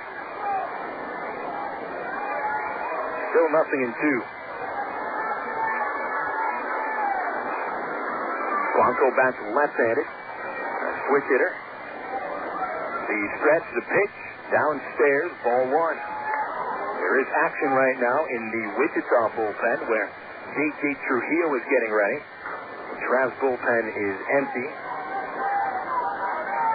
Hand-operated scoreboard in left center field starting to be switched over for as many innings as we're going to need. They're taking all the tallies off of the line score. Ball too high and away from Esslinger, and that got to the back screen. 2 balls, 2 strikes. 5 runs, 7 hits, and an error for the Travs. The Wranglers have scored 5 runs on 12 hits and 1 error. 1 out, bottom 11. Here's a 2-2. Curveball, high bouncing ball for Gomez at second. Leaps to grab it, throws to first. In time. Blanco is out. 2 gone in the inning. And Nelson Liriano can't believe that call as he argues with the base umpire at first. Liriano making some pointed gestures with his hands. And Jason Kaiser tells him that's enough. Bang, bang play at first base. Nice throw by Gomez off balance. Blanco runs well. And the fielders got the benefit of the doubt. 2 outs in the 11th. Ruben Gotay steps in. Gotay 1 for 5. His 2-run double in the 5th inning put the Wranglers ahead 3-0, and he grounded out in the 10th against Esslinger. Cam's first pitch is low for ball 1. Corner infielders slightly in. McPherson even at third. Elwood a step behind first. Middle infielders back as Gotay sends a ground ball past first. It goes down the line. Espedo hustles to cut it off. There he goes for second. So comes the second, and it is not in time. A double for Gotay with 2 outs. His second 2-bagger of the game, and now the Wranglers can win on a base hit by D. Brown.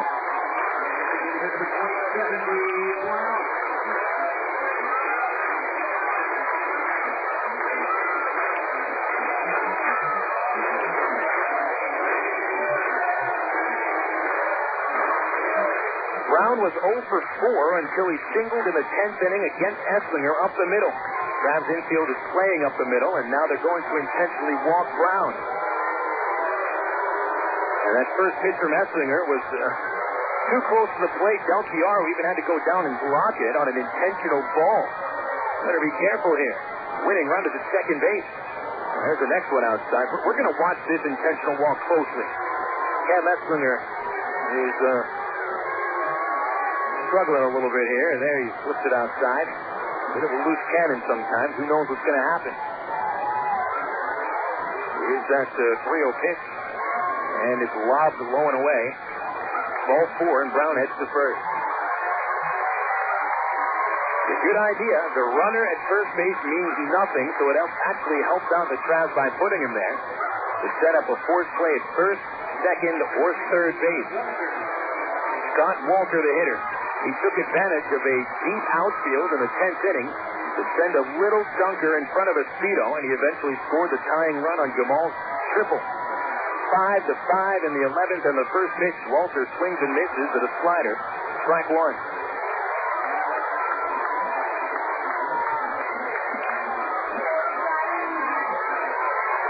Walter is 1 for 3, 2 off, a strikeout, a ground out to short, and the base hit to right. Runners to their lead. Gotay takes a good lead at second. About 7 steps off the base. The pitch. Slider called. Strike 2. Inside corner and a nice pitch.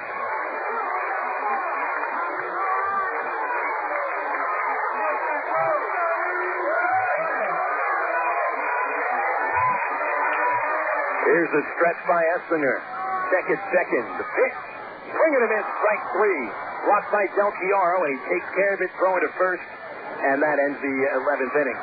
2 strikeouts for Esslinger and 2 runners stranded on the bases. We're heading into the 12th inning at Lawrence Dumont Stadium, the longest game inning-wise of the season, and we are still tied at 5. Emergency hotline, can I help you? Yes, I need help. All right, sir, what's the problem? I can't taste my beer. I feel it in my mouth, but there's no taste. Okay, sir, this is what I want you to do. Put the bottle down and step away from the beer. Okay. Walk straight to the corner store and pick up a 6-pack of Miller Lite. Okay. Don't worry, it's going to be all right. Next time, try the light beer that actually tastes like beer. Great tasting, less selling Miller Lite. Miller. Good call. Miller Brewing Company, Milwaukee, Wisconsin. Quatney Chevrolet says, buy new, buy now, and we'll show you how. During the Quatney Chevrolet all-out sell-out event. Special finance, cash rebate, rock-bottom prices on every new vehicle in stock. Only at Quatney Chevrolet in Jacksonville. Cars, trucks, vans, sports utility vehicles, all priced to sell now. Never before has Quatney offered such incredible savings. The largest Chevy clearance sale in Arkansas history going on now. Quatney Chevrolet in Jacksonville. An American Revolution. Now that the baseball season is here again, moms everywhere begin scouting for a cool, delicious recipe that won't take extra innings to make, like Del Monte's quick 3-bean salad. Simply combine a can of Del Monte cut green beans, a can of Del Monte waxed beans, a can of kidney beans, and a quarter cup of chopped red onions. Toss it together with some Italian oil and vinegar salad dressing, and you've got a quick score. Del Monte steps up to the plate with simple mealtime solutions that will have you saying, hey, I can do that. Look for Del Monte vegetables at your local Harvest Foods. Harvest Foods, an Arkansas company serving Arkansas. We haven't decided this game after 11 innings, so we're in the 12th, tied at 5 at Lawrence Dumont Stadium. Arkansas Travelers baseball on the ticket. Total Sports 1380 back tomorrow at another 640 ITT Tech pregame show for a 7 o'clock tilt with the Wranglers. The pitching matchup for tomorrow features right-hander Urban Santana for the Travs against Danny Tamayo. Tamayo, a right-hander who's 2-3 and a 5.18 earned run average. Santana, 1-0 in 3 starts. ERA is 3.29. 5 runs on 7 base hits and 1 error for the Travs. The Wranglers have scored 5 runs on 13 hits and also 1 error. Trujillo comes on in relief, a submarine-style right-hander, standing 6 feet tall, 180 pounds, born and raised in Corpus Christi, Texas. Leading off for the Travs is first baseman Mike Elward, who's gone 0 for 4 today. 2 strikeouts, a ground to third, and a fly to right. Trujillo, 2 and 4, 4 saves, 195 earned run average in the first pitch. Lines back to him, it hits him in the gut. He recovers and throws Elward out. 1 pitch, 1 out. Elward put good wood on that ball. And Trujillo appears to be okay, but Frank White, the Wrangler manager, is going to come out to check on him. Home plate umpire Chris Tiller tells him that if he's going to come out to the mound, he has to send the trainer out to the pitcher's mound, otherwise it's going to count as an appearance. I can't find the Wrangler trainer anywhere. Now he comes in. Jamie Welch got out of the Travs dugout pretty quickly as the Wranglers trainer, Charles Ledden, was all the way in the bullpen in left field. In fact, I think he had to come out of the clubhouse to sprint out there, and now he comes and will speak with Trujillo, and that'll send Jamie Welch back into the dugout. Good reaction, Jammer. You're right on top of things. Trujillo's okay. That was a really hard shot right back to him. It looked immediately that it was going to hit his head. And Trujillo was able to knock that ball down. I would say it was his stomach that knocked the ball down.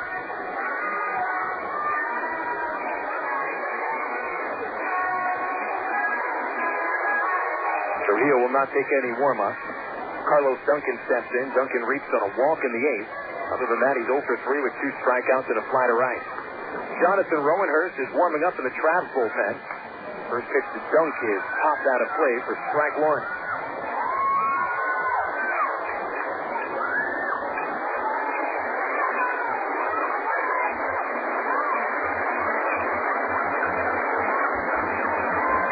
Trujillo pitching his 22nd game for the Wranglers.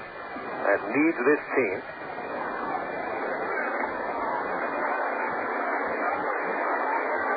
The pitch to Duncan, swing and a miss on a soft slider. Strike two. A lot of those breaking pitches from Trujillo. He does not throw very hard.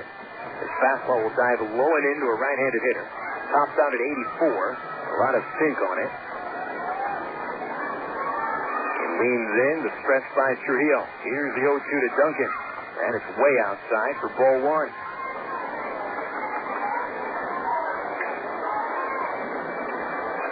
Team with the strongest bullpen is going to win this game.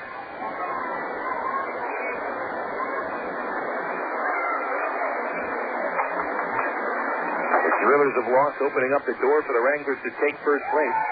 Duncan takes outside for ball two. If the Travs win this game, they'll get to within two of first place Tulsa.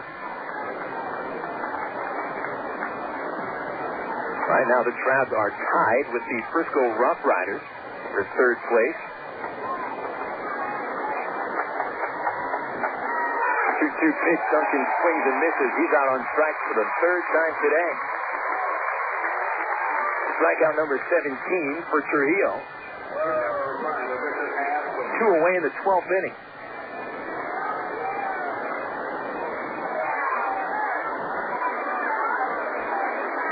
Alberto Cayaspo has scored 2 runs today. Reached on a fielder's choice in the 8th. Scored on Gorno's triple. Cayaspo tripled himself in the 10th inning. Scored on the pass ball charged to Walter. First pitch swinging, hard shot to first, gloves off the line by Santos. Pitcher covers the flip in time, and the Travs go down 1-2-3 for the second consecutive inning.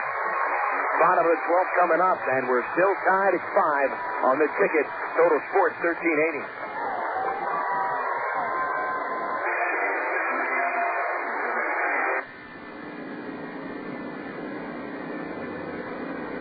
Big and Chick is the Great American Barbecue House, featuring rib dinners, barbecue sandwiches, gourmet sandwiches, catfish, burgers, choice steaks, country fried steak, chicken, and more. Your whole family will enjoy Big and Chick. There's a kids menu for the little ones, and now for those watching those carbs, Big and Chick features a low-carb menu with the same great taste Big and Chick is famous for. Dine in or carry out. For large groups and parties, Big and Chick caters too. Big and Chick, 7824 Highway 107 in Sherwood. Open 10:30 a.m. to 9 p.m. Monday through Saturday. Looking for the perfect snack to go along with the game? Pick up America's #1 food craving and hit a home run with your family. With more than 300 varieties of cheese made right here in America, there are endless ways to cave to the crave. Stop by your local grocer for ideas on how to create mouth-watering appetizers that the entire family's going to love. Cheese is the perfect snack to accompany any game, and you'll be a winner with your family.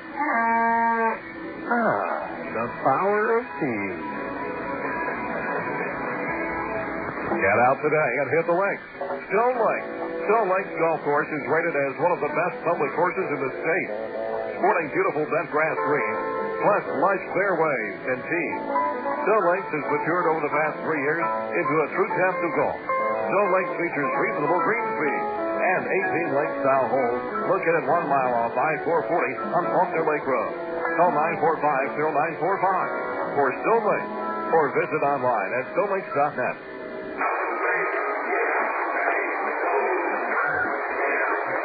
Jonathan Rowenhurst comes out of the Travs bullpen, the 5th pitcher the Travs have used tonight. Tied at 5 in the bottom of the 12th. Cam Esslinger worked the 10th and the 11th, blowing the save, allowing 2 runs in the 10th. But he left a winning run on base in the 11th inning and passes the game on to Rowenhurst. Rowenhurst 1 and 3, 5 saves, 314 earned run average. He allows a 190 batting average against, 3 homers, 8 walks. 25 strikeouts in 28 and 2/3 innings. First man he'll face Chad Santos. Santos is ground out to the mound of the 10th inning, brought home Wichita's first run of that frame. It was 5-4 at that point, and here's the first pitch, and it's in there for a called strike. Santos homered in the 4th, a solo shot, his 10th of the year. He is 1 for 5. The left-handed batter with Gamal and Jones to follow. The pitch on the way, and he fouls it back to the screen for strike 2. Bill Elson here with you on the ticket. Total Sports 1380. This is the longest game innings-wise we've played this year. Extra inning game number 5. Travs are 3-1. Here's the 0-2. Curveball high and tight. Ball 1.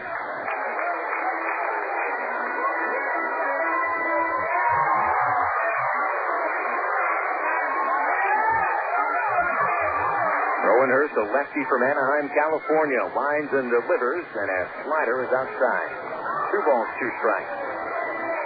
The lone extra inning game the Travs have lost this season was here in Wichita. Actually, this is not the longest game. We played 14 innings here in Wichita on the 12th of April. Travs lost the game 3-2. The pitch, swinging the ground to short. Kayako has it. Alberto takes his time and a throw to first for out number 1.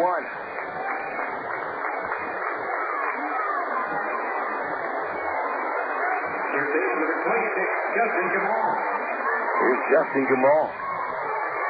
Gamal's triple in the 10th inning. Knocks home the tying run. He's having his best game of the year. It's 4 for 5.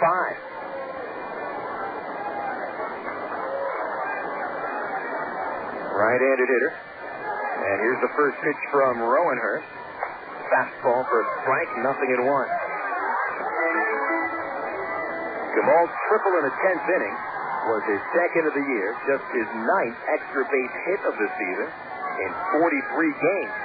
The kick and the pitch from Jonathan, downstairs and in, 1-1. Gamal is pretty much a singles hitter, but he really sent a shot to the right field gap of the 10th on an 0-2 count as well.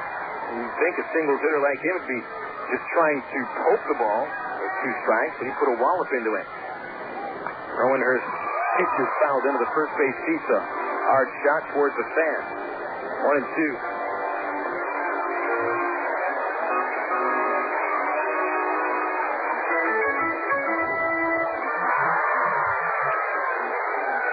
Quarter may guard the lines. The outfield pretty deep. Rowanhurst swings into action with his 1-2 and called strike 3. Outside corner, Rowanhurst registers the second out of the inning.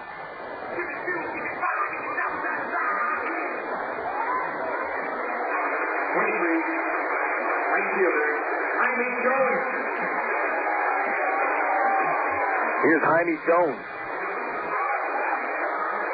Boy, looking through the crowd, all sorts of yawns and people rubbing their eyes. About a third of the crowd is stuck around. Jones sends a liner to short. Alberto Kayako makes the catch, and we're going to go into the 13th. 12 innings in the books. We're here on the ticket. Total Sports 1380.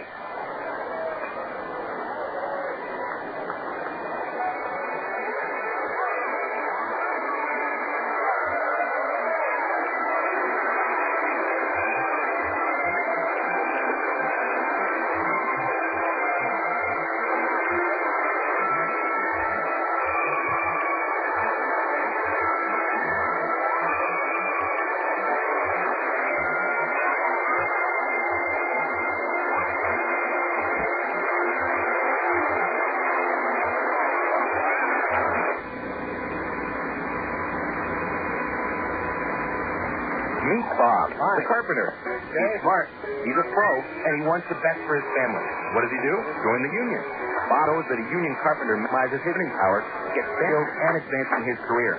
Carpenter. Trujillo working in his second inning today.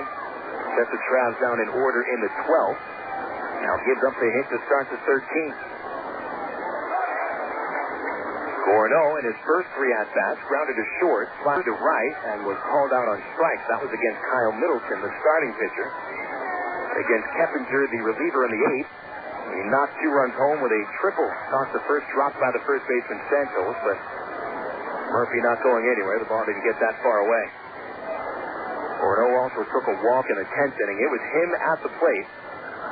That ball 4 got behind the catcher Walter, which scored Kayako with what then was the go-ahead run. Of course, the Wranglers tied it with a 2-run bottom of the 10th. Here comes the first pitch. Gorno squares around, offers at it, and misses with a bunt, strike 1.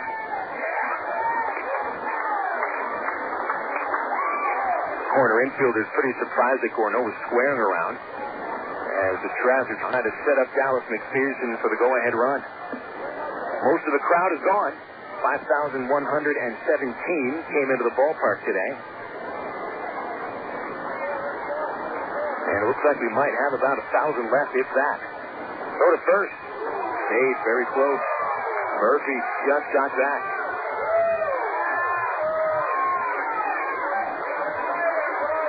Five runs, 8 hits, 1 error for the Travs and the Wranglers at 5-13-1. Trujillo hits the sign. Jamal in at third, and the corner infielder's charge. Corneau offers the bunt and fouls it back for strike 2. Part of the Angels' organizational philosophy to have their top prospects bunting in the low levels of the minors and even at AA and AAA. Because Nick Corneau might get a September call-up, and he might be asked to bunt. Well, they want these prospects bunting at least a couple of times. The count is 0-2. We'll see if he squares her out again. First baseman Gamal just in front of the sliding pit. Trujillo throws. Corneau tries the bunt, but brings the bat back and takes ball 1.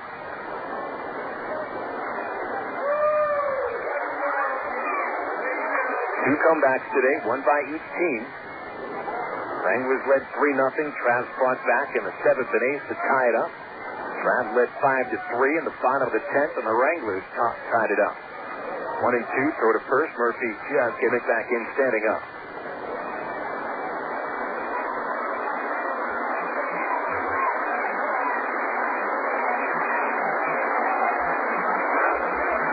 Jamal remains in front of third base. Another throw to first, this time diving in safely, Tommy Murphy. That's the 13th inning with a single to right field.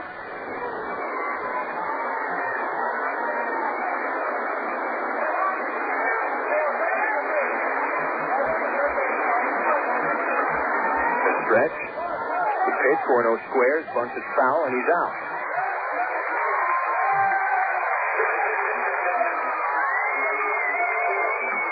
Strikeout for Trujillo, his second of the game. Here comes McPherson.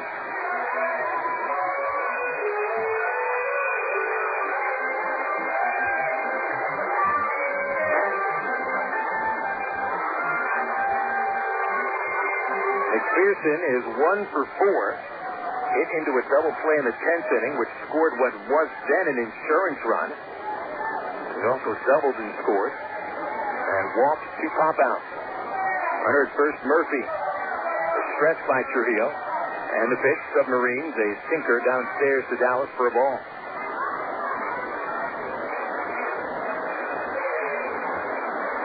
Fairly quiet game for McPherson. Considering he's hit 6 homers in his last 11 games. Here's the 1-0. And it almost hit Dallas. He got out of the way. High and inside, 2-0. One of McPherson's homers over this pair was a 3-run bomb off of Trujillo on the Monday morning game last week in Little Rock.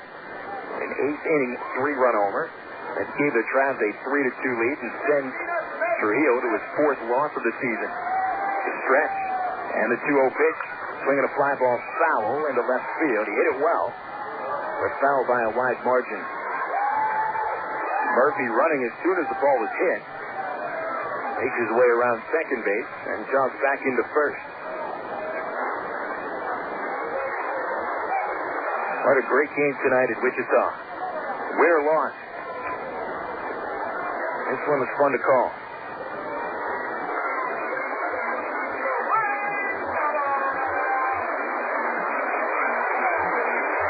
Two and 1 the count. Pearson leans back and sees Trujillo throw back to first base. Tommy Murphy cutting a path for himself between 6 feet off of first and into first. He's diving back about 3 or 4 times over the past few pitches. Another throw to first, and Murphy just gets back. Trujillo is changing his timing a little bit.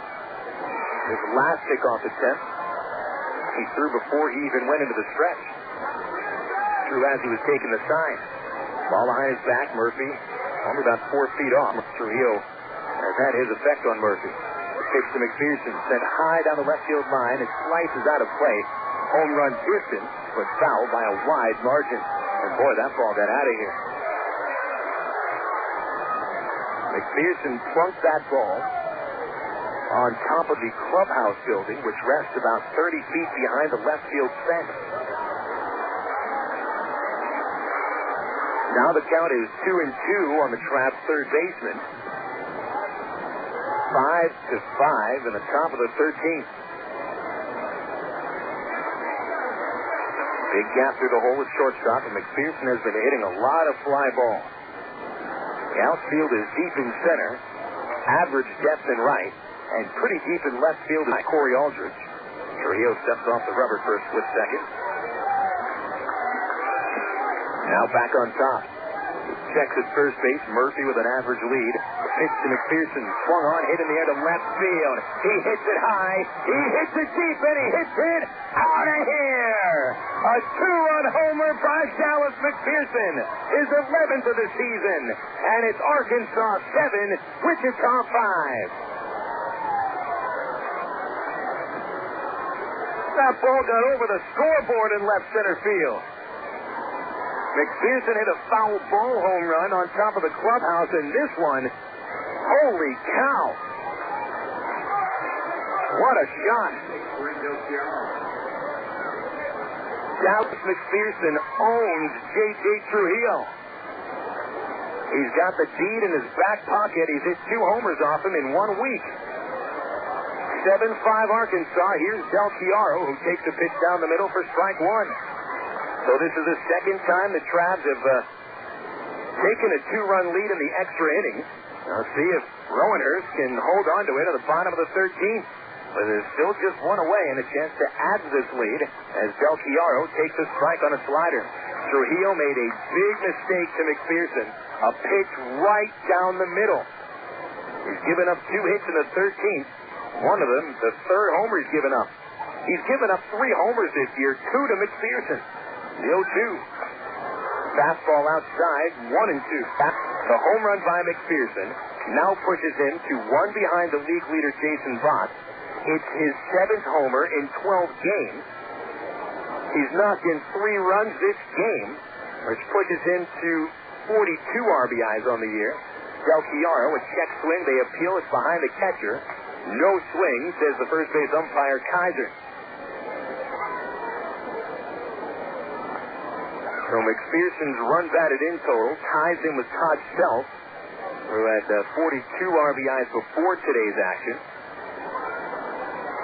Round Rock was leading El Paso 6-5 in the ninth, but we do not know if Self knocked a run home.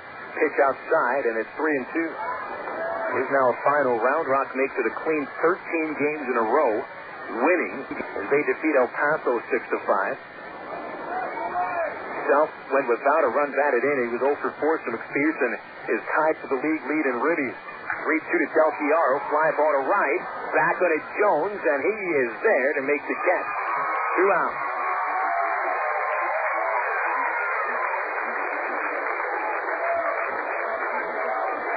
Dallas McPherson, on the day he is named the Texas League Player of the Week, and he doesn't even know he's been given that award. Cracks a 2-run homer in the 13th for a 2-run lead. This game ain't over yet, folks. If you've been paying attention to the Arkansas Travelers, you know a 2-run lead in the late innings is never safe. Here's Gomez, 1 for 5, and the first pitch a strike on the inside in the corner. What, they're not putting the clip from Rudy up on the scoreboard? What, are you kidding me? This is the 6th time to the plate. Let's stay consistent, Wranglers. Sean Astin still on the scoreboard, however, as a pitch to Gomez low, 1-1. I'm not even going to ask Rudy about this after the game. I'm sure he's been getting it ever since that movie came out in the mid-90s.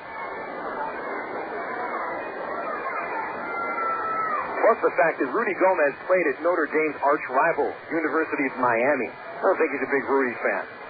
The 1-1 outside, 2-1.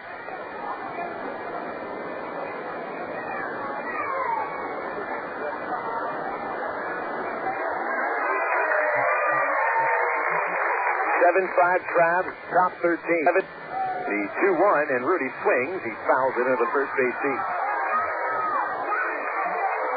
Tommy Murphy started the 13th inning with a ground ball base hit to right. Corno struck out attempting to bunt into second, and McPherson said, forget about the bunt. I got home run power.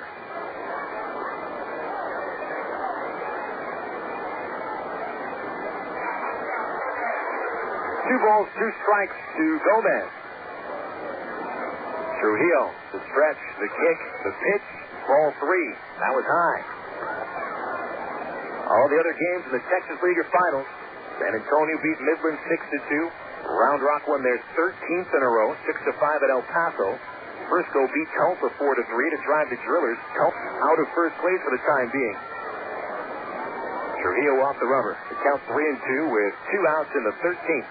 In the bottom of the 13th, the Wranglers send the number 9 hitter Corey Aldridge to lead off.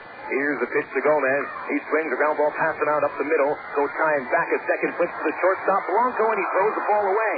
It got past the first baseman, but Gomez does not try to get to second as it ricochets off the fence. That's the second time we've seen Gotay and Blanco try that. It is so flashy and so fun to watch. The second baseman has no leverage on the ball. He can't get the good throw to first. So instead, with the shortstop coming up the middle, the shortstop gets the ball flipped to him, and Blanco had all his momentum carrying him to first. But he could not throw Gomez out. He is credited with an infield single, the third hit of the inning for the Travs. And here's Jason Espedo. Espedo is 1 for 5, had a run batted in the 7th. Here comes Larry Carter out of the dugout. The Wrangler pitching coach has some words to say to J.J. Trujillo. And a right-hander starts to throw in the Wichita bullpen. Mike Natale getting ready. What a game tonight at Lawrence Dumont Stadium. Every once in a while, folks, you watch a baseball game that just reminds you how well the game can be played. Granted, there's been some miscues here and there, but this game has been long on drama and short on dullness. Games like this that make the 3.5-hour debacles all worth watching.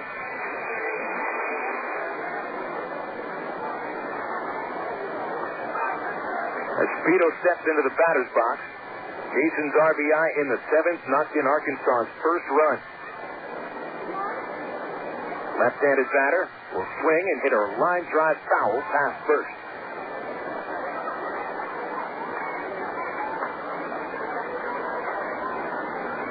Travs lead 7-5. It's the second lead of the game. Cam Eslinger blew the last one, allowing 2 runs in the bottom of the 10th. Here's the pitch, and it's blowing into Espedo. 1-1.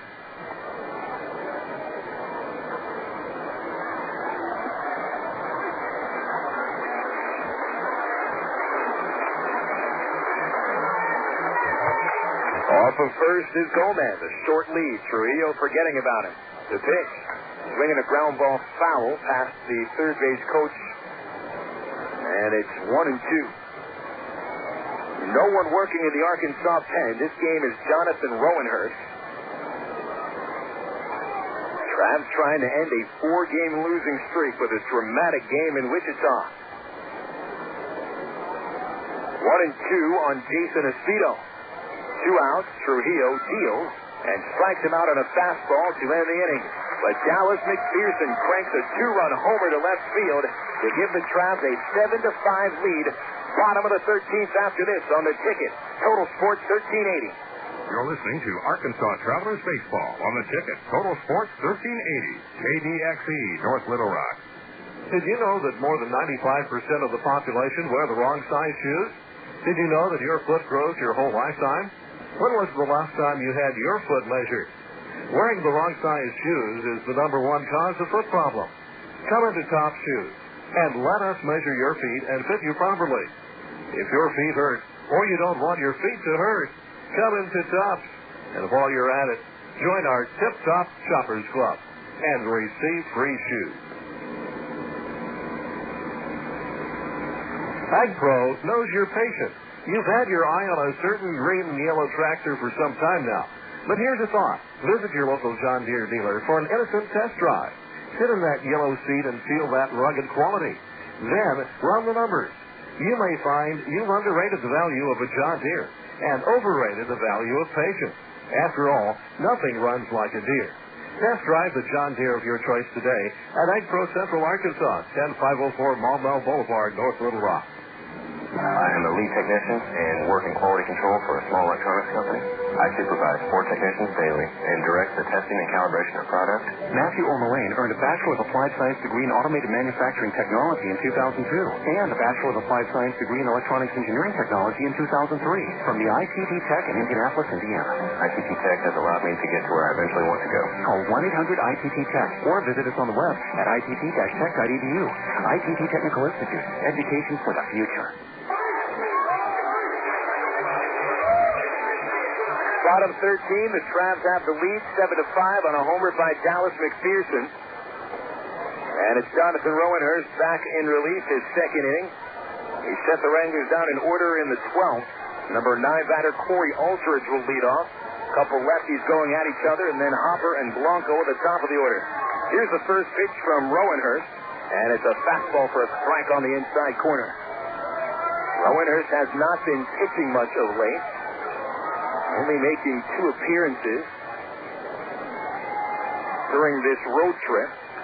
The 0-1 is high.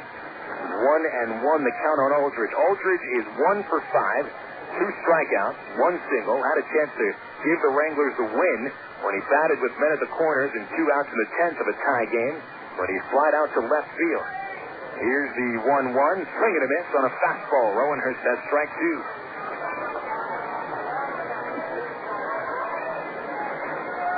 1 win on the season for Rowenhurst. That came on the 3rd of May in extra innings at El Paso. The count 1-2. The kick, the pitch, called, strike 3. Outside corner, the 3rd time Aldridge has gone down on strike. The 2nd strikeout for Rowenhurst. 1 away in the 13th.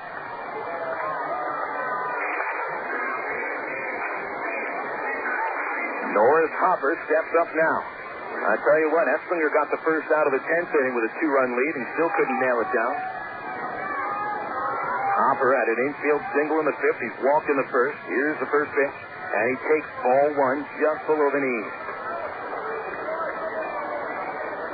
A right-handed batter, Hopper with good speed. The infield is deep. The outfield is shallow. Elward, the closest infielder, even at first. The pitch is chopped towards second. 2 bounces. Gomez has it. Throw to Elward, and there's 2 outs. 1 more out, and this 4-game losing streak is history.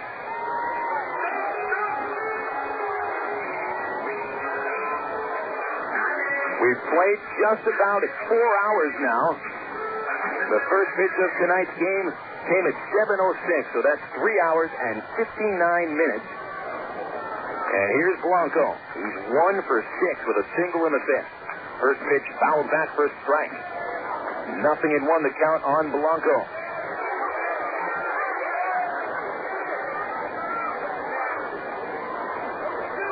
Blanco, a switch hitter, will bat right-handed. The pitch from Rowenhurst. Set up the middle. Touched by Rowenhurst. The Gomez at second. He recovers it and throws to first. And this game is over. 1-4-3 goes the out. And the Travs win 7-5 and break the 4-game losing streak. And you can put it in the book.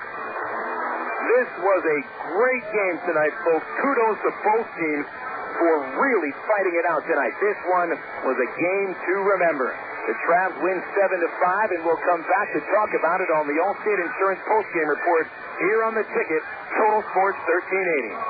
That tailgate guy, we all know him. He's the guy whose car is always way too close for comfort.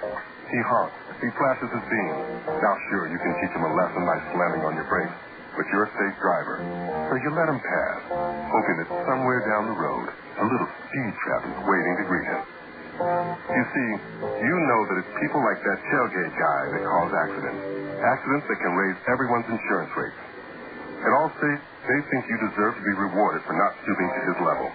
So if you've got a safe record, Allstate can save you up to 25% off your auto insurance. Safe drivers cost everyone less. They should pay less. That's Allstate stand. Are you in good hands? For more information, visit your local Allstate agent. Call 1-800-ALLSTATE or click on Allstate.com. Allstate, proud sponsor of the 2004 U.S. Olympic team. Discounted insurance offered only with select companies and subject to availability and qualifications. Discount amount may be lower and applies to most major coverages. Allstate Insurance Company and Allstate Property and Casualty Insurance Company, Northbrook, Illinois. It started just like fun, socially. A sweet potato here, a churro there. I mean, what's the big deal? Just a few carbohydrates, right? But then the craving started. Crackers, pancakes, toast points, it didn't matter as long as it had carbs. I started ignoring my friends and family unless they had just made lasagna. Luckily, that's when my bartender told me about Miller Lite. With half the carbs of Bud Light, you can enjoy a great tasting, less filling beer without having to ride the C train. Don't let carbs ruin your life. Miller, good call. For 12 ounces, Miller Lite contains 3.2 grams carbohydrates. Bud Light contains 6.6 grams. Miller Brewing Company, Milwaukee, Wisconsin.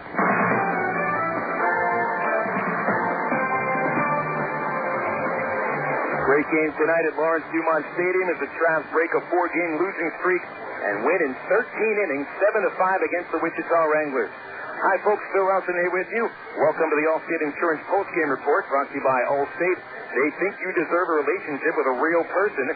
That's Allstate, Stan. Are you in good hands? Well, let's get to the recap as we went the first 3 innings without a run scored as Tim Bittner and Kyle Middleton matched up. Bittner sent down the first 2 batters of the 4th inning before Chad Santos stepped up to put the Wranglers ahead by a 1-0 lead with a homer to right field. And the handover had wind up, and the pitch to Santos hit in the air to right field. Got it back to the fence, and Santos hits his 10th home run of the season and puts the Wranglers ahead. Number 10 on the season for Santos to take the team lead away from D. Brown, and that put the Wranglers ahead 1-0. They made it 3-0 in the 5th. An infield single was run out by Norris Hopper, beating out a grounder to second. Andres Blanco then blooped a shallow fly ball to center for a base hit. Brought up Ruben Gotay. Gotay's been a trap killer. The Army Air Force as a flight instructor. Gotay sends a fly ball right center field. Murphy chasing, and it's past him. It'll hit the fence. Here come Hopper and Blanco around third base together, and they will score standing up, and the Wranglers lead 3-0 on a 2-run double by Gotay. Gotay has just hit the Travs a ton this year and continued with that 2-run double. 3-0 Wranglers, and they were cruising as Kyle Middleton did not allow a run until the 7th inning. Dallas McPherson led off with a double past the first baseman, and after 2 outs, Jason Espino came through. And here comes the 3-1. Espino swings, come back over the mound. Gotay and Blanco can't get there. It's into center. Here comes McPherson around third. He'll score the first run of the game for the Travs. RBI number 23 for Jason Espino, and the lead is cut to 2 runs. So that RBI for Espino, again number 23. The Travs came back again in the 8th inning as Middleton walked Carlos Duncan to start the inning. A wild pitch sent him to second, but then Alberto Caiazzo hit a ground ball to shortstop, and Duncan was caught into rundown for the first out of the inning. That was it for Middleton. He left the game with 7 1/3 innings of work. Tommy Murphy stepped up to the plate against the reliever Billy Keppinger and hit a hard grounder to third baseman Justin Gamal. Should have been an easy double play, but instead Gamal kicked it for an error, which set up Nick Gorno to drive in the tying run. Here's the stretch and the pitch. Swing and a line drive to right field. Jones on his horse, and it's down for a base hit. It'll roll to the fence. Here comes Caiazzo to score. Murphy around third, and he'll score. On to third, Gorno with a triple, and the Travs tie the game. Beautiful piece of hitting by Gorno opposite field, and that tied the game at 3. We remain tied after the 9th inning, and then a crazy 10th inning. Carlos Duncan flied out to right against Wes Wilkerson. Alberto Caiazzo then sent a triple down the left field line and rolled along the fence, allowing Caiazzo to go from second to third base. The Wranglers intentionally walked Tommy Murphy to set up Nick Gorno. Gorno ran the count full, and the go-ahead run scored on a pretty crazy play. Who Wilkerson goes to. He's ready. The pitch to Gorno. Murphy runs. High and tight ball 4, and the ball gets behind the catcher, Walter. Here comes from third base, Caiazzo waves. Chase! He beats the throw to home. On to third base is Murphy as the Travs have taken the lead on a wild pitch by Wes Wilkerson. It was actually called a pass ball later, so the pass ball gave the Travs a 1-run lead. And they would end up scoring another run of the 10th as McPherson grounded into a 3-6-3 double play. Murphy scored from third. He had reached third base on the pass ball. The reason he scored on the double play was because the first baseman Santos stepped on first base, erasing the force out at second, which brought Murphy home from third, and the Travs had themselves a 2-run cushion. But 2 runs at that point was not enough. After 1 out, Cam Esslinger allowed a single to deep round up the middle. The outfield was playing pretty deep, so that allowed Scott Walter to bloop a single to right field. Chad Santos then bounced back to the mound, scoring Brown from third base. That was the second out of the inning. Justin Gamal then came up, and what a hit by Gamal. Finished the game with 4 hits. This was his 4th to win against Wichita. The stretch, the pitch, swinging a fly ball to right field. Back on it is Speedo, and he can't get it. It's over his head. This will tie the game as Walter scores. Gamal racing for third base. He's in there with a triple, and the best we can do is get into the 11th. Well, we did get into the 11th as Gamal never made it home because the Wranglers could not bring him in. Cam Esslinger was able to retire Corey Aldridge on a fly out to left field to end that inning. The teams then also traded a scoreless 11th, which brought us into the 12th. The Travs were... nobody scored on the 12th inning either as each team went down in order, sent us into the 13th inning. The Wranglers had pitcher J.G. Trujillo on. He had pitched a perfect 12th. Then in the 13th, Tommy Murphy led off with a single to right field. Trujillo struck out Nick Gorno, who was trying to bunt. He bunted 3 times, bunted them all foul. Brought up Dallas McPherson.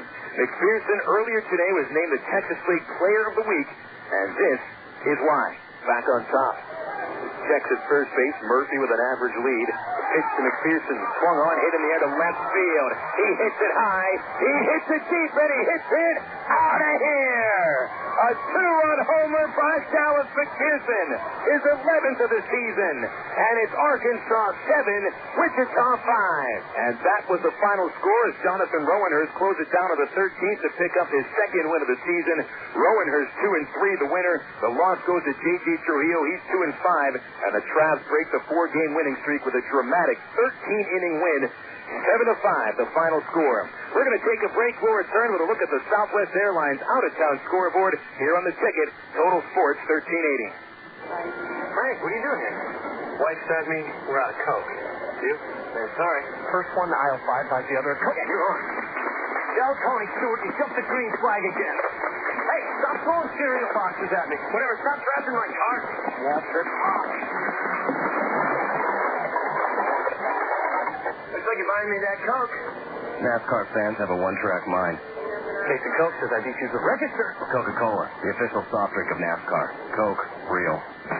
Better burger. Sonic's got them, others don't. Introducing Sonic's newest burger, the Little Cheese. 2 junior beef patties with 2 slices of smoky cheddar cheese. Add on lettuce and tomato, crispy bacon, and Sonic's own honey pepper sauce. And you've got a taste big enough to deserve the name, the Little Cheese. Try one today at participating Sonic. The new Little Cheese. It's not just good, it's Sonic good. And if you're counting carbs, try Sonic's new carb-friendly bun. It's got all the taste without all the carbs. Welcome back to Lawrence Dumont Stadium. A wonderful game tonight in Wichita. The Travs win in 13 innings by the final score of 7-5. Phil Elson here with you. Let's get to the Southwest Airlines out-of-town scoreboard, beginning in the Texas League, where all the other games are finals. The Tulsa Drillers fall out of first place for the time being. Actually, they'll now be tied with the Wichita Wranglers atop first as the Frisco Rough Riders win their 4th consecutive game, 4-3 at Tulsa. Chris Young gets the win for the Rough Riders, a tall right-hander. Ended up going 5 1/3 innings, allowing 1 walk, 4 hits, 2 strikeouts. He struck out, 2 runs, 4 hits, 1 walk, 5 strikeouts. Picks up his 3rd win of the season. Billy Sylvester struck out 4 in an inning and a third. He saved his 6th of the year. Frisco got 2 RBIs from Andrew Feinbrink, 2 runs scored from Drew Meyer. The loss saddled to Zach Parker. He drops to 2 and 4. Elsewhere in the Texas League, the Round Rock Express made it a clean 13 games in a row as they defeat El Paso by the final of 6-5. Ivan Coffey hit a 2-run homer. Tommy Whiteman knocked in a pair of runs, and the Round Rock pitching staff made it stand, especially the bullpen. Philip Barzilla, Mike Burns, and Santiago Ramirez combined for 4 2/3 shutout relief innings. Barzilla 2 2/3 with 1 hit allowed. He's 3-0 with the win. Santiago Ramirez pitches a scoreless ninth. save his league-leading 18th of the year. El Paso righty Scott Barber takes the loss. He drops to 1-2, and the Diablos lose their 35th game against only 16 wins. Round Rock, 13 consecutive victories, 37 wins on the season against only 15 losses, and they will now be 11.5 games ahead of the second-place Midland Rockhounds as San Antonio downs Midland today 6-2. That'll end the Mission's 8-game losing streak and send them to their 23rd win of the season. San Antonio got a homer from Hunter Brown, his 5th of the year, 2 RBIs from Greg Jacobs, and the winning pitcher was Juan Doan, goes 5 strong innings, 5 hits, 1 run, 2 walks, and a strikeout for his 4th win. Shane Camine drops to 3-3. So today's Texas League standings move over to look like this. The Drillers and the Wranglers still tied atop the East Division. The Travs are 2 games out at 25 and 26, and the Frisco Rough Riders are 2.5 games out. Folks, there's 2.5 games separating 4 teams in the East Division. Just amazing. Round Rock has cinched away the West Division. It's not mathematically eliminated yet. The Round Rock Express are 11.5 games ahead with only 18 games to go. Now to the major leagues. There are 2 games in progress in the National League. It's San Francisco 5, the Diamondbacks 2 in the top of the ninth. Barry Bonds has hit his 14th home run of the year, and Michael Tucker hit his 4th. Colorado 4, San Diego 1. That's in the bottom of the 8th. The other scores in the National League are finals. St. Louis Cardinals beat the Pirates in Pittsburgh today, 8-3. Scott Rowland and Tony Womack hit home runs. Jason Marquis with 3 hits and his 4th win of the season. Craig Wilson hit homer number 12 for the Bucks. Cardinals pick up that victory, and they move to 27 and 23. Milwaukee and the Dodgers went 10 innings, and the Dodgers win 3-2 at Dodger Stadium. Milwaukee had a 2-0 lead in the bottom of the ninth, could not hold on to it. Eric Gagne picks up his 2nd win of the season. Jeff Jenkins hit the game's only homer. Milwaukee's outfielder has hit 5 on the year. Elsewhere in the National League, it was the Chicago Cubs winning against Houston 3-1. Lance Berkman homers for the 14th time for Houston. Moises Alou hit homer number 13 for the Cubbies. Greg Maddux the winner. He's 4-4. Roy Oswalt takes the loss. He drops to 3-4. Joe Borowski saves his 9th. Cincinnati Reds defeat the Florida Marlins. That ends the Marlins winning streak at 5. Reds 9, Marlins 7. Reds hit 5 homers, 2 from Sean Casey. He now has 9 on the year. Ken Griffey at his 13th. Barry Larkin number 3. Willie Mopena homer number 4. Jay Riedling picked up the 4th win of the season. Danny Graves saved his major league leading 24th. The Mets over the Phillies at Philadelphia today, 5-3. Orber Moreno picks up his 1st win. Brett Myers, the loss is 3-3. Brady Looper saves his 8th. Mets get a homer from Jason Phillips, now 3 homers in his last 2 games. Pat Burrow hit homer number 10 for the losing Philadelphia Phillies. Phillies remain 2 games in back of first place Florida. And lastly, in the National League, Atlanta over Montreal 8-2. They put the game away with a 6-run 7th. J.D. Drew and Nick Green hit homers for the Bravos. Brad Snyder hit his 7th, and the losing cause for the Expos. Russ Ortiz, the winner, he's 6-4. Ivan Hernandez drops to 3-5. In the American League, it was Baltimore 13, the Red Sox 4 at Fenway Park. Melvin Mora and DJ Surhoff hit homers. Mora hit his 10th of the year. Rodrigo Lopez picks up his 4th win. Derek Lowe drops to 4-5. Red Sox got a homer from Kevin Millar, and the Sox, with the loss, drop into a first-place tie with the New York Yankees. Baltimore just 5 games out. Detroit 8-4 winners against Kansas City, as the Tigers hit 5 homers, 2 from Eric Munson, 2 from Carlos Guillen, 1 from Omar Infante. Not the winner. Darrell May suffers his 7th loss. Ken Harvey hit his 7th home run for the Royals. Tampa Bay 7-3 winners in Minnesota. The D-Rays win in their 2nd straight. Tino Martinez and Fred McGriff hit homers. McGriff's 1st of the season. Bell the winner. Bryson to the loser. Minnesota got a homer from Henry Blanco. 1 game currently in progress in the American League. Seattle 4, Toronto 2 in the top of the 8th. Frank Menechino and Vernon Wells with solo shots for the Blue Jays. You are now up to date across the major leagues and the Texas League thanks to the Southwest Airlines out-of-town scoreboard. Don't forget you can always log on for low fares online at www.southwest.com. Travs win today by the final of 7-5. We'll wrap it up after this on the ticket. Total Sports 1380. Americans are used to paying a little more for convenience. $5 extra for the guy to bring the pizza to your house. A higher price tag on the aspirin at the convenience store. But Allstate actually charges you less to make things more convenient. If you insure your house and your car with Allstate, you'll save money. Up to 10% off the auto bill and 15% off the home insurance. If you ever need to use that insurance, you'll have the convenience of having only one agent to call. The Allstate home and auto discounts. More convenient, more reasonable. You shouldn't have to pay more for convenience. That's Allstate's stand. Are you in good hands? Find out. Visit your local Allstate agent. Call 1-800-ALLSTATE or click on Allstate.com. Allstate, proud sponsor of the 2004 U.S. Olympic team. Discounts and insurance offered only with select companies and subject to availability and qualifications. Discount amounts may be lower. Allstate Insurance Company and Allstate Indemnity Company, Northbrook, Illinois. Of all the days of the week, it seems that Mondays are everybody's least favorite day. Well, the Travs and the Arkansas Democrat-Gazette have a reason for baseball fans to look forward to Mondays. That's because Mondays are Democrat-Gazette family night here at the ballpark. You just pick up a copy of Monday's Democrat-Gazette, and you'll find a discount family ticket right there in the sports section. That's right. It's a coupon that admits the whole family for just $2 a person. Hey, Mondays don't sound so bad anymore. Well, welcome back to the Allstate Insurance Postgame Report, brought to you by Allstate, where they think you deserve a relationship with a real person. That is Allstate's stand. Are you in good hands? What a great game tonight at Lawrence Dumont Stadium. One of the best we've seen this season, and the Travs win in 13 innings by the final score of 7-5. BC Powder player of the game today will be Dallas McPherson. It's his team-leading 11th homer of the season to break the 5-5 tie in the 13th. McPherson, who earlier today was named the Texas League Player of the Week, is just on an unbelievable tear right now. The home run he hit in the 13th inning was his 7th in his last 12 games. He finishes today with 2 runs batted in, meaning that he now has knocked in 42 on the season, actually 41 on the season, one behind the league leader Todd Self. And McPherson just crushed that home run. It went over the scoreboard in left center field. Even more impressive with that, it was an opposite field shot. Just an amazing game tonight out here. We saw 2 comebacks. The Travs came from behind 3-0. The Wranglers came from 2 runs back in the bottom of the 10th. Travs able to hold on to it, and they pick up their 25th win of the season against 26 losses. The Wranglers fall to 27 and 24. Here are the official final totals. The Travs score 7 runs on 10 base hits, 1 error. They left 6 runners on the bases. The Wranglers score 5 runs on 13 hits, 1 error, and 12 men left on. The winning pitcher is Jonathan Rowenhurst. His record 2-3. J.T. Trujillo takes the loss, his second straight against the Travs. He drops to 2-5. 2 homers in the ball game. Chad Santos, the first baseman for the Wranglers, hit his 10th.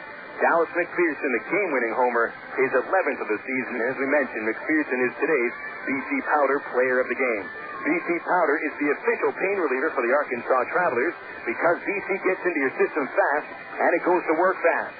For headaches, backaches, or muscle pain, nothing works faster than BC. Use as directed. Well, this game tonight here at Lawrence Dumont Stadium, hopefully a precursor to more games tomorrow as the Travs will look for their second win in a row after they break this 4-game losing streak. Tomorrow, the Travs have right-hander Irvin Santana taking the hill. Santana with a record of 1-0, 3.29 ERA. It will be his 4th start of the year. Taking the mound for the Wranglers, right-hander Danny Tamayo. It'll be his 8th start with Wichita. His record 2-3 and a 5.18 earned run average. Our first pitch coming at 7 o'clock tomorrow night. That means the ITT Tech pregame show will start at 6:40 right here on the ticket, Total Sports 1380.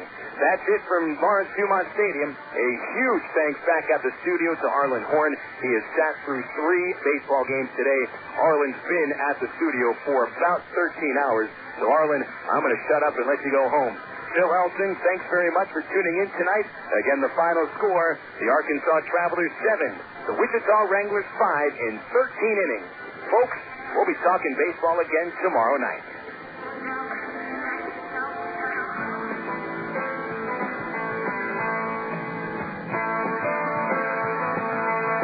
You've been listening to Arkansas Travelers Baseball on the ticket, Total Sports 1380. Arkansas Travelers Baseball is made possible by Miller Lite, ITT Technical Institute, Coca-Cola, Sonic Drive-In, BC Powder, and by Allstate Insurance.